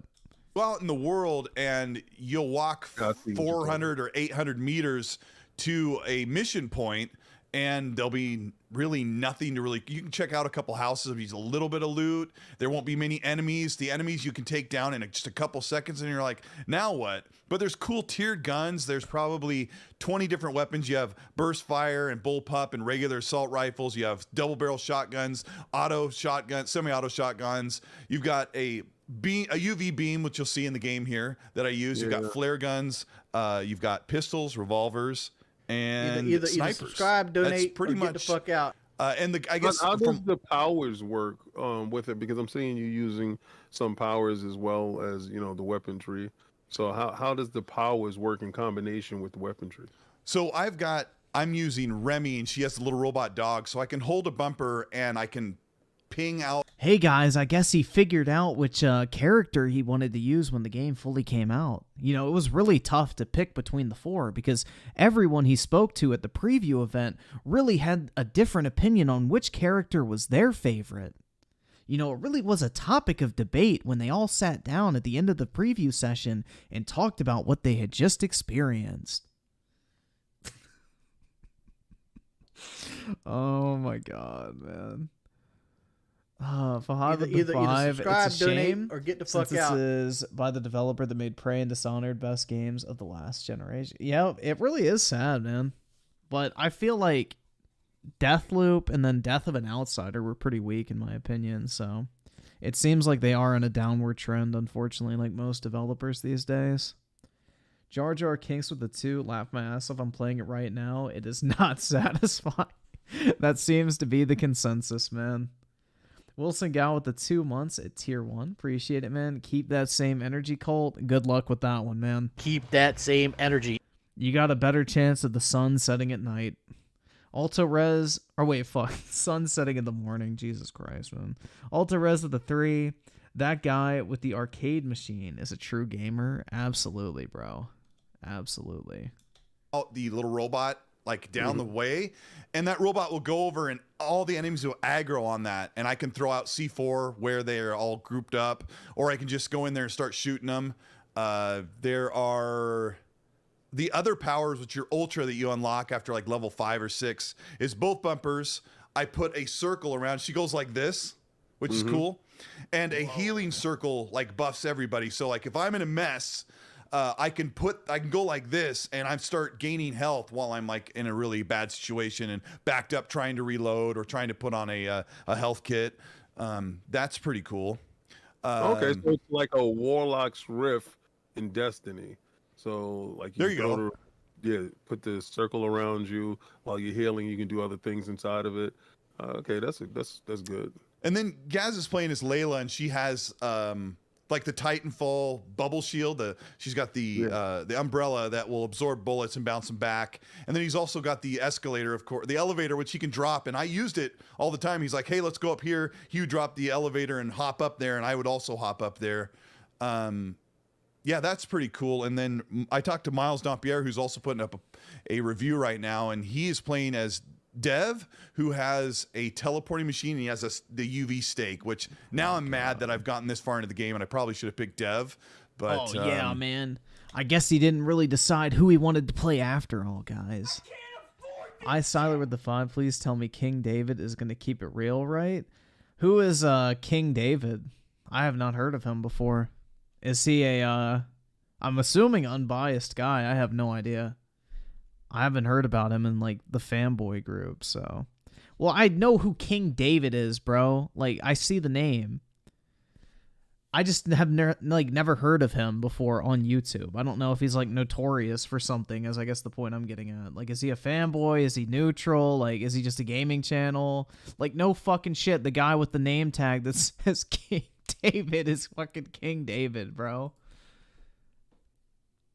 Yeah, I don't know. Mag, let's talk about the graphics. What are you thinking as you see this? Right now I think we're still on the Series X version of the game.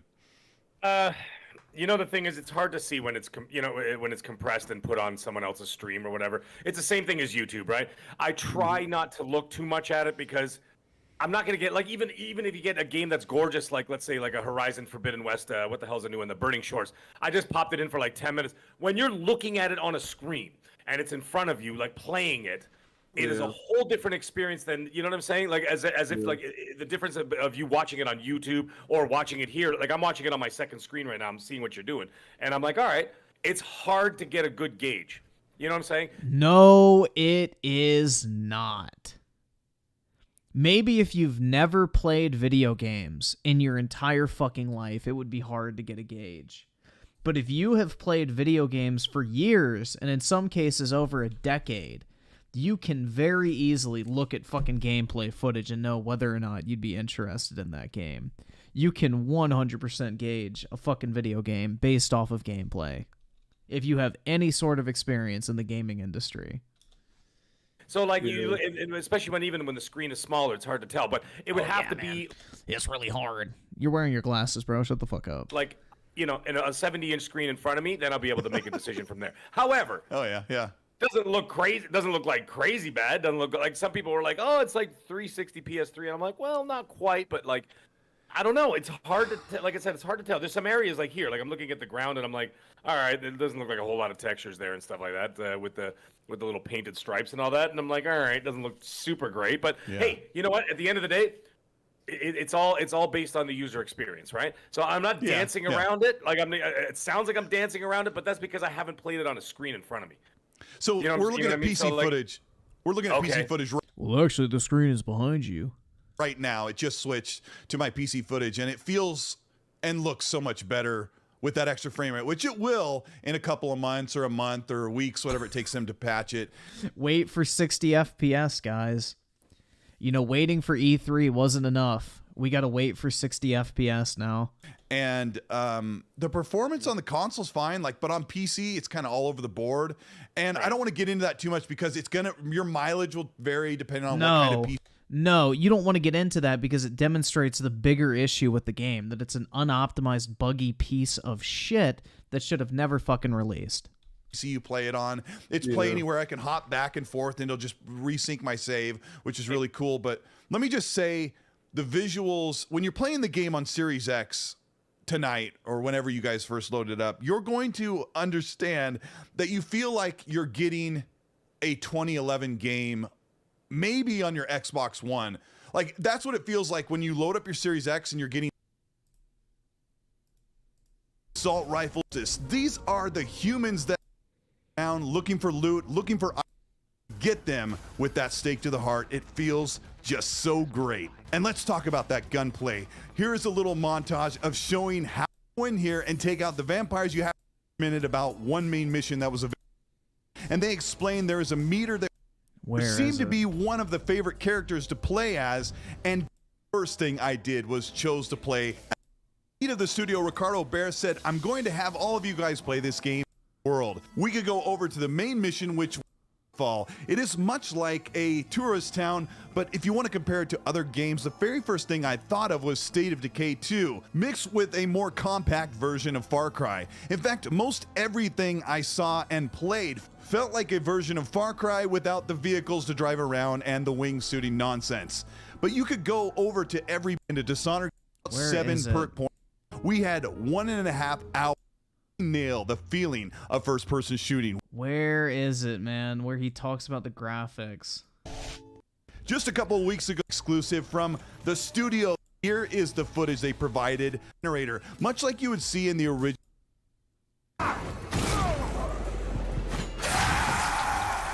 Once you bring those generators online, the UV lights turn on and you get all the vampires out of that influence area and you gain some gear along. But the team is absolutely dripping as the whole entire town seems to be abandoned, and every enemy you take down has purpose, especially for a game where you're knocking down undead vampires. Or a beam of UV that will absolutely turn I'm trying to find it, vampires into ash immediately so you can melee them into dust. Enemies can have a health bar over them in the settings if you'd like, has loot, and has meaning. They're wandering around with assault rifles trying to being overrun. You'll walk quietly. We're all sitting on computer chairs at the table with the big monitor, the headset on, and as the vampires detect you, they come at you immediately. And they don't just run at you, they try to flank you. They get in your face and slap you with their long arms and claw you with their fingernails. And at one point, I was so into the game that I found myself scooting back and rolling in the chair, and I had to keep bringing myself back up to the screen so I could continue to knock out those vampires. And when you get them with that stake to the heart, it feels just so great. And let's talk about that gunplay. Here is a little montage of all right, shit, man. Where is it? You go out into the open world and you could head for a generator, much doctor and scientist field for us coming in and storming the gates. This will bring a major. All right, whatever. It doesn't matter. I'm not going to spend 85 fucking minutes looking for this shit. Needless to say, the dude was gushing over the visual quality, and now he's saying it looks like a 2011 game. 30 only, and the visuals are very simplified. One thing that Arcane could have normally done, like they did with Dishonored and Deathloop, is they could have stylized more than just the character models. They're very stylized. They have kind of a cartoony shape, which is cool. Right. And their hands are like this long, King. Like their fingers, like everybody's hands are extra long, like a stylized cartoon. But they went with the semi-photorealistic textures, and those two things don't really blend together to make the game look cool. I'm hearing in the chat here. Sorry, I'm hearing in the chat. Yeah, go ahead. There's a 94 gig day one patch. Is this true? Can anybody confirm that? I got one today on PC, but I haven't checked it on Xbox. But the PC David, one. you hear anything?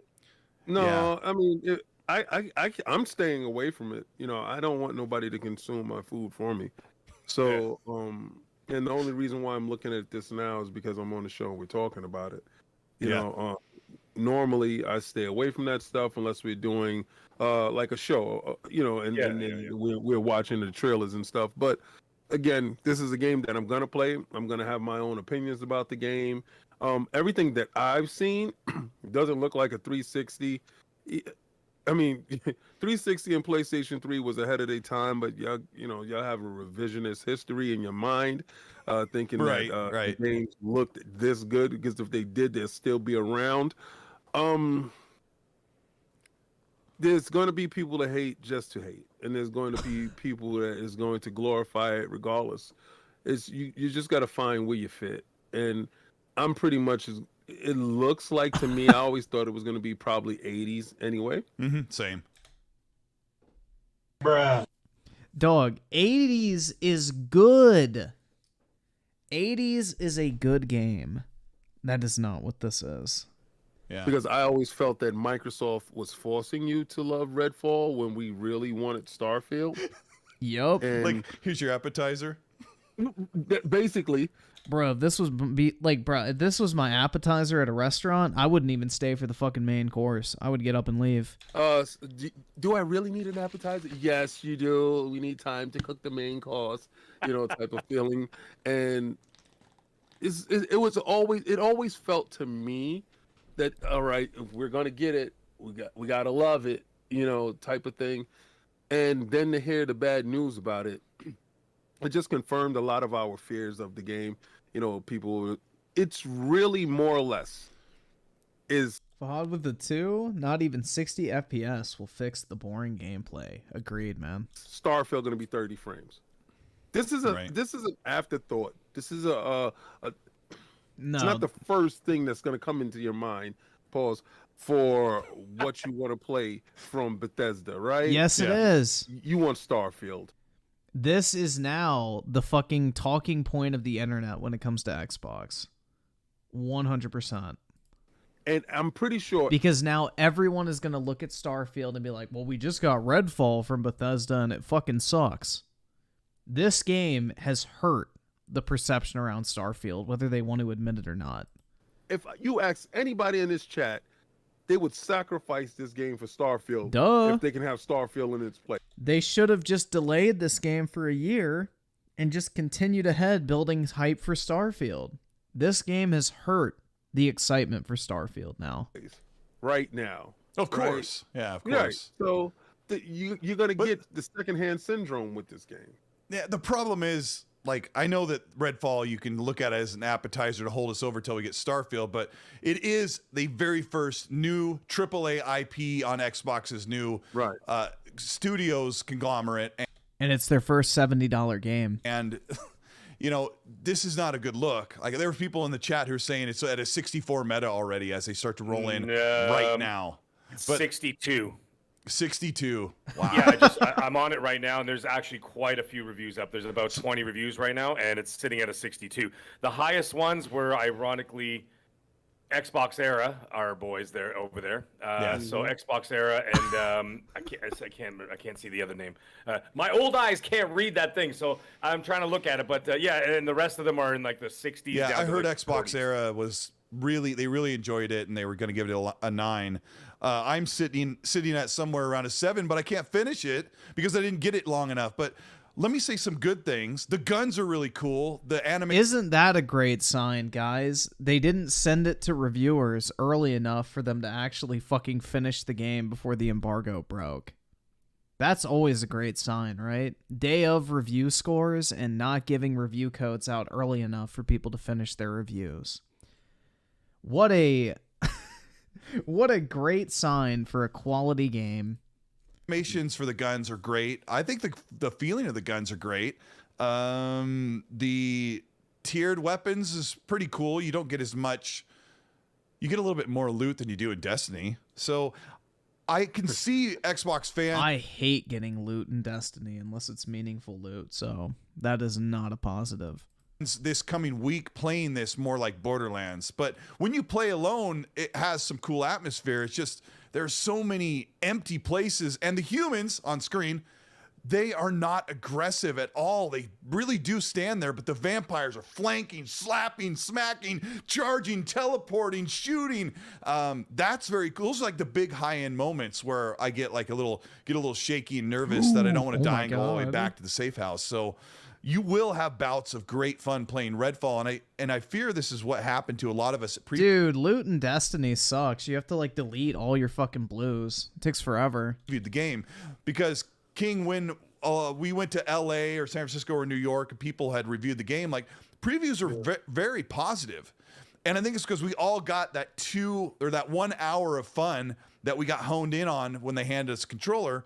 And then when you get out there and you cannot play this game like an exploration open world. You cannot go out in the city and say, let's see what's out there today in Redfall. You will be sorely disappointed. There'll be almost hardly anything to go into houses or stores. The loot's not that cool. There's not many enemies. It's kind of crazy. So you feel that it's really sparse, and had they gave the environment more life, that it would raise the score with more things to do that you do. Yeah, I mean, you need the city doesn't feel alive. It really is only meant for you to go to a mission. If you play this game and you just go grab... Oh, they changed it to make it so blues stop dropping? Fucking finally, man. Thank God. I need to get back into Destiny too. Grab your mission from the table, go walk over to the area, kind of beeline straight toward it and do the mission. You're going to have a really great time. But if you try to go out and organically play this game, you're going to be like, what? No game does this. Like, no game just gives you a huge open town like this with not much to encounter or any side activities. There are... You mean it's an incomplete game and just bad? Nests that pop up later. They're like open areas where I'll have this later on where you actually teleport into a psychotic fourth dimension, which is interesting, but people are already saying this feels like State of Decay 2 in first person. Well, the reviews, the number one complaint, well, not the number one complaint, but one of the many complaints in the reviews are it's a very sparse open world. Like, it's just that there's nothing going on, and there's nothing to immerse you into the experience where they're like, okay, just like you were saying, like you say, you can go to point A to point B to point C to point D. However, in between those, you know what I mean? In between those areas, like from those different spots where you're going to move, is that there's nothing happening. So you're literally just sort of beelining from one to the other because there's nothing else to do. You're not in, you're not soaking in the world around you. You're not exploring, whatever, stores and looting and, you know what I mean? Like walking into a jewelry store, start smashing stuff and, you know what I mean? Grabbing like supplies you need for the mission and this and that. That'd be kind of cool. That's another thing. But it seems like there's nothing. You're just going from A to B and you're back to shooting vampires. Yeah, that's another thing. The loot is basically ammo. You can find guns that you can't pick up guns off of enemies. Those disappear in the world. They drop them and they just dissolve. You only pick up loot, tiered guns or weapons, and then there's I don't know how to explain it. There's like money, basically. Anything you pick up instantly becomes money. And then you use that money to buy more ammo or buy more med kits when you run out. So you can stand there in the middle of the world, but you can't pause because it's always online. And while you're in, doing inventory, you get killed by a vampire. That's fun. You can stand there right here in the middle of this fight and go into your menu and salvage all your stuff into currency. Or you can go back to a safe house. You can't even pause the fucking game, dude. And go to the merchant and do the same thing, which makes that totally pointless. So the meaningful thing that we love in games like Fallout or Borderlands or other open world RPGs that, where you interact and you have meaningful things in the world. My problem with Arcane didn't think of any of this. This doesn't come into the equation. This game was supposed to launch in September of last year. They moved it, 6 to 8 months to May. And people are like, well, it'll be better in 6 months. I am wondering if Arcane is going to get this game running the best they can and then just say, we're moving on. Yeah, bro, what's the current Steam player count? Steam charts. Let's see if this game actually had any interest whatsoever. Let's check. Redfall. Oh, they haven't done anything yet. Shit, what's it at right now? Can anybody check? 2K? Oh, no. Bruh. No, dude. That's bad. 2,781? Yikes. Uh-oh. Yeah, nobody gives a fuck about this shit. Because... I believe so. Yeah.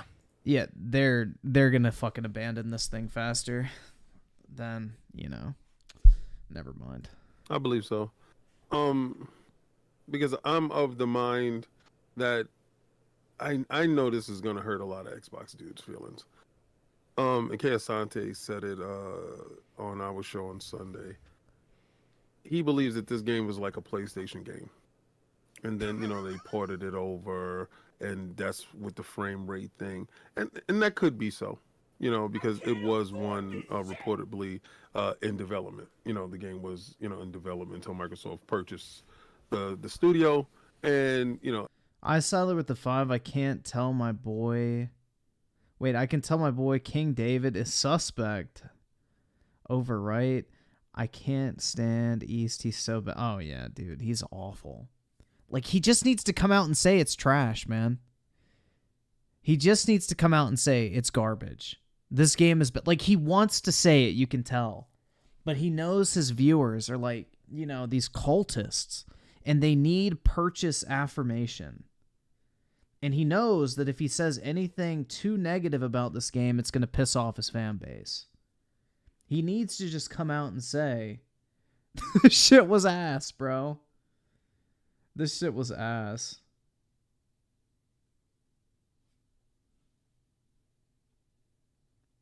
I don't know, dude.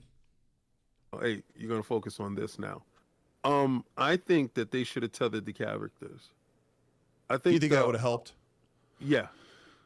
Because on PC, the performance is all over the place. I've got I think I have a Ryzen 7 and a 3080, and I've set it at 1440p 60. And I turned off like all the extra crap. I'm running at medium and high settings. And, okay, look at this right here. If this is while I'm talking, you'll see this door jam. There's a massive aliasing issue because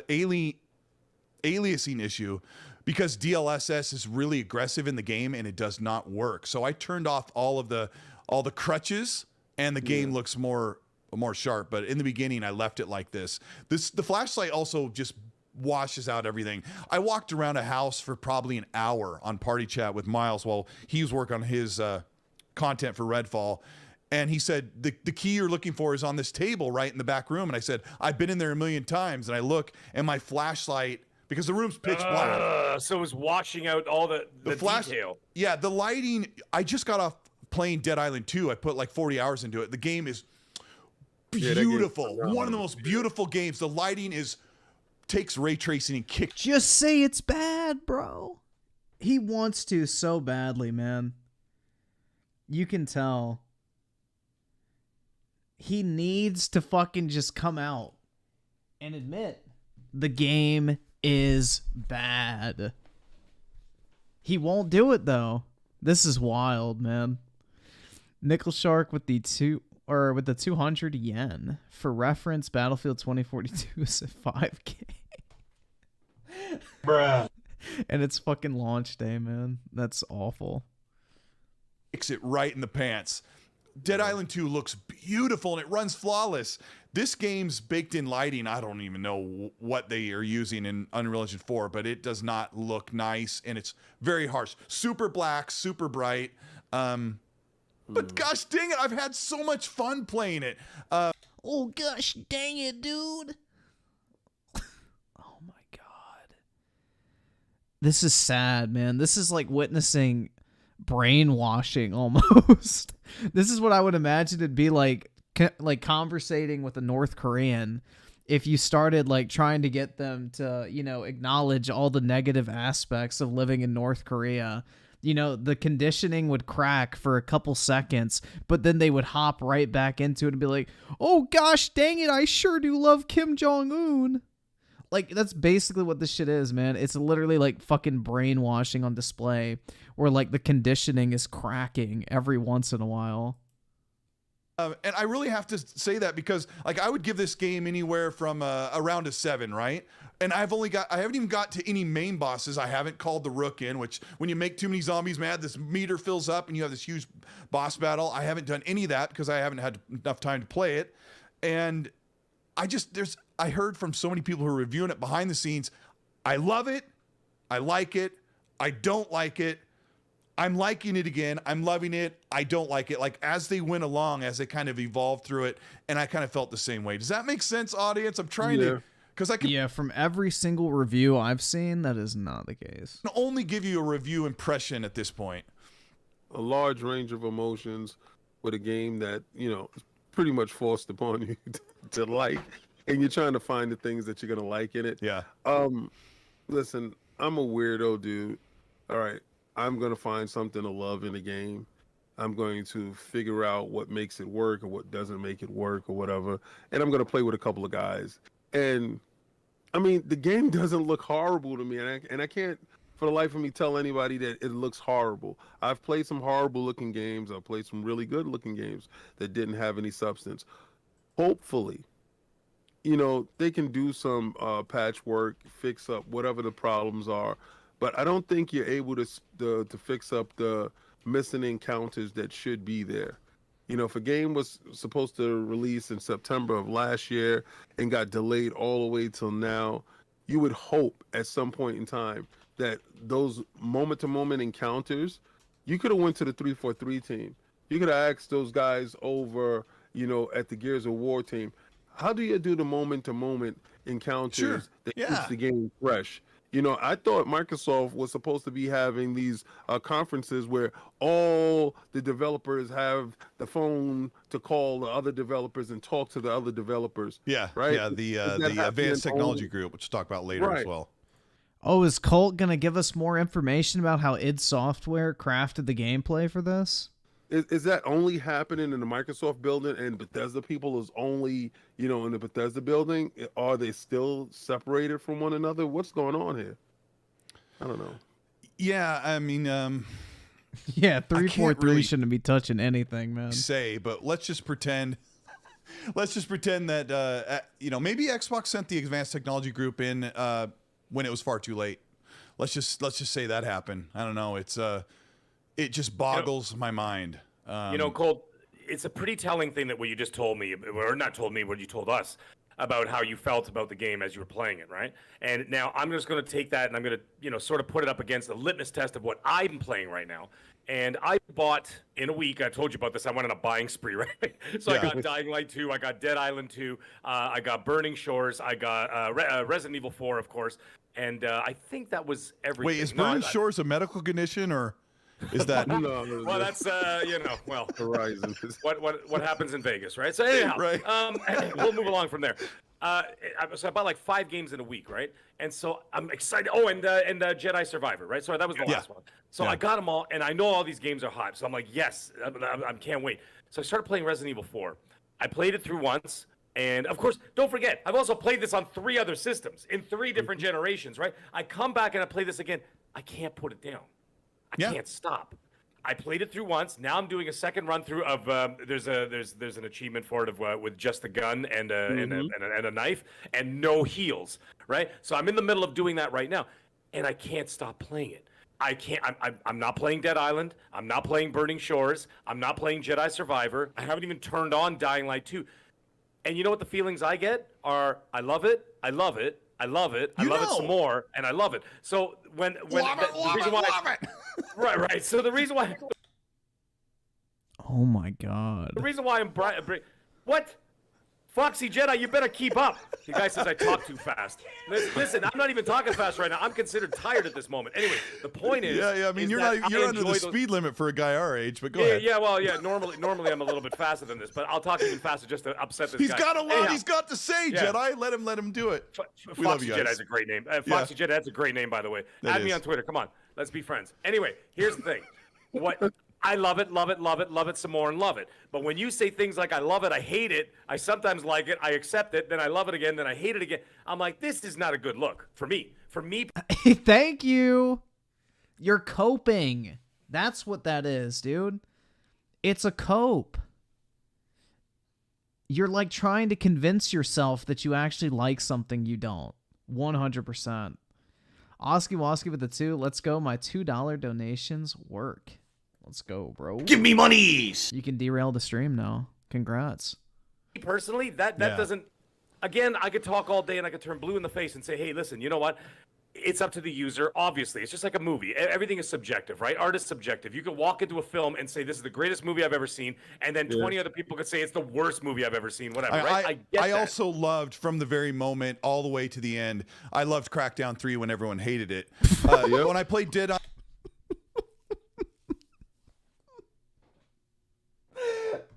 Bruh. Oh my God. No.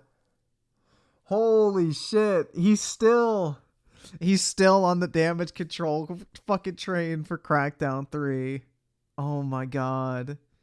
Dude, I'm telling you, this is conditioning, guys. Island 2. I loved Crackdown 3. It was fun. Yeah, I did too. I mean, the multiplayer's crap. But anyway, the Do I need to pull up the tweet?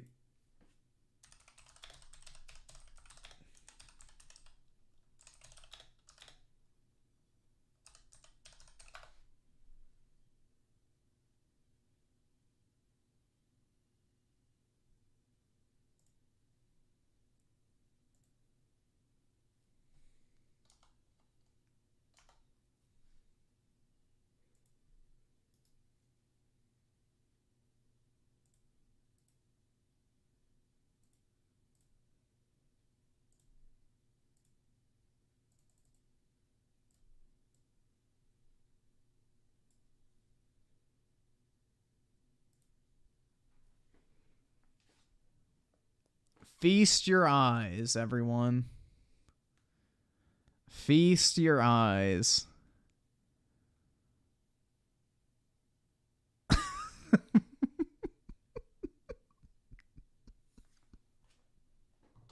Bruh.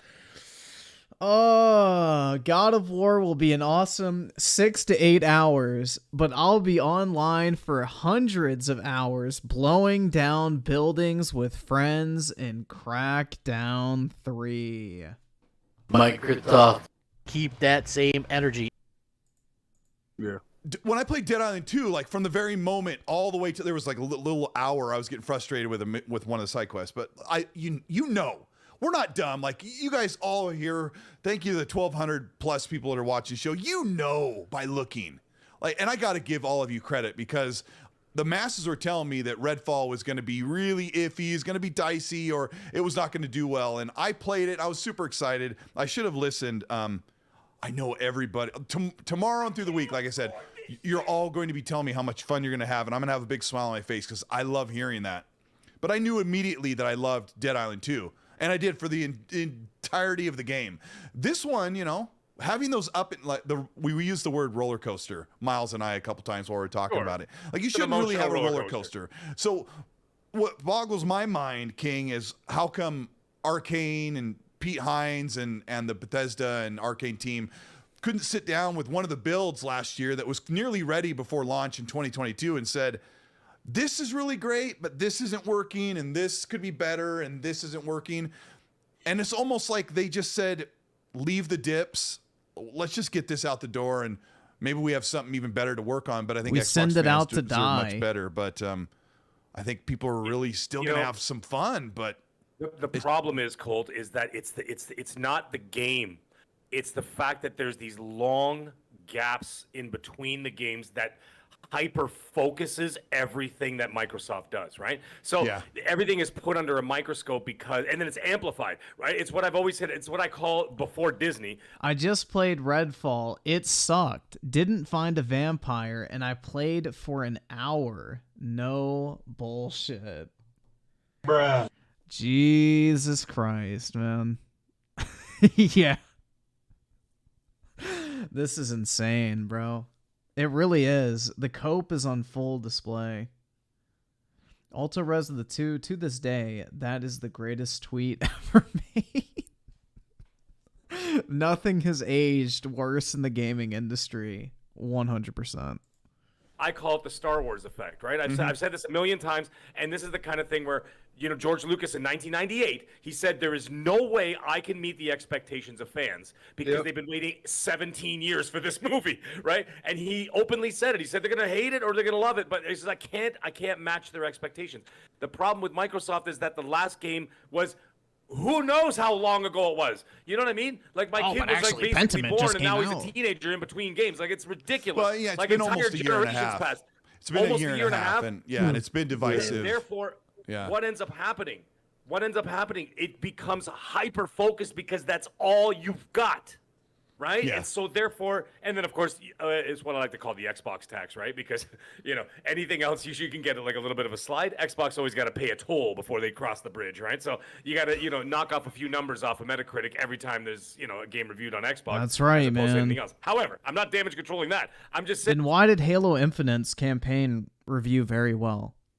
If that's actually true. Oh, wait, it's not true because, the whole media bias shit, I think only goes as far as to giving Sony a pass or the benefit of the doubt. I don't genuinely think they rate games lower because they're on fucking Xbox. That's dumb as fuck. Because the entire 360 generation, they had some of the highest rated video games of all time. But anyway. Because they have so few and far between, it becomes... Oh, sorry, we forgot about Hi-Fi Rush. But besides that, I'm talking about these, these big games that they've announced for a long period of time. And they were promoting. And promoting the hell out of. And then, of course, don't forget, they also delayed the game a whole year. So people's expectations were even higher, saying, give them the time they need to work on this. Fantastic. Take the year. We'll play other games. We'll do anything else. And then all of a sudden you waited that year, and then this is what comes out. This is why people get so angry and upset. Yep. Have you guys read the chat? Amen. I'm reading the chat as you guys are talking. Yeah. You know what I mean? I know. I'm gonna tell the chat this because I'm tired of you guys whining for no reason. Speak it. On the blue team, you gotta buy before you try. That's it. You can try. Oh, God. Here we go. Well, it's in Game Pass, so why does it matter if the game sucks? It's not like you're buying it anyway. And this is why we're in the state we're in. Evenstar with the 2 Redfall Steam charts was 6K high, now 2.5K Game of the Year. Yup. We got a certified hood classic on our hands right now. Before you buy. If you don't like it, uninstall. Let them know with your engagement numbers that it wasn't hitting it. But you know what? You don't want to acknowledge the fact that you guys are frauds. You talk all this mess here and you sit here in the chat and I don't like how it looks. And lo and behold, we found out that you have 60 hours in the game later on at the end of the week. Not even 40 hours in the week, the work week, and you putting 60 hours into the game. Listen, you frauds. I'm going to tell you frauds right now. You got Game Pass? Okay. So go download it. Go have fun. I mean, right? Yeah, I mean, these games are like 40 cents a piece when you break them out on Game Pass, but Mag kind of covers that. It's been too long where Xbox had some bespoke, unique games from their studios. All I'm talking about the public perception of what, you know what I'm saying, of what ends up happening, and then it puts everything in a negative light, right? And obviously, if the game is not what people are expecting, that does not help the situation, because then that just literally solidifies what everybody's feeling.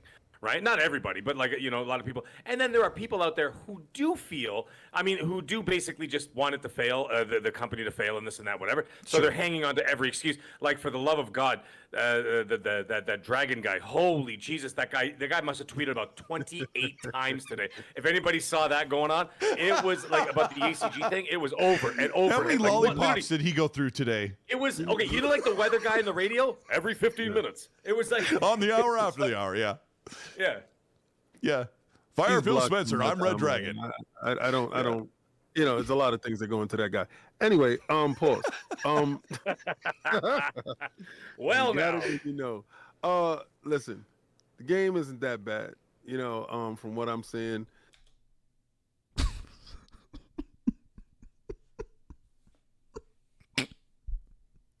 Bro, this is like a therapy session, man. It really is.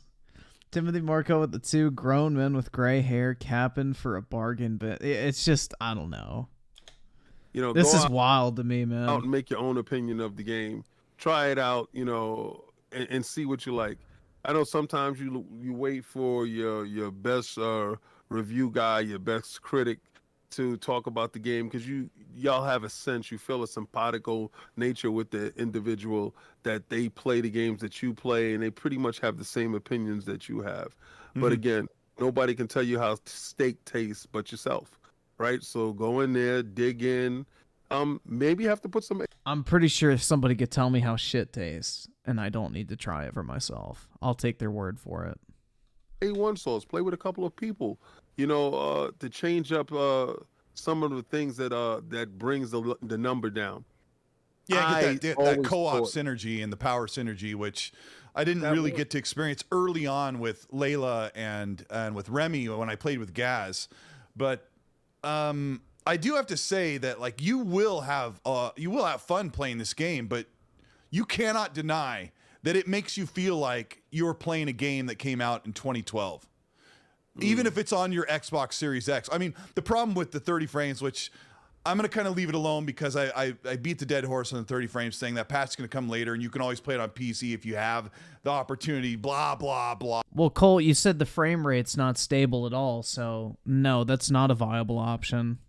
But when you have the tower of power of the Series X and you're stuck at 30 frames with a game that feels in design, visuals, and some of the design choices that it feels like something that came out next to Far Cry 3, which those games were great back then. I would still love them today. But right now, a game coming out should feel more modernized, and some of the quality of life things, like your character doesn't grab any handle, any door, doesn't open anything, doesn't interact with the world. Everything happens telepathically, which is honestly, it's lazy. But in this day and age, what the fuck was that, bro? Watch that louder. What the fuck? Everything happens telepathically, which is honestly, it's lazy. But in this day and age, it's bro. I don't know why that's so fucking funny to me, but that animation looks horrible. Everything happens telepathically, Jesus which is honestly, it's lazy. But in this day and age, it's something first person Dude, I just picture like some fucking weird like creature crawling on all fours on the ground when I see that shit. Like, I don't know. That just looks inhuman. I saw it with the 5. It's strange. It kind of looks like a bad Destiny spin. Yeah, it really does, honestly. And Colix with the 5, you know, the frog boss DSP was stuck on Jedi Survivor. I've been stuck on that boss for 3 painful hours. Maybe we were too harsh on DSP at first. You can parry it, man. Somebody pointed that out in the chat. So try to parry it, because whenever it's not using a red attack, you can parry it. I mean, you wouldn't think you'd be able to parry like a frog headbutting you, but it did work in the first game, so maybe it'll work in the second. Shooters at least need third-person games also need it, and it just kind of boggles me. Like, what, you had extra time, like. Why wasn't somebody on the team saying, hey, you know, this group of people over here in the office, you normally do stuff on the extra animations. When you go down the fire pole, can you have it go into third person so we can see our character for a brief second while they slide down the fire pole? Instead, you go down the fire pole with your tongue. Like, I don't know how you go down. You don't see hands or anything. In first person, you just go, and you hear the down the fire pole. It kind of makes you laugh. Like, it's not a big deal. Like, it's not something to freak out about, but it's like, Arcane, you've done so much better in the past. Their games are incredible. Prey is one. Here's another reason why I was so excited at first, and then my excitement kind of changed as I go along. When I first started Prey, I didn't even like it at all. And then once I got past the 2 or 3 hour mark, it became one of my favorite games of the entire generation. It is brilliant. But I wish I could keep up with the chat. Please give us a like button. hit the like button if you're enjoying the show. I know you might be tempted not to hit like because you're seeing Redfall, but I worked really hard on putting all the footage together. I'm pouring my guts out, trying to give you a good idea, because it's all up to you. We shouldn't be slaves to the Open Critic or the Metacritic number. You know, like ACG put out a review that's probably up by now, where he says it's one of the worst games he's played in 2023. I trust the guy. He's amazing, and he's played a lot of games. And you know, this doesn't stand up to some of the amazing games we have access to right now, even. But I have had a lot of fun up and down the roller coaster, and I'll be playing. I'll play it all the way through. Yeah, but if you have fun for 3 hours out of a 12-hour completionist run, is that really a good game? No. If the game only takes 12 hours to finish all the content contained inside of it, and for a small portion of that time you have fun, does that make the game fun? No, it makes that section fun. Just kind of how it is. I don't know. There's some weird stuff in the chat, like people using the word like coping. Look, this is a cope. As forthright as I can, and I've talked to so many people today that have told me I'm just going to enjoy it for myself. And you have to respect that there are people who are going to love a 62 Metacritic game And there's people who are going to not even bother finishing a 92 Metacritic game. Right, King? Am I wrong? Breath of the Wild. Yep, you're right. But I can still acknowledge I understand why people like Breath of the Wild. This game has literal fundamental issues that should not exist in a AAA release in 2023. There's a difference between a game being piss poorly made and a game being well made and you not liking it. This game has issues from the ground fucking up. Performance, gameplay, mission variety, story, enemy variety, open world content, the list goes on and on. This is not a complete game. Breath of the Wild is a complete game. The game works, runs, and plays fine for what it is. I just don't like it. But Redfall, you can point to like literal issues with this game that are objectively there. They're not opinionated issues. They're objective issues with the game. It's not a matter of, preference or subjectivity. There is a literal issue you can point to with this game and be like, yeah, this is fucking broken. This needs to get fixed. This wasn't finished. And that's the difference. Because I still haven't finished God of War. And I'm going to keep that a buck. It's sitting right there on my PlayStation. I'm in the same spot. It just started feeling like the same thing over and over again. Listen, some people like different things. And maybe this is right up your alley. I'm telling you, the caveat with this game is try before you buy. If you happen to have Game Pass, you won't be out to $70. Go try the game out. You don't like it, don't play it. But at the same time, don't bash it if you haven't played it. Give it a chance, give it a shot, and then rip it apart if you don't like it. Tear it to shreds. Let me say something to Jonathan. Jonathan Lewis says I'm a literal joke because I hyped up the game and now I don't like it because it's 30 FPS. Like, Jonathan, pay attention. I told you that I played an hour of a high-level character in a closed environment in LA. I had access to a bunch of powers. I was on a main big mission. I went through a part of the map that is not even accessible this early on. Bro, you purposely fucking concealed the fact that the game ran like shit on the PC you played on. You tried to act like the footage you were showing was Xbox footage when it was PC footage. You walked back a bunch of shit you said in that video. On in the game. And we all enjoyed that. And you've seen everybody change their tune as they got more access to the game. This is an unfortunate situation that really frustrates me, where Xbox or Arcane put out this game. They put the embargo. They lied to you, and you bought it. Call it what it is, bro. They misrepresented this game to you, even when you got to quote-unquote try it out. Why is he capping for... Dude, you should be fucking pissed off. They embarrassed you the way they did. They straight up lied. Just like CD Projekt Red showed a fucking portion of Cyberpunk that never fucking existed. They made a completely different build of a game that never fucking existed, and then showed that off like it was the actual game you'd be buying. That's basically what it sounds like he's describing right here. The moment the game is available so they could eke more sales and Game Pass subscribers. I don't like that. I enjoyed the game a lot. I made a preview. I was super excited about it. We were all super excited about it that played it. So save the insults, bro. I mean, come on. It's easy for you to sit there. It's so easy. It's so easy to sit there and go. Okay, they set up the room for you. They wined you. They dined you. They brought stuff out. They had you sit down. They gave you a good whatchamacallit, a good scenario to play from. A playthrough that they know that this area in the game is really good. Let them play it from this point on. So of course he's gonna walk out the room singing nothing but high praises, right? I mean, yeah, we were all no. Because Colt later, after that video came out, admitted that the game ran like shit when he tried it out, and didn't mention that in his preview video initially. He concealed that fact until the fucking dialogue surrounding Redfall had changed. to being a game with technical issues. Then he decided to disclose the actual negatives he experienced. No, it's not that easy of a cop-out. Happy. Set up that way, right? And this is not the first time I'm hearing this, because at the same time, COG and Sovereign went in New York, right? I wasn't able to go. They was able to go.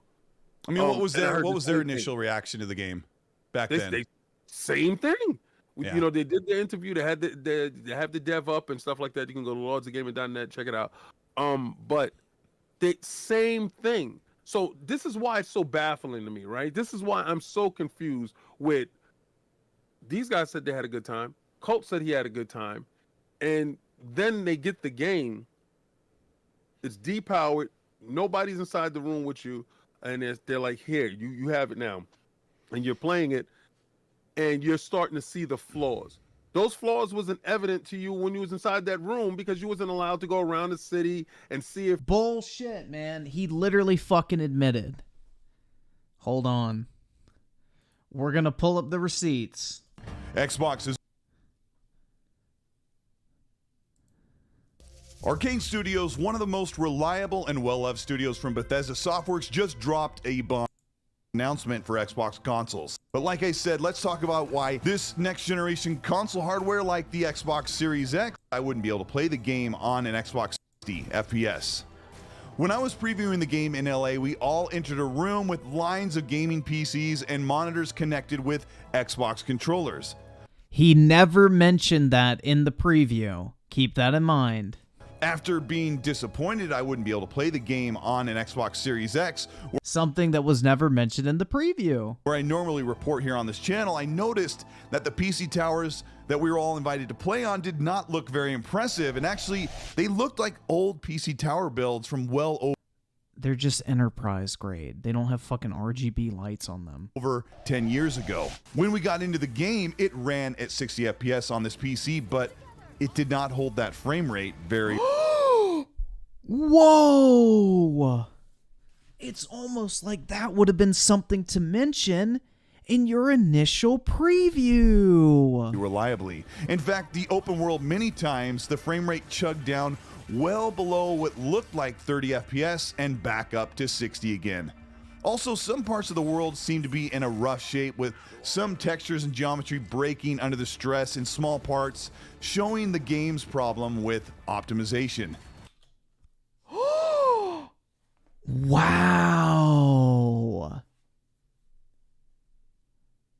2 weeks ago.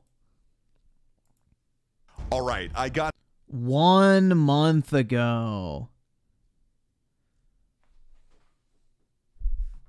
Bruh.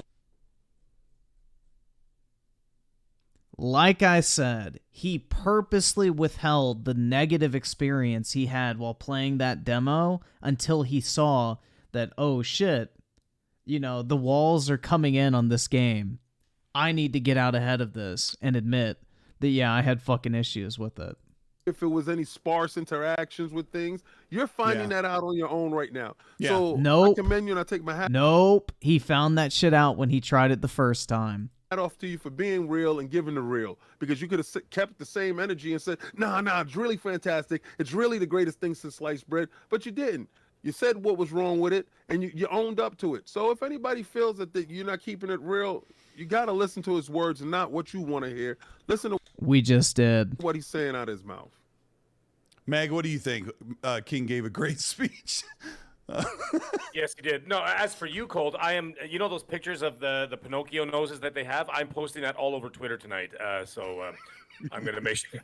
Okay, so King, this is what happened. So a bunch of guys obviously went after Colt. Like it was last week or the week before. I think it was last week about him going out to LA to play. Yeah. So they did all those things. You know, like those Jim Ryan pictures and the Phil Spencer pictures with the long nose and they're calling him a liar and all that stuff, right?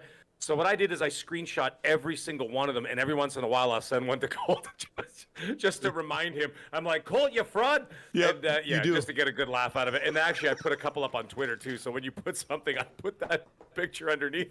I'm trolling the hell out of him. I love it. I love it, Colt. I can't help it. Trolls, keep it going, man. It's always fun. I enjoy the trolls. And actually, they did one to me too. Did you see that? You? They put a nose. Yes. because I happen to be standing next to you in one of our photo shots that we did. There's a picture of you, Colt, pointing at me, and there's me holding the sword, my samurai sword, right? And someone put the nose on me too, and I'm like, this is fantastic. Anyways, I love it. Doesn't matter. Listen, everybody, you do you, however you want to do. I'll check it out. You know what I'm saying? Like, I'll check it out down the road. Hey, when if I all feel you that got is a it's appropriate to smartphone and a left hand, go for it. Yeah, go for it. We love it. play. Sorry, what are we talking about here, Cole? Oh, I love it. Yeah. So, that I don't know. That's 100 episode, Colt. Oh, man. Episode 100, baby. I mean, I can't believe the show's has made it this far. You know, we've got King here. They're derailing their own stream, bro. For about 20 more minutes before he has to bounce. He's got to go. He's got to go work, hang out with. Oh, work. Oh, yeah, that's what it is. That's right. Yeah, exactly. Yeah, we really appreciate you being here, King. You were one of the first guests I had on way early on in the show, and it's always been really great to have you. And ones that we can go to, like PAX. The PAX gaming cons are real. Are hard to reverse right now, and it's one of the reasons why they need to take time to get the performance up on PC and console. And I got laughed off of the face of the earth on Twitter from people who don't know what they're talking about. Then the next day, King Digital Foundry goes, yeah, we think it's CPU intensive, and they've made some design choices that aren't easily fixed, and they're going to have to take all the time to move things around and processing to different parts, RAM, GPU, CPU, etc. So yes, but you'll see some frame drops in 30 frames on Series X, but it'll mostly be a stellar 30 frames. I think that might be, we might get toward the end of this footage, but there is no such thing as a stellar 30 frames. Let me read a couple of supers that were super nice to say something. Brad Ward fight.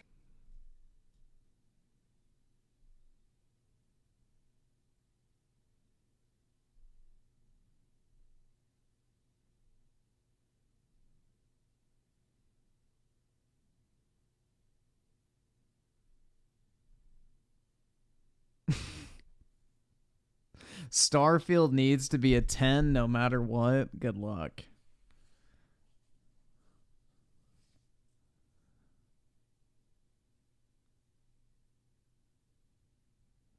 On the blue team, you got to buy before you try. Yeah, I'm starting to think that's the problem. Exactly. Because nobody would fucking bother buying a shitty game. He also said the game is not that bad from what I'm seeing when he hasn't, well, he doesn't have to play it, but he's not looking at the same shit.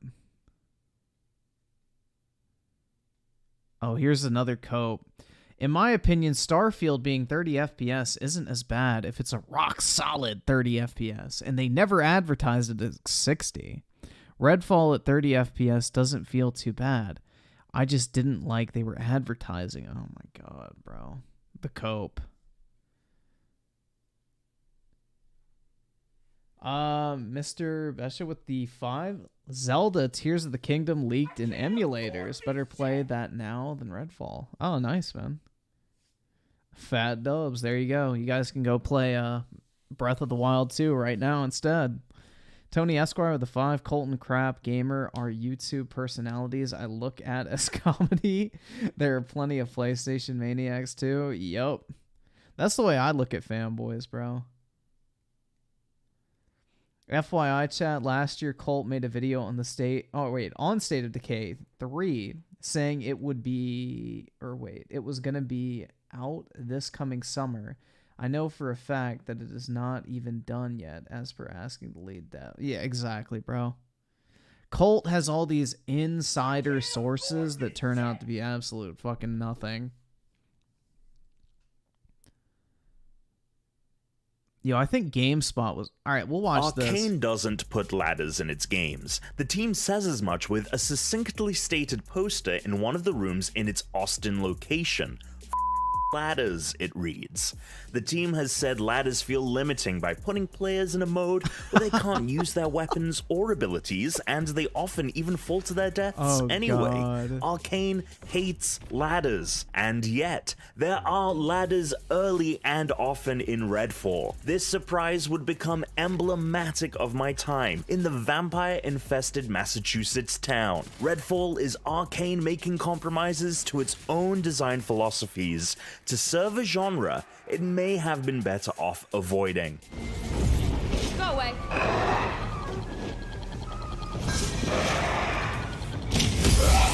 Redfall is a 4-player co-op looter-shooter that pits players against vampires and the cultists who follow them. The story premise is classic Arcane stuff, but in practice, it plays like a tug-of-war that its usually inventive team could not win. Most aspects of what the team is known for, unrivaled world design, intricate immersive sim elements, improvisational combat, are rarely found here. In their place are run and gun fights with unresponsive AI enemies amid a host of bugs that are so prevalent, Holy it genuinely feels dejecting to see the game launch in this state. Wherever things have gone wrong in Redfall, and there are several places, it feels like the result of a team with a foot in disjointed worlds. What it's known for and what it's tasked with doing. The game's 2 maps are bigger than anything Arcane has done before from either its team in Texas or France, but the team struggles. Dude, Phil Spencer has been radio silent on Twitter for the past 4 days. He's not even hyping up Redfall. His last tweet was, "We are full speed ahead in our mission to bring players more ways to play their favorite games." Retweeting some shit from Brad Smith about the fucking Activision acquisition. Dude, he doesn't even want to touch this shit with a fucking 10-foot pole. He's not even hyping up his first, $70 AAA release in several years.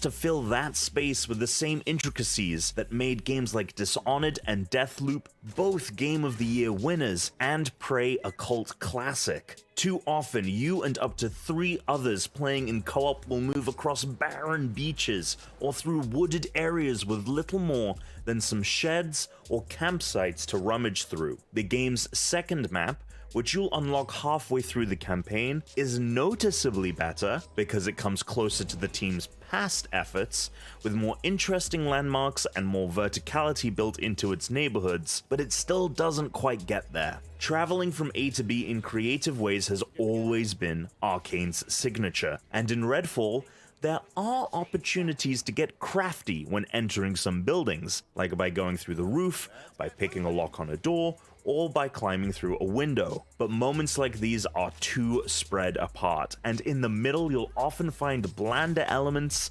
such as small gangs of enemies waiting to be dispatched, with no more consideration than choosing which gun to use. In Redfall, you can only really speak one language: killing enemies. There's no reward for creatively completing missions, and you're eventually funneled into an all-out firefight in every encounter, even when you take the time to play smarter. Look how bad this shit looks frame rate wise. Holy shit. Discouraging you from trying to solve any problem in a more creative way than just shooting everyone. Enemies in Redfall are unresponsive to a degree that I would never expect from a team as talented as this, and from a publisher as resource-rich as Bethesda. Picking off enemies— No, not even just Bethesda at this point. Resource-rich is fucking Microsoft, dude. This is not just Bethesda at this point. This is Microsoft as well. Motherfucker, $2 trillion in market cap. They have all the resources available under the fucking sun. It's just like, what the fuck, man? With a sniper will often result in nearby enemies carrying on with their day, unfazed by their allies dying off. In combat, they will often take too long to shoot and struggle to take cover, letting you get in killing blows before they've hardly reacted in any way at all. Even the vampires, who are meant to serve as bigger, tougher enemies, sometimes use attacks that are so easily countered it renders them afterthoughts in many cases, like a lunge that you can just back up to avoid. The stealth mechanics are also underdeveloped. Sneaking up behind an enemy to deliver a knockout blow has no animation of its own. You just whack them in the same way you shatter a window, and this method unpredictably leads to some enemies being defeated while others survive the blow and kick off normal combat. Underbosses serve. Tony Esquire with the 5, a dude named Kid Smooth attacked a woman's nationality over the Microsoft Activision block. These fanboys are too old to act like... It is sad, man. Because I'm pretty sure Kid Smooth has a wife and family. Like... Bruh. It is pretty wild, man. I don't know. As neighborhood terrorizers whom you must draw out after completing local missions. It But is in virtually quite sad. every case, they can be one or two shotted on normal difficulty with the game's stake launcher, a weapon that is too powerful for the game's own good. Stakes should kill vampires quickly, of course, but because they do, the ubiquity of stake launchers nullifies many of the game's encounters. This is a balancing issue that is common in Redfall. Even the game's intended tougher parts, like vampire nests and overpowered enemies called rooks, who spawn every so often when you've caused too much mayhem, can be overcome pretty breezily in most cases. And when that wasn't the case, often the opposite was true. Suddenly, overwhelming enemy forces would result in instant death. The game rarely strikes the right balance. This just looks so bad, dude. Redfall is the latest in a long line of games to develop an obsession with loot, but the game struggles to nail even the basic, well-established concept of how that loot should be doled out. In most other loot-heavy games, tiered loot drops on a reliable upward trajectory. Early loot grants you common or slightly uncommon weapons, and as you progress, you'll see the loot getting gradually better and rarer. In Redfall, the weapons tend to get stronger, but their rarities follow no pattern. The 5 color-coded rarities can each drop at any point in the campaign. I was finding purples and golds in the first hour, just as I was finding grays and greens in the final few missions. As such, the loot aspect of Redfall feels faulty and unnecessary. In one perplexing moment during one of the first side missions, a loot drop simultaneously granted me a gray sniper, a green sniper, a blue sniper, and a purple sniper. There are some cool guns to be found, like a UV beam that turns vampires to stone so you can then blast them to pebbles, but the best guns are notable for their basic functions, not because of RNG-defined perks that have ham-fisted ham-fisted into yet another game. It's One for easy to me see a and one for version my of hooker. Redfall that has smaller but deeper maps without the loot system. Perhaps that would be too much like the team's other games, which makes Redfall stand out for being different in Arkane's catalog. But in all the ways it's different, it's worse. Its story, which is actually full of interesting lore, similarly struggles to leave its mark because of the genre's all-too common use of stiff quest givers dishing out instructions as they stand in the same place for the whole game. Arkane's worlds have always been rich with character and environmental storytelling, but Redfall needs to serve its looter-shooter master, so cardboard-like NPCs feign narrative intrigue, leaving the plot to feel like window dressing. Guess we all lost someone out there, though. Thanks for trying. What could have been a fun story that basically equates venture capitalists to bloodsuckers is instead nullified by forgettable delivery at nearly every turn. While Arkane's abandonment of its own core design principles is jarring from a fan point of view, you need not have played anything from the team before to be stunned by Redfall's lack of polish. This game is simply not ready, and yet here it is, meant to serve as the spring showcase for Xbox Game Pass. There's really no flavor of bug or glitch I did not encounter. Game crashes, A&T posing characters, oddly duplicating character models, disappearing quest items, my incorrect God. UI Yeah, this is gonna information, get the texture Anthem popping, treatment. and of course the game's lack of a 60 frame. Dude, I'm telling you, the way Microsoft released this game, it's like literally they were playing fetch with a dog, and they decided to throw the fucking ball in the middle of a freeway, knowing damn well that dog would not be bringing it back. That is literally what they did with fucking Redfall. 100%. They sent this shit out to die. frames per second mode, which was recently a pre-launch headline too. Redfall sorely misses a higher frame rate, but I saw moments during intensive combat where it struggled to even maintain 30 frames. Prey is 6 years old and looks better than Redfall. The lack of Arcane's usual flair is disheartening. The presence of so many bugs is just insulting. This game is for sale, but it shouldn't be.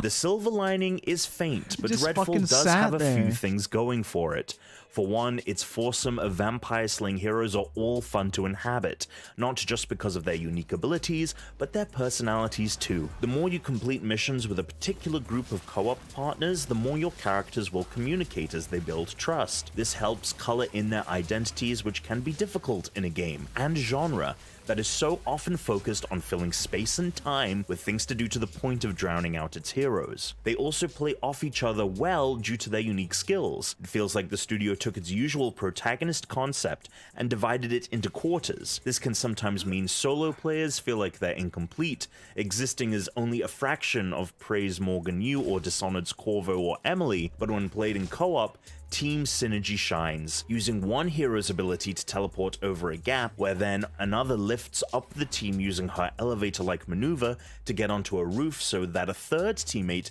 can drop in through the skylight and cloak past enemies to unlock the front door and let them all in to cause chaos, is the sort of player-driven moment that I thought this game would have a lot of. It doesn't have them often enough, but when they occur, the game is at its best. While the world doesn't feel like the player's canvas in ways you might expect, it is nonetheless a fun place to explore in one very particular way. It leans into its Massachusetts setting in a manner that suggests to me, a native of the state, that someone on the team really likes it there. Moving down cobblestone pathways lined with pumpkin. Exactly, man. The PlayStation ended up getting the best version of this game after all. To collect junk loot, like legally distinct chain store donuts and candles that smell of steamed lobster, all while NPCs with thick Boston accents berate each other over the airwaves like they're talking about the Sox, was an authentic touch of home, though I understand few players will get the same enjoyment out of that aspect.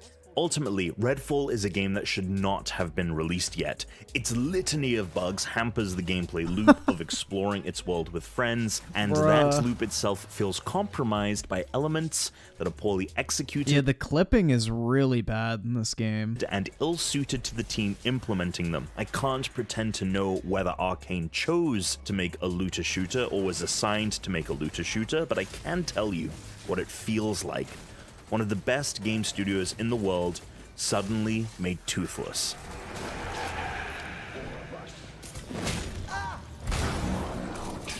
Four out of 10. Based. I think that's pretty accurate. I think a 4 out of 10 is a fair score. I think that's a pretty fair score. Let's see if there's any bots in denial.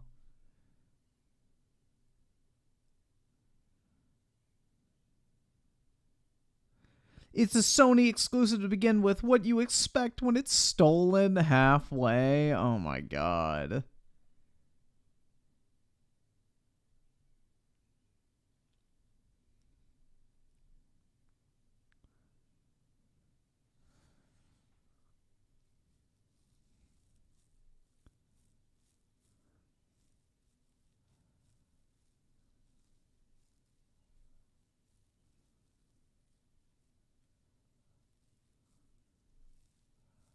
Thanks, Phil. It's time to go. I think so, too.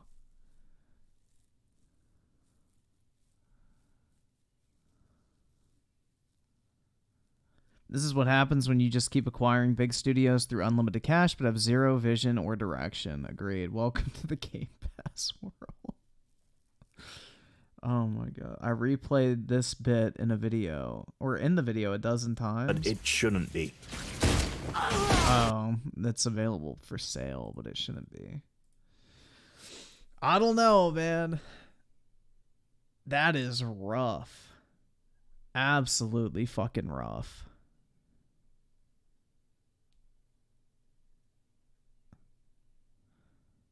That is rough, dude. Let's see. I just want to see if he's come out of hiding. Nope. Xbox fights back against the media bias. I just wonder. All right. I just wonder, bro.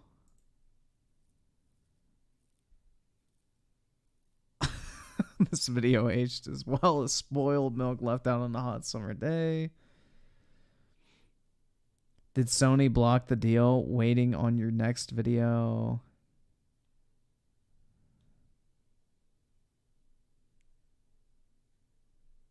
I mean, this aged well. Redfall is mediocre at best, which after the long wait is not good enough.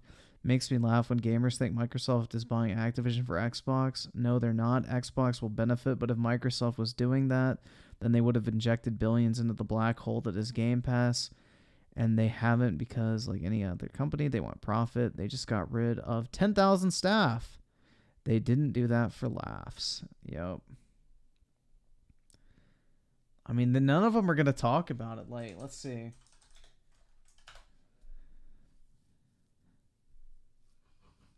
Nothing.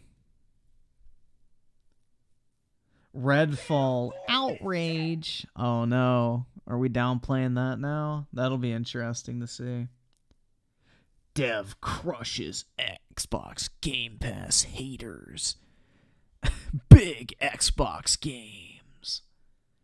Hell All yeah, right. dude. So we're about to get into Who's some other Xbox fanboys? There's this guy, I believe. Yeah, nothing yet. Nothing yet, bro. I'm trying to think. Is there any other Xbox fanboys at this point? Nickel Shark with a 5. It reminds me of those AA free-to-play games that are all over Steam that have like 100 active play. Yep, that's about the quality here, man. It's rough. It is very fucking rough.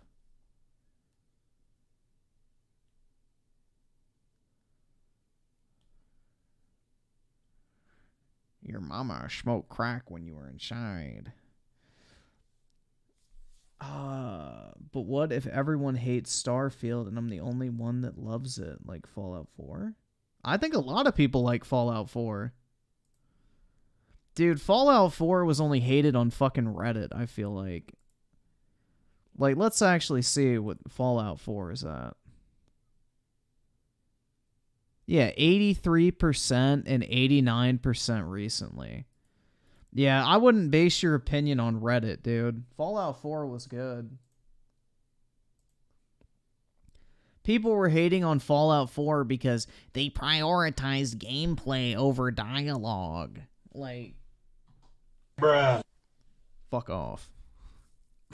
Isn't that a novel concept? Prioritizing gameplay over fucking dialogue. Crazy. I'd rather have a game that plays, like, well than a game that has a bunch of fucking, like, menus to scroll through and, you know, dialogue and shit like that.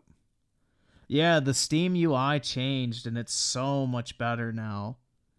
Dude, the Steam UI update is 1,000,000 times better. Like, it's so much more responsive. Like, if you click on library, it actually takes you to the library on the first click. It's nice. But yeah, no, they did a big update on the Steam OS or whatever the fuck, and it looks really good.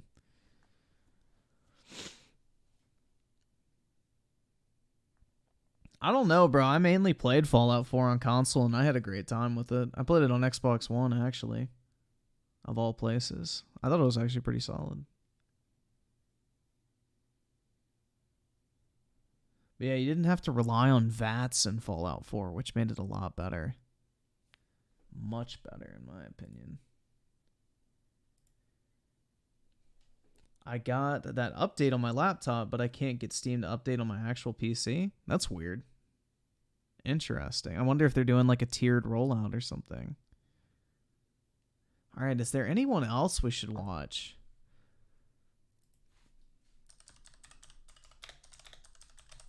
Let's just see. Oh, I guess we could watch Dreamcast guy. Ooh, there we are. Hell yeah. Everybody wave. But yeah. Well, this is going to be a very fun video because apparently a bunch of websites are accidentally posting their Redfall reviews a bit early, including... God bless them. Timothy Marco the 2, a Fallout 4 current gen update is in the works. That's cool. That'd be pretty neat. I mean, Fallout 4 is solid in my opinion. I really enjoyed the game. A lot of leaked gameplay, and the game is getting some incredibly bad scores. We're talking it can't even hit a 7 out of 10. So let's discuss. What's up, gamers? Dreamcast Guy here. Hi, hope you're having a great day. If you could like this video and subscribe if you haven't already.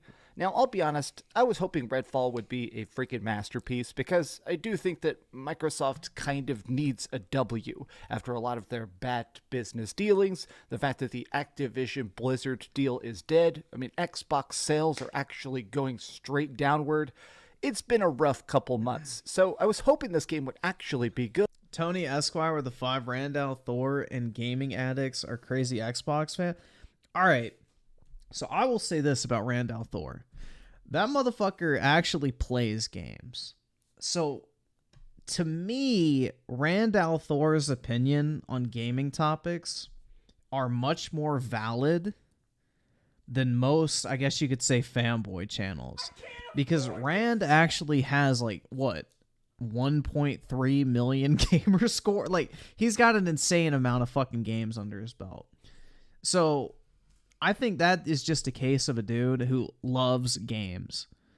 And I will take his opinion over like 99% of fucking, like fanboy channels in general. I will give him the benefit of the doubt and not thinking he's just coming at it from a fanboy perspective.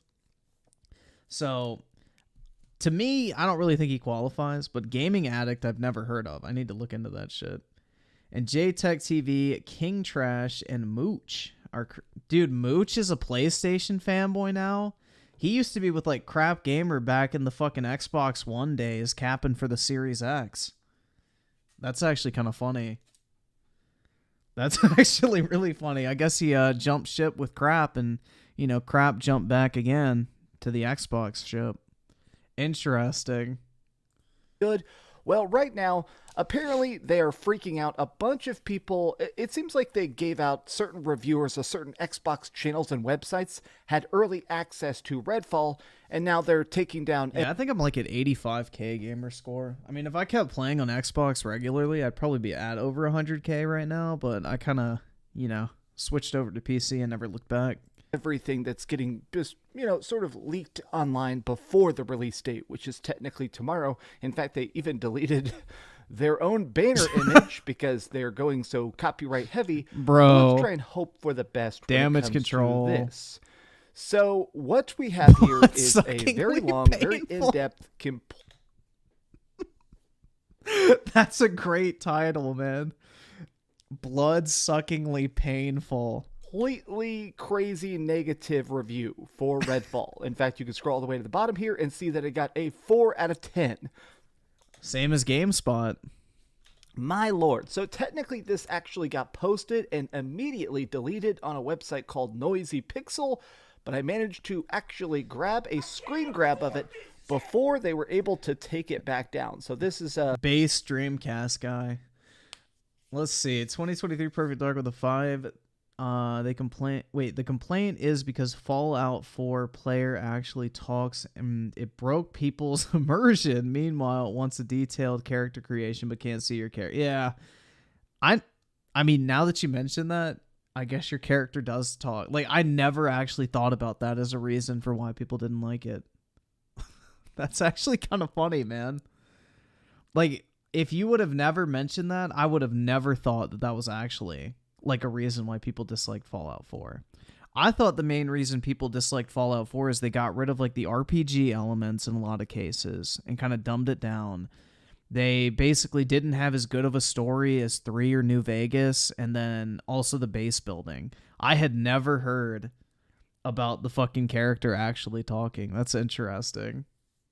And I I mean, if anything, that's more of like an improvement in my opinion, but to each their own, I guess. This is their full review of the game itself. You can see they actually have a YouTube video ready to go as well. But they have put... I mean, did they lose their immersion in Skyrim when your motherfucker yelled Fusro Da?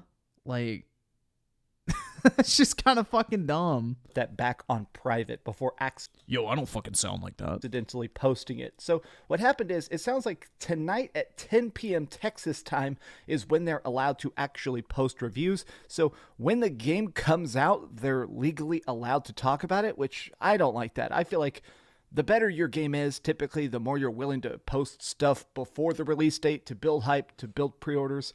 But I guess because it's a Game Pass game, they know that, you know, a lot of people are going to play it no matter what. Well, apparently a reviewer just a bit ago also posted a big gameplay-filled review, which I watched before that got taken down by the lawyers. And the guy gave it a 6 out of 10. He said that, you know what, the game is fun.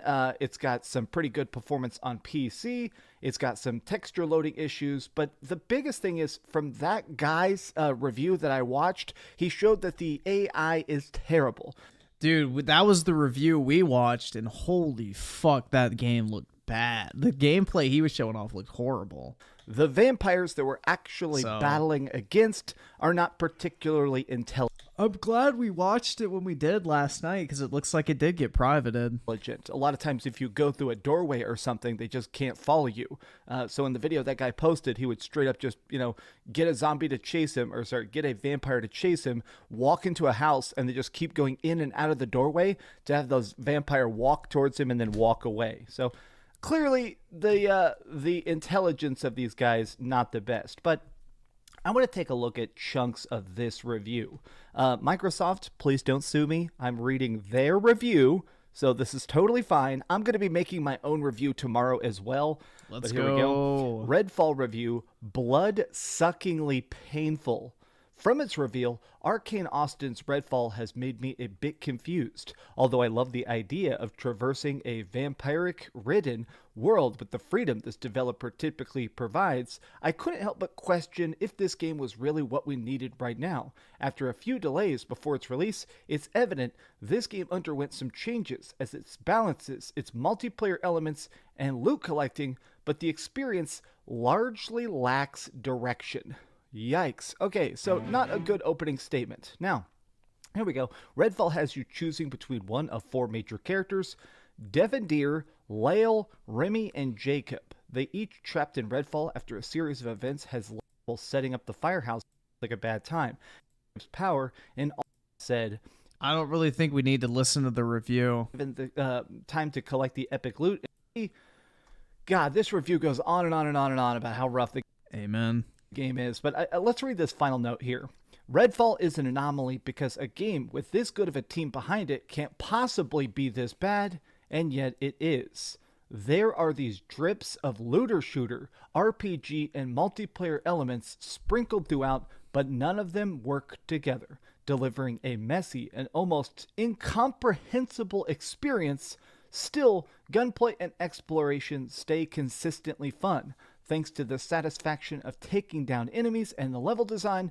That being said, a single-player game is dull, but the multiplayer campaign could be fun if you're able to laugh at the strange AI behavior or the fact that no one can find keys to a door. 4 out of 10.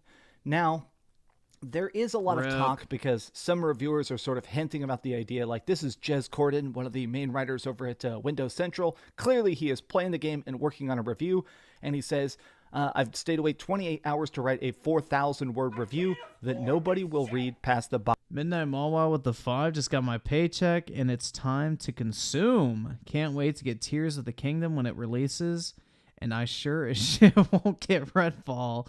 Hell yeah, dude. I mean, if you have PC, then technically Tears of the Kingdom is already out, from what I've heard. Not that I would ever encourage that anybody download a Nintendo game off the internet, because I ain't trying to get fucking sued, but there is a possibility you might be able to find an early copy of the game online somewhere if you're interested. Boxed score. Now, to me, That does sort of sound like he's hinting at the fact that the score is going to be probably a 5 or a 6 or something, and he knows that even if he's eloquent in what the game does right and wrong, people are just going to say 5 out of 10, cool, got it. Yikes. I'm reviewing the game myself. You can actually technically... I think Jez gave it a 6 out of 10. Play it right now by switching your console to New Zealand. So I'm going to begin playing it right now. I'm going to try and beat the game in one sitting, do some co-op. Well, he's definitely going to be able to do that, man. It's only 8 hours. Test some stuff out and make a big video tomorrow. So be sure to click that, watch that, and love that. You guys... You're playing Zelda right now? How is it, man? Is it an improvement over the first, or same shit, different stink? Rock, I appreciate you watching this video. If you could, give it a big old thumbs up, share with your friends, and subscribe if you haven't already. And please, keep dreaming. Man, another Xbox L, man. The pile grows. Thanks so much for watching that video. If you want to see something else, you can always click this link to see what I put up last, or, you know, subscribe and see what's coming up next. Also, I promise that whatever...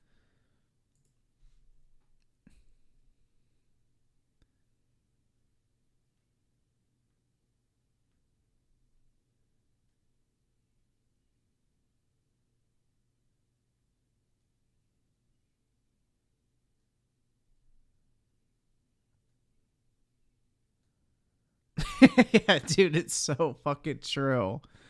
Blows my mind that a gaming company that is a subsidiary of one of the world's biggest corporations continues to fail to deliver features and games. But at least they partnered with a cosmetic company for another another controller design. They got that going, I guess. Hell yeah, dude. Gotta put out those controllers. Would it really be an Xbox if they didn't release a new controller every week? Like, honestly.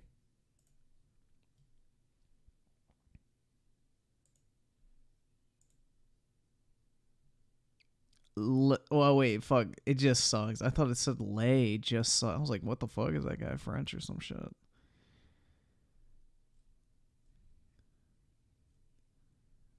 No more results. There we are, guys. Again, wave hello.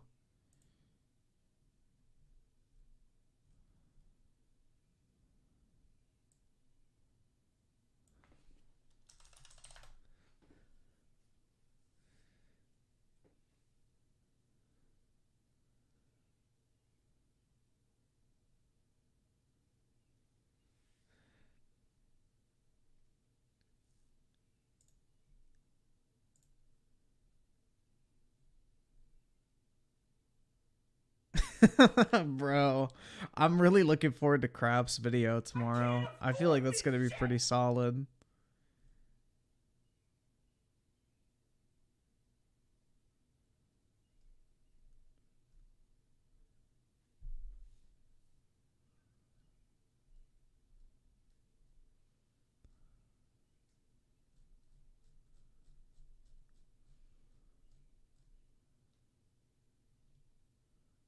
I'm not really seeing anything that's grabbing my attention. Fluffle Nugget with the 2. I'm a good boy, Griffin, buying Tears of the Kingdom to emulate. I mean, that's fine, man. Go for it. Just started, so I'm only in the intro. Gotcha. I don't know. Who else should we check? I'm trying to think of Xbox fanboys at this point, man. But that's like trying to find, you know, a tiger in the wild.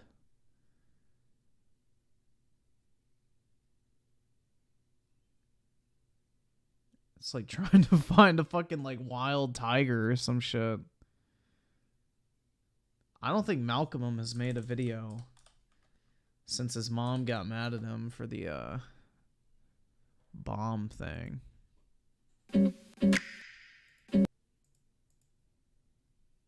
Yeah.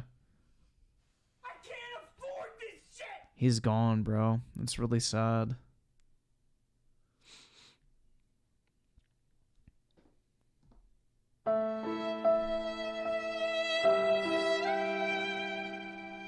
Tony Esquire with the 5. These gaming L's are crazy. With Microsoft estimated worth is over $2 trillion.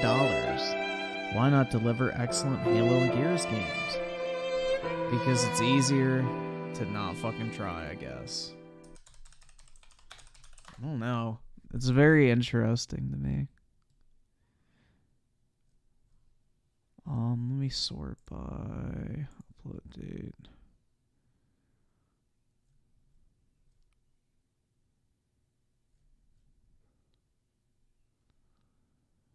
Yeah, I don't know. I think maybe we should go ahead and call it for tonight, and we will continue this tomorrow.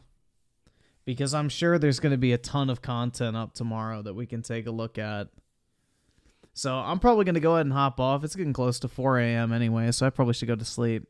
So appreciate everybody for stopping by. Big ups to everybody in the chat. We will have plenty of content to go through tomorrow.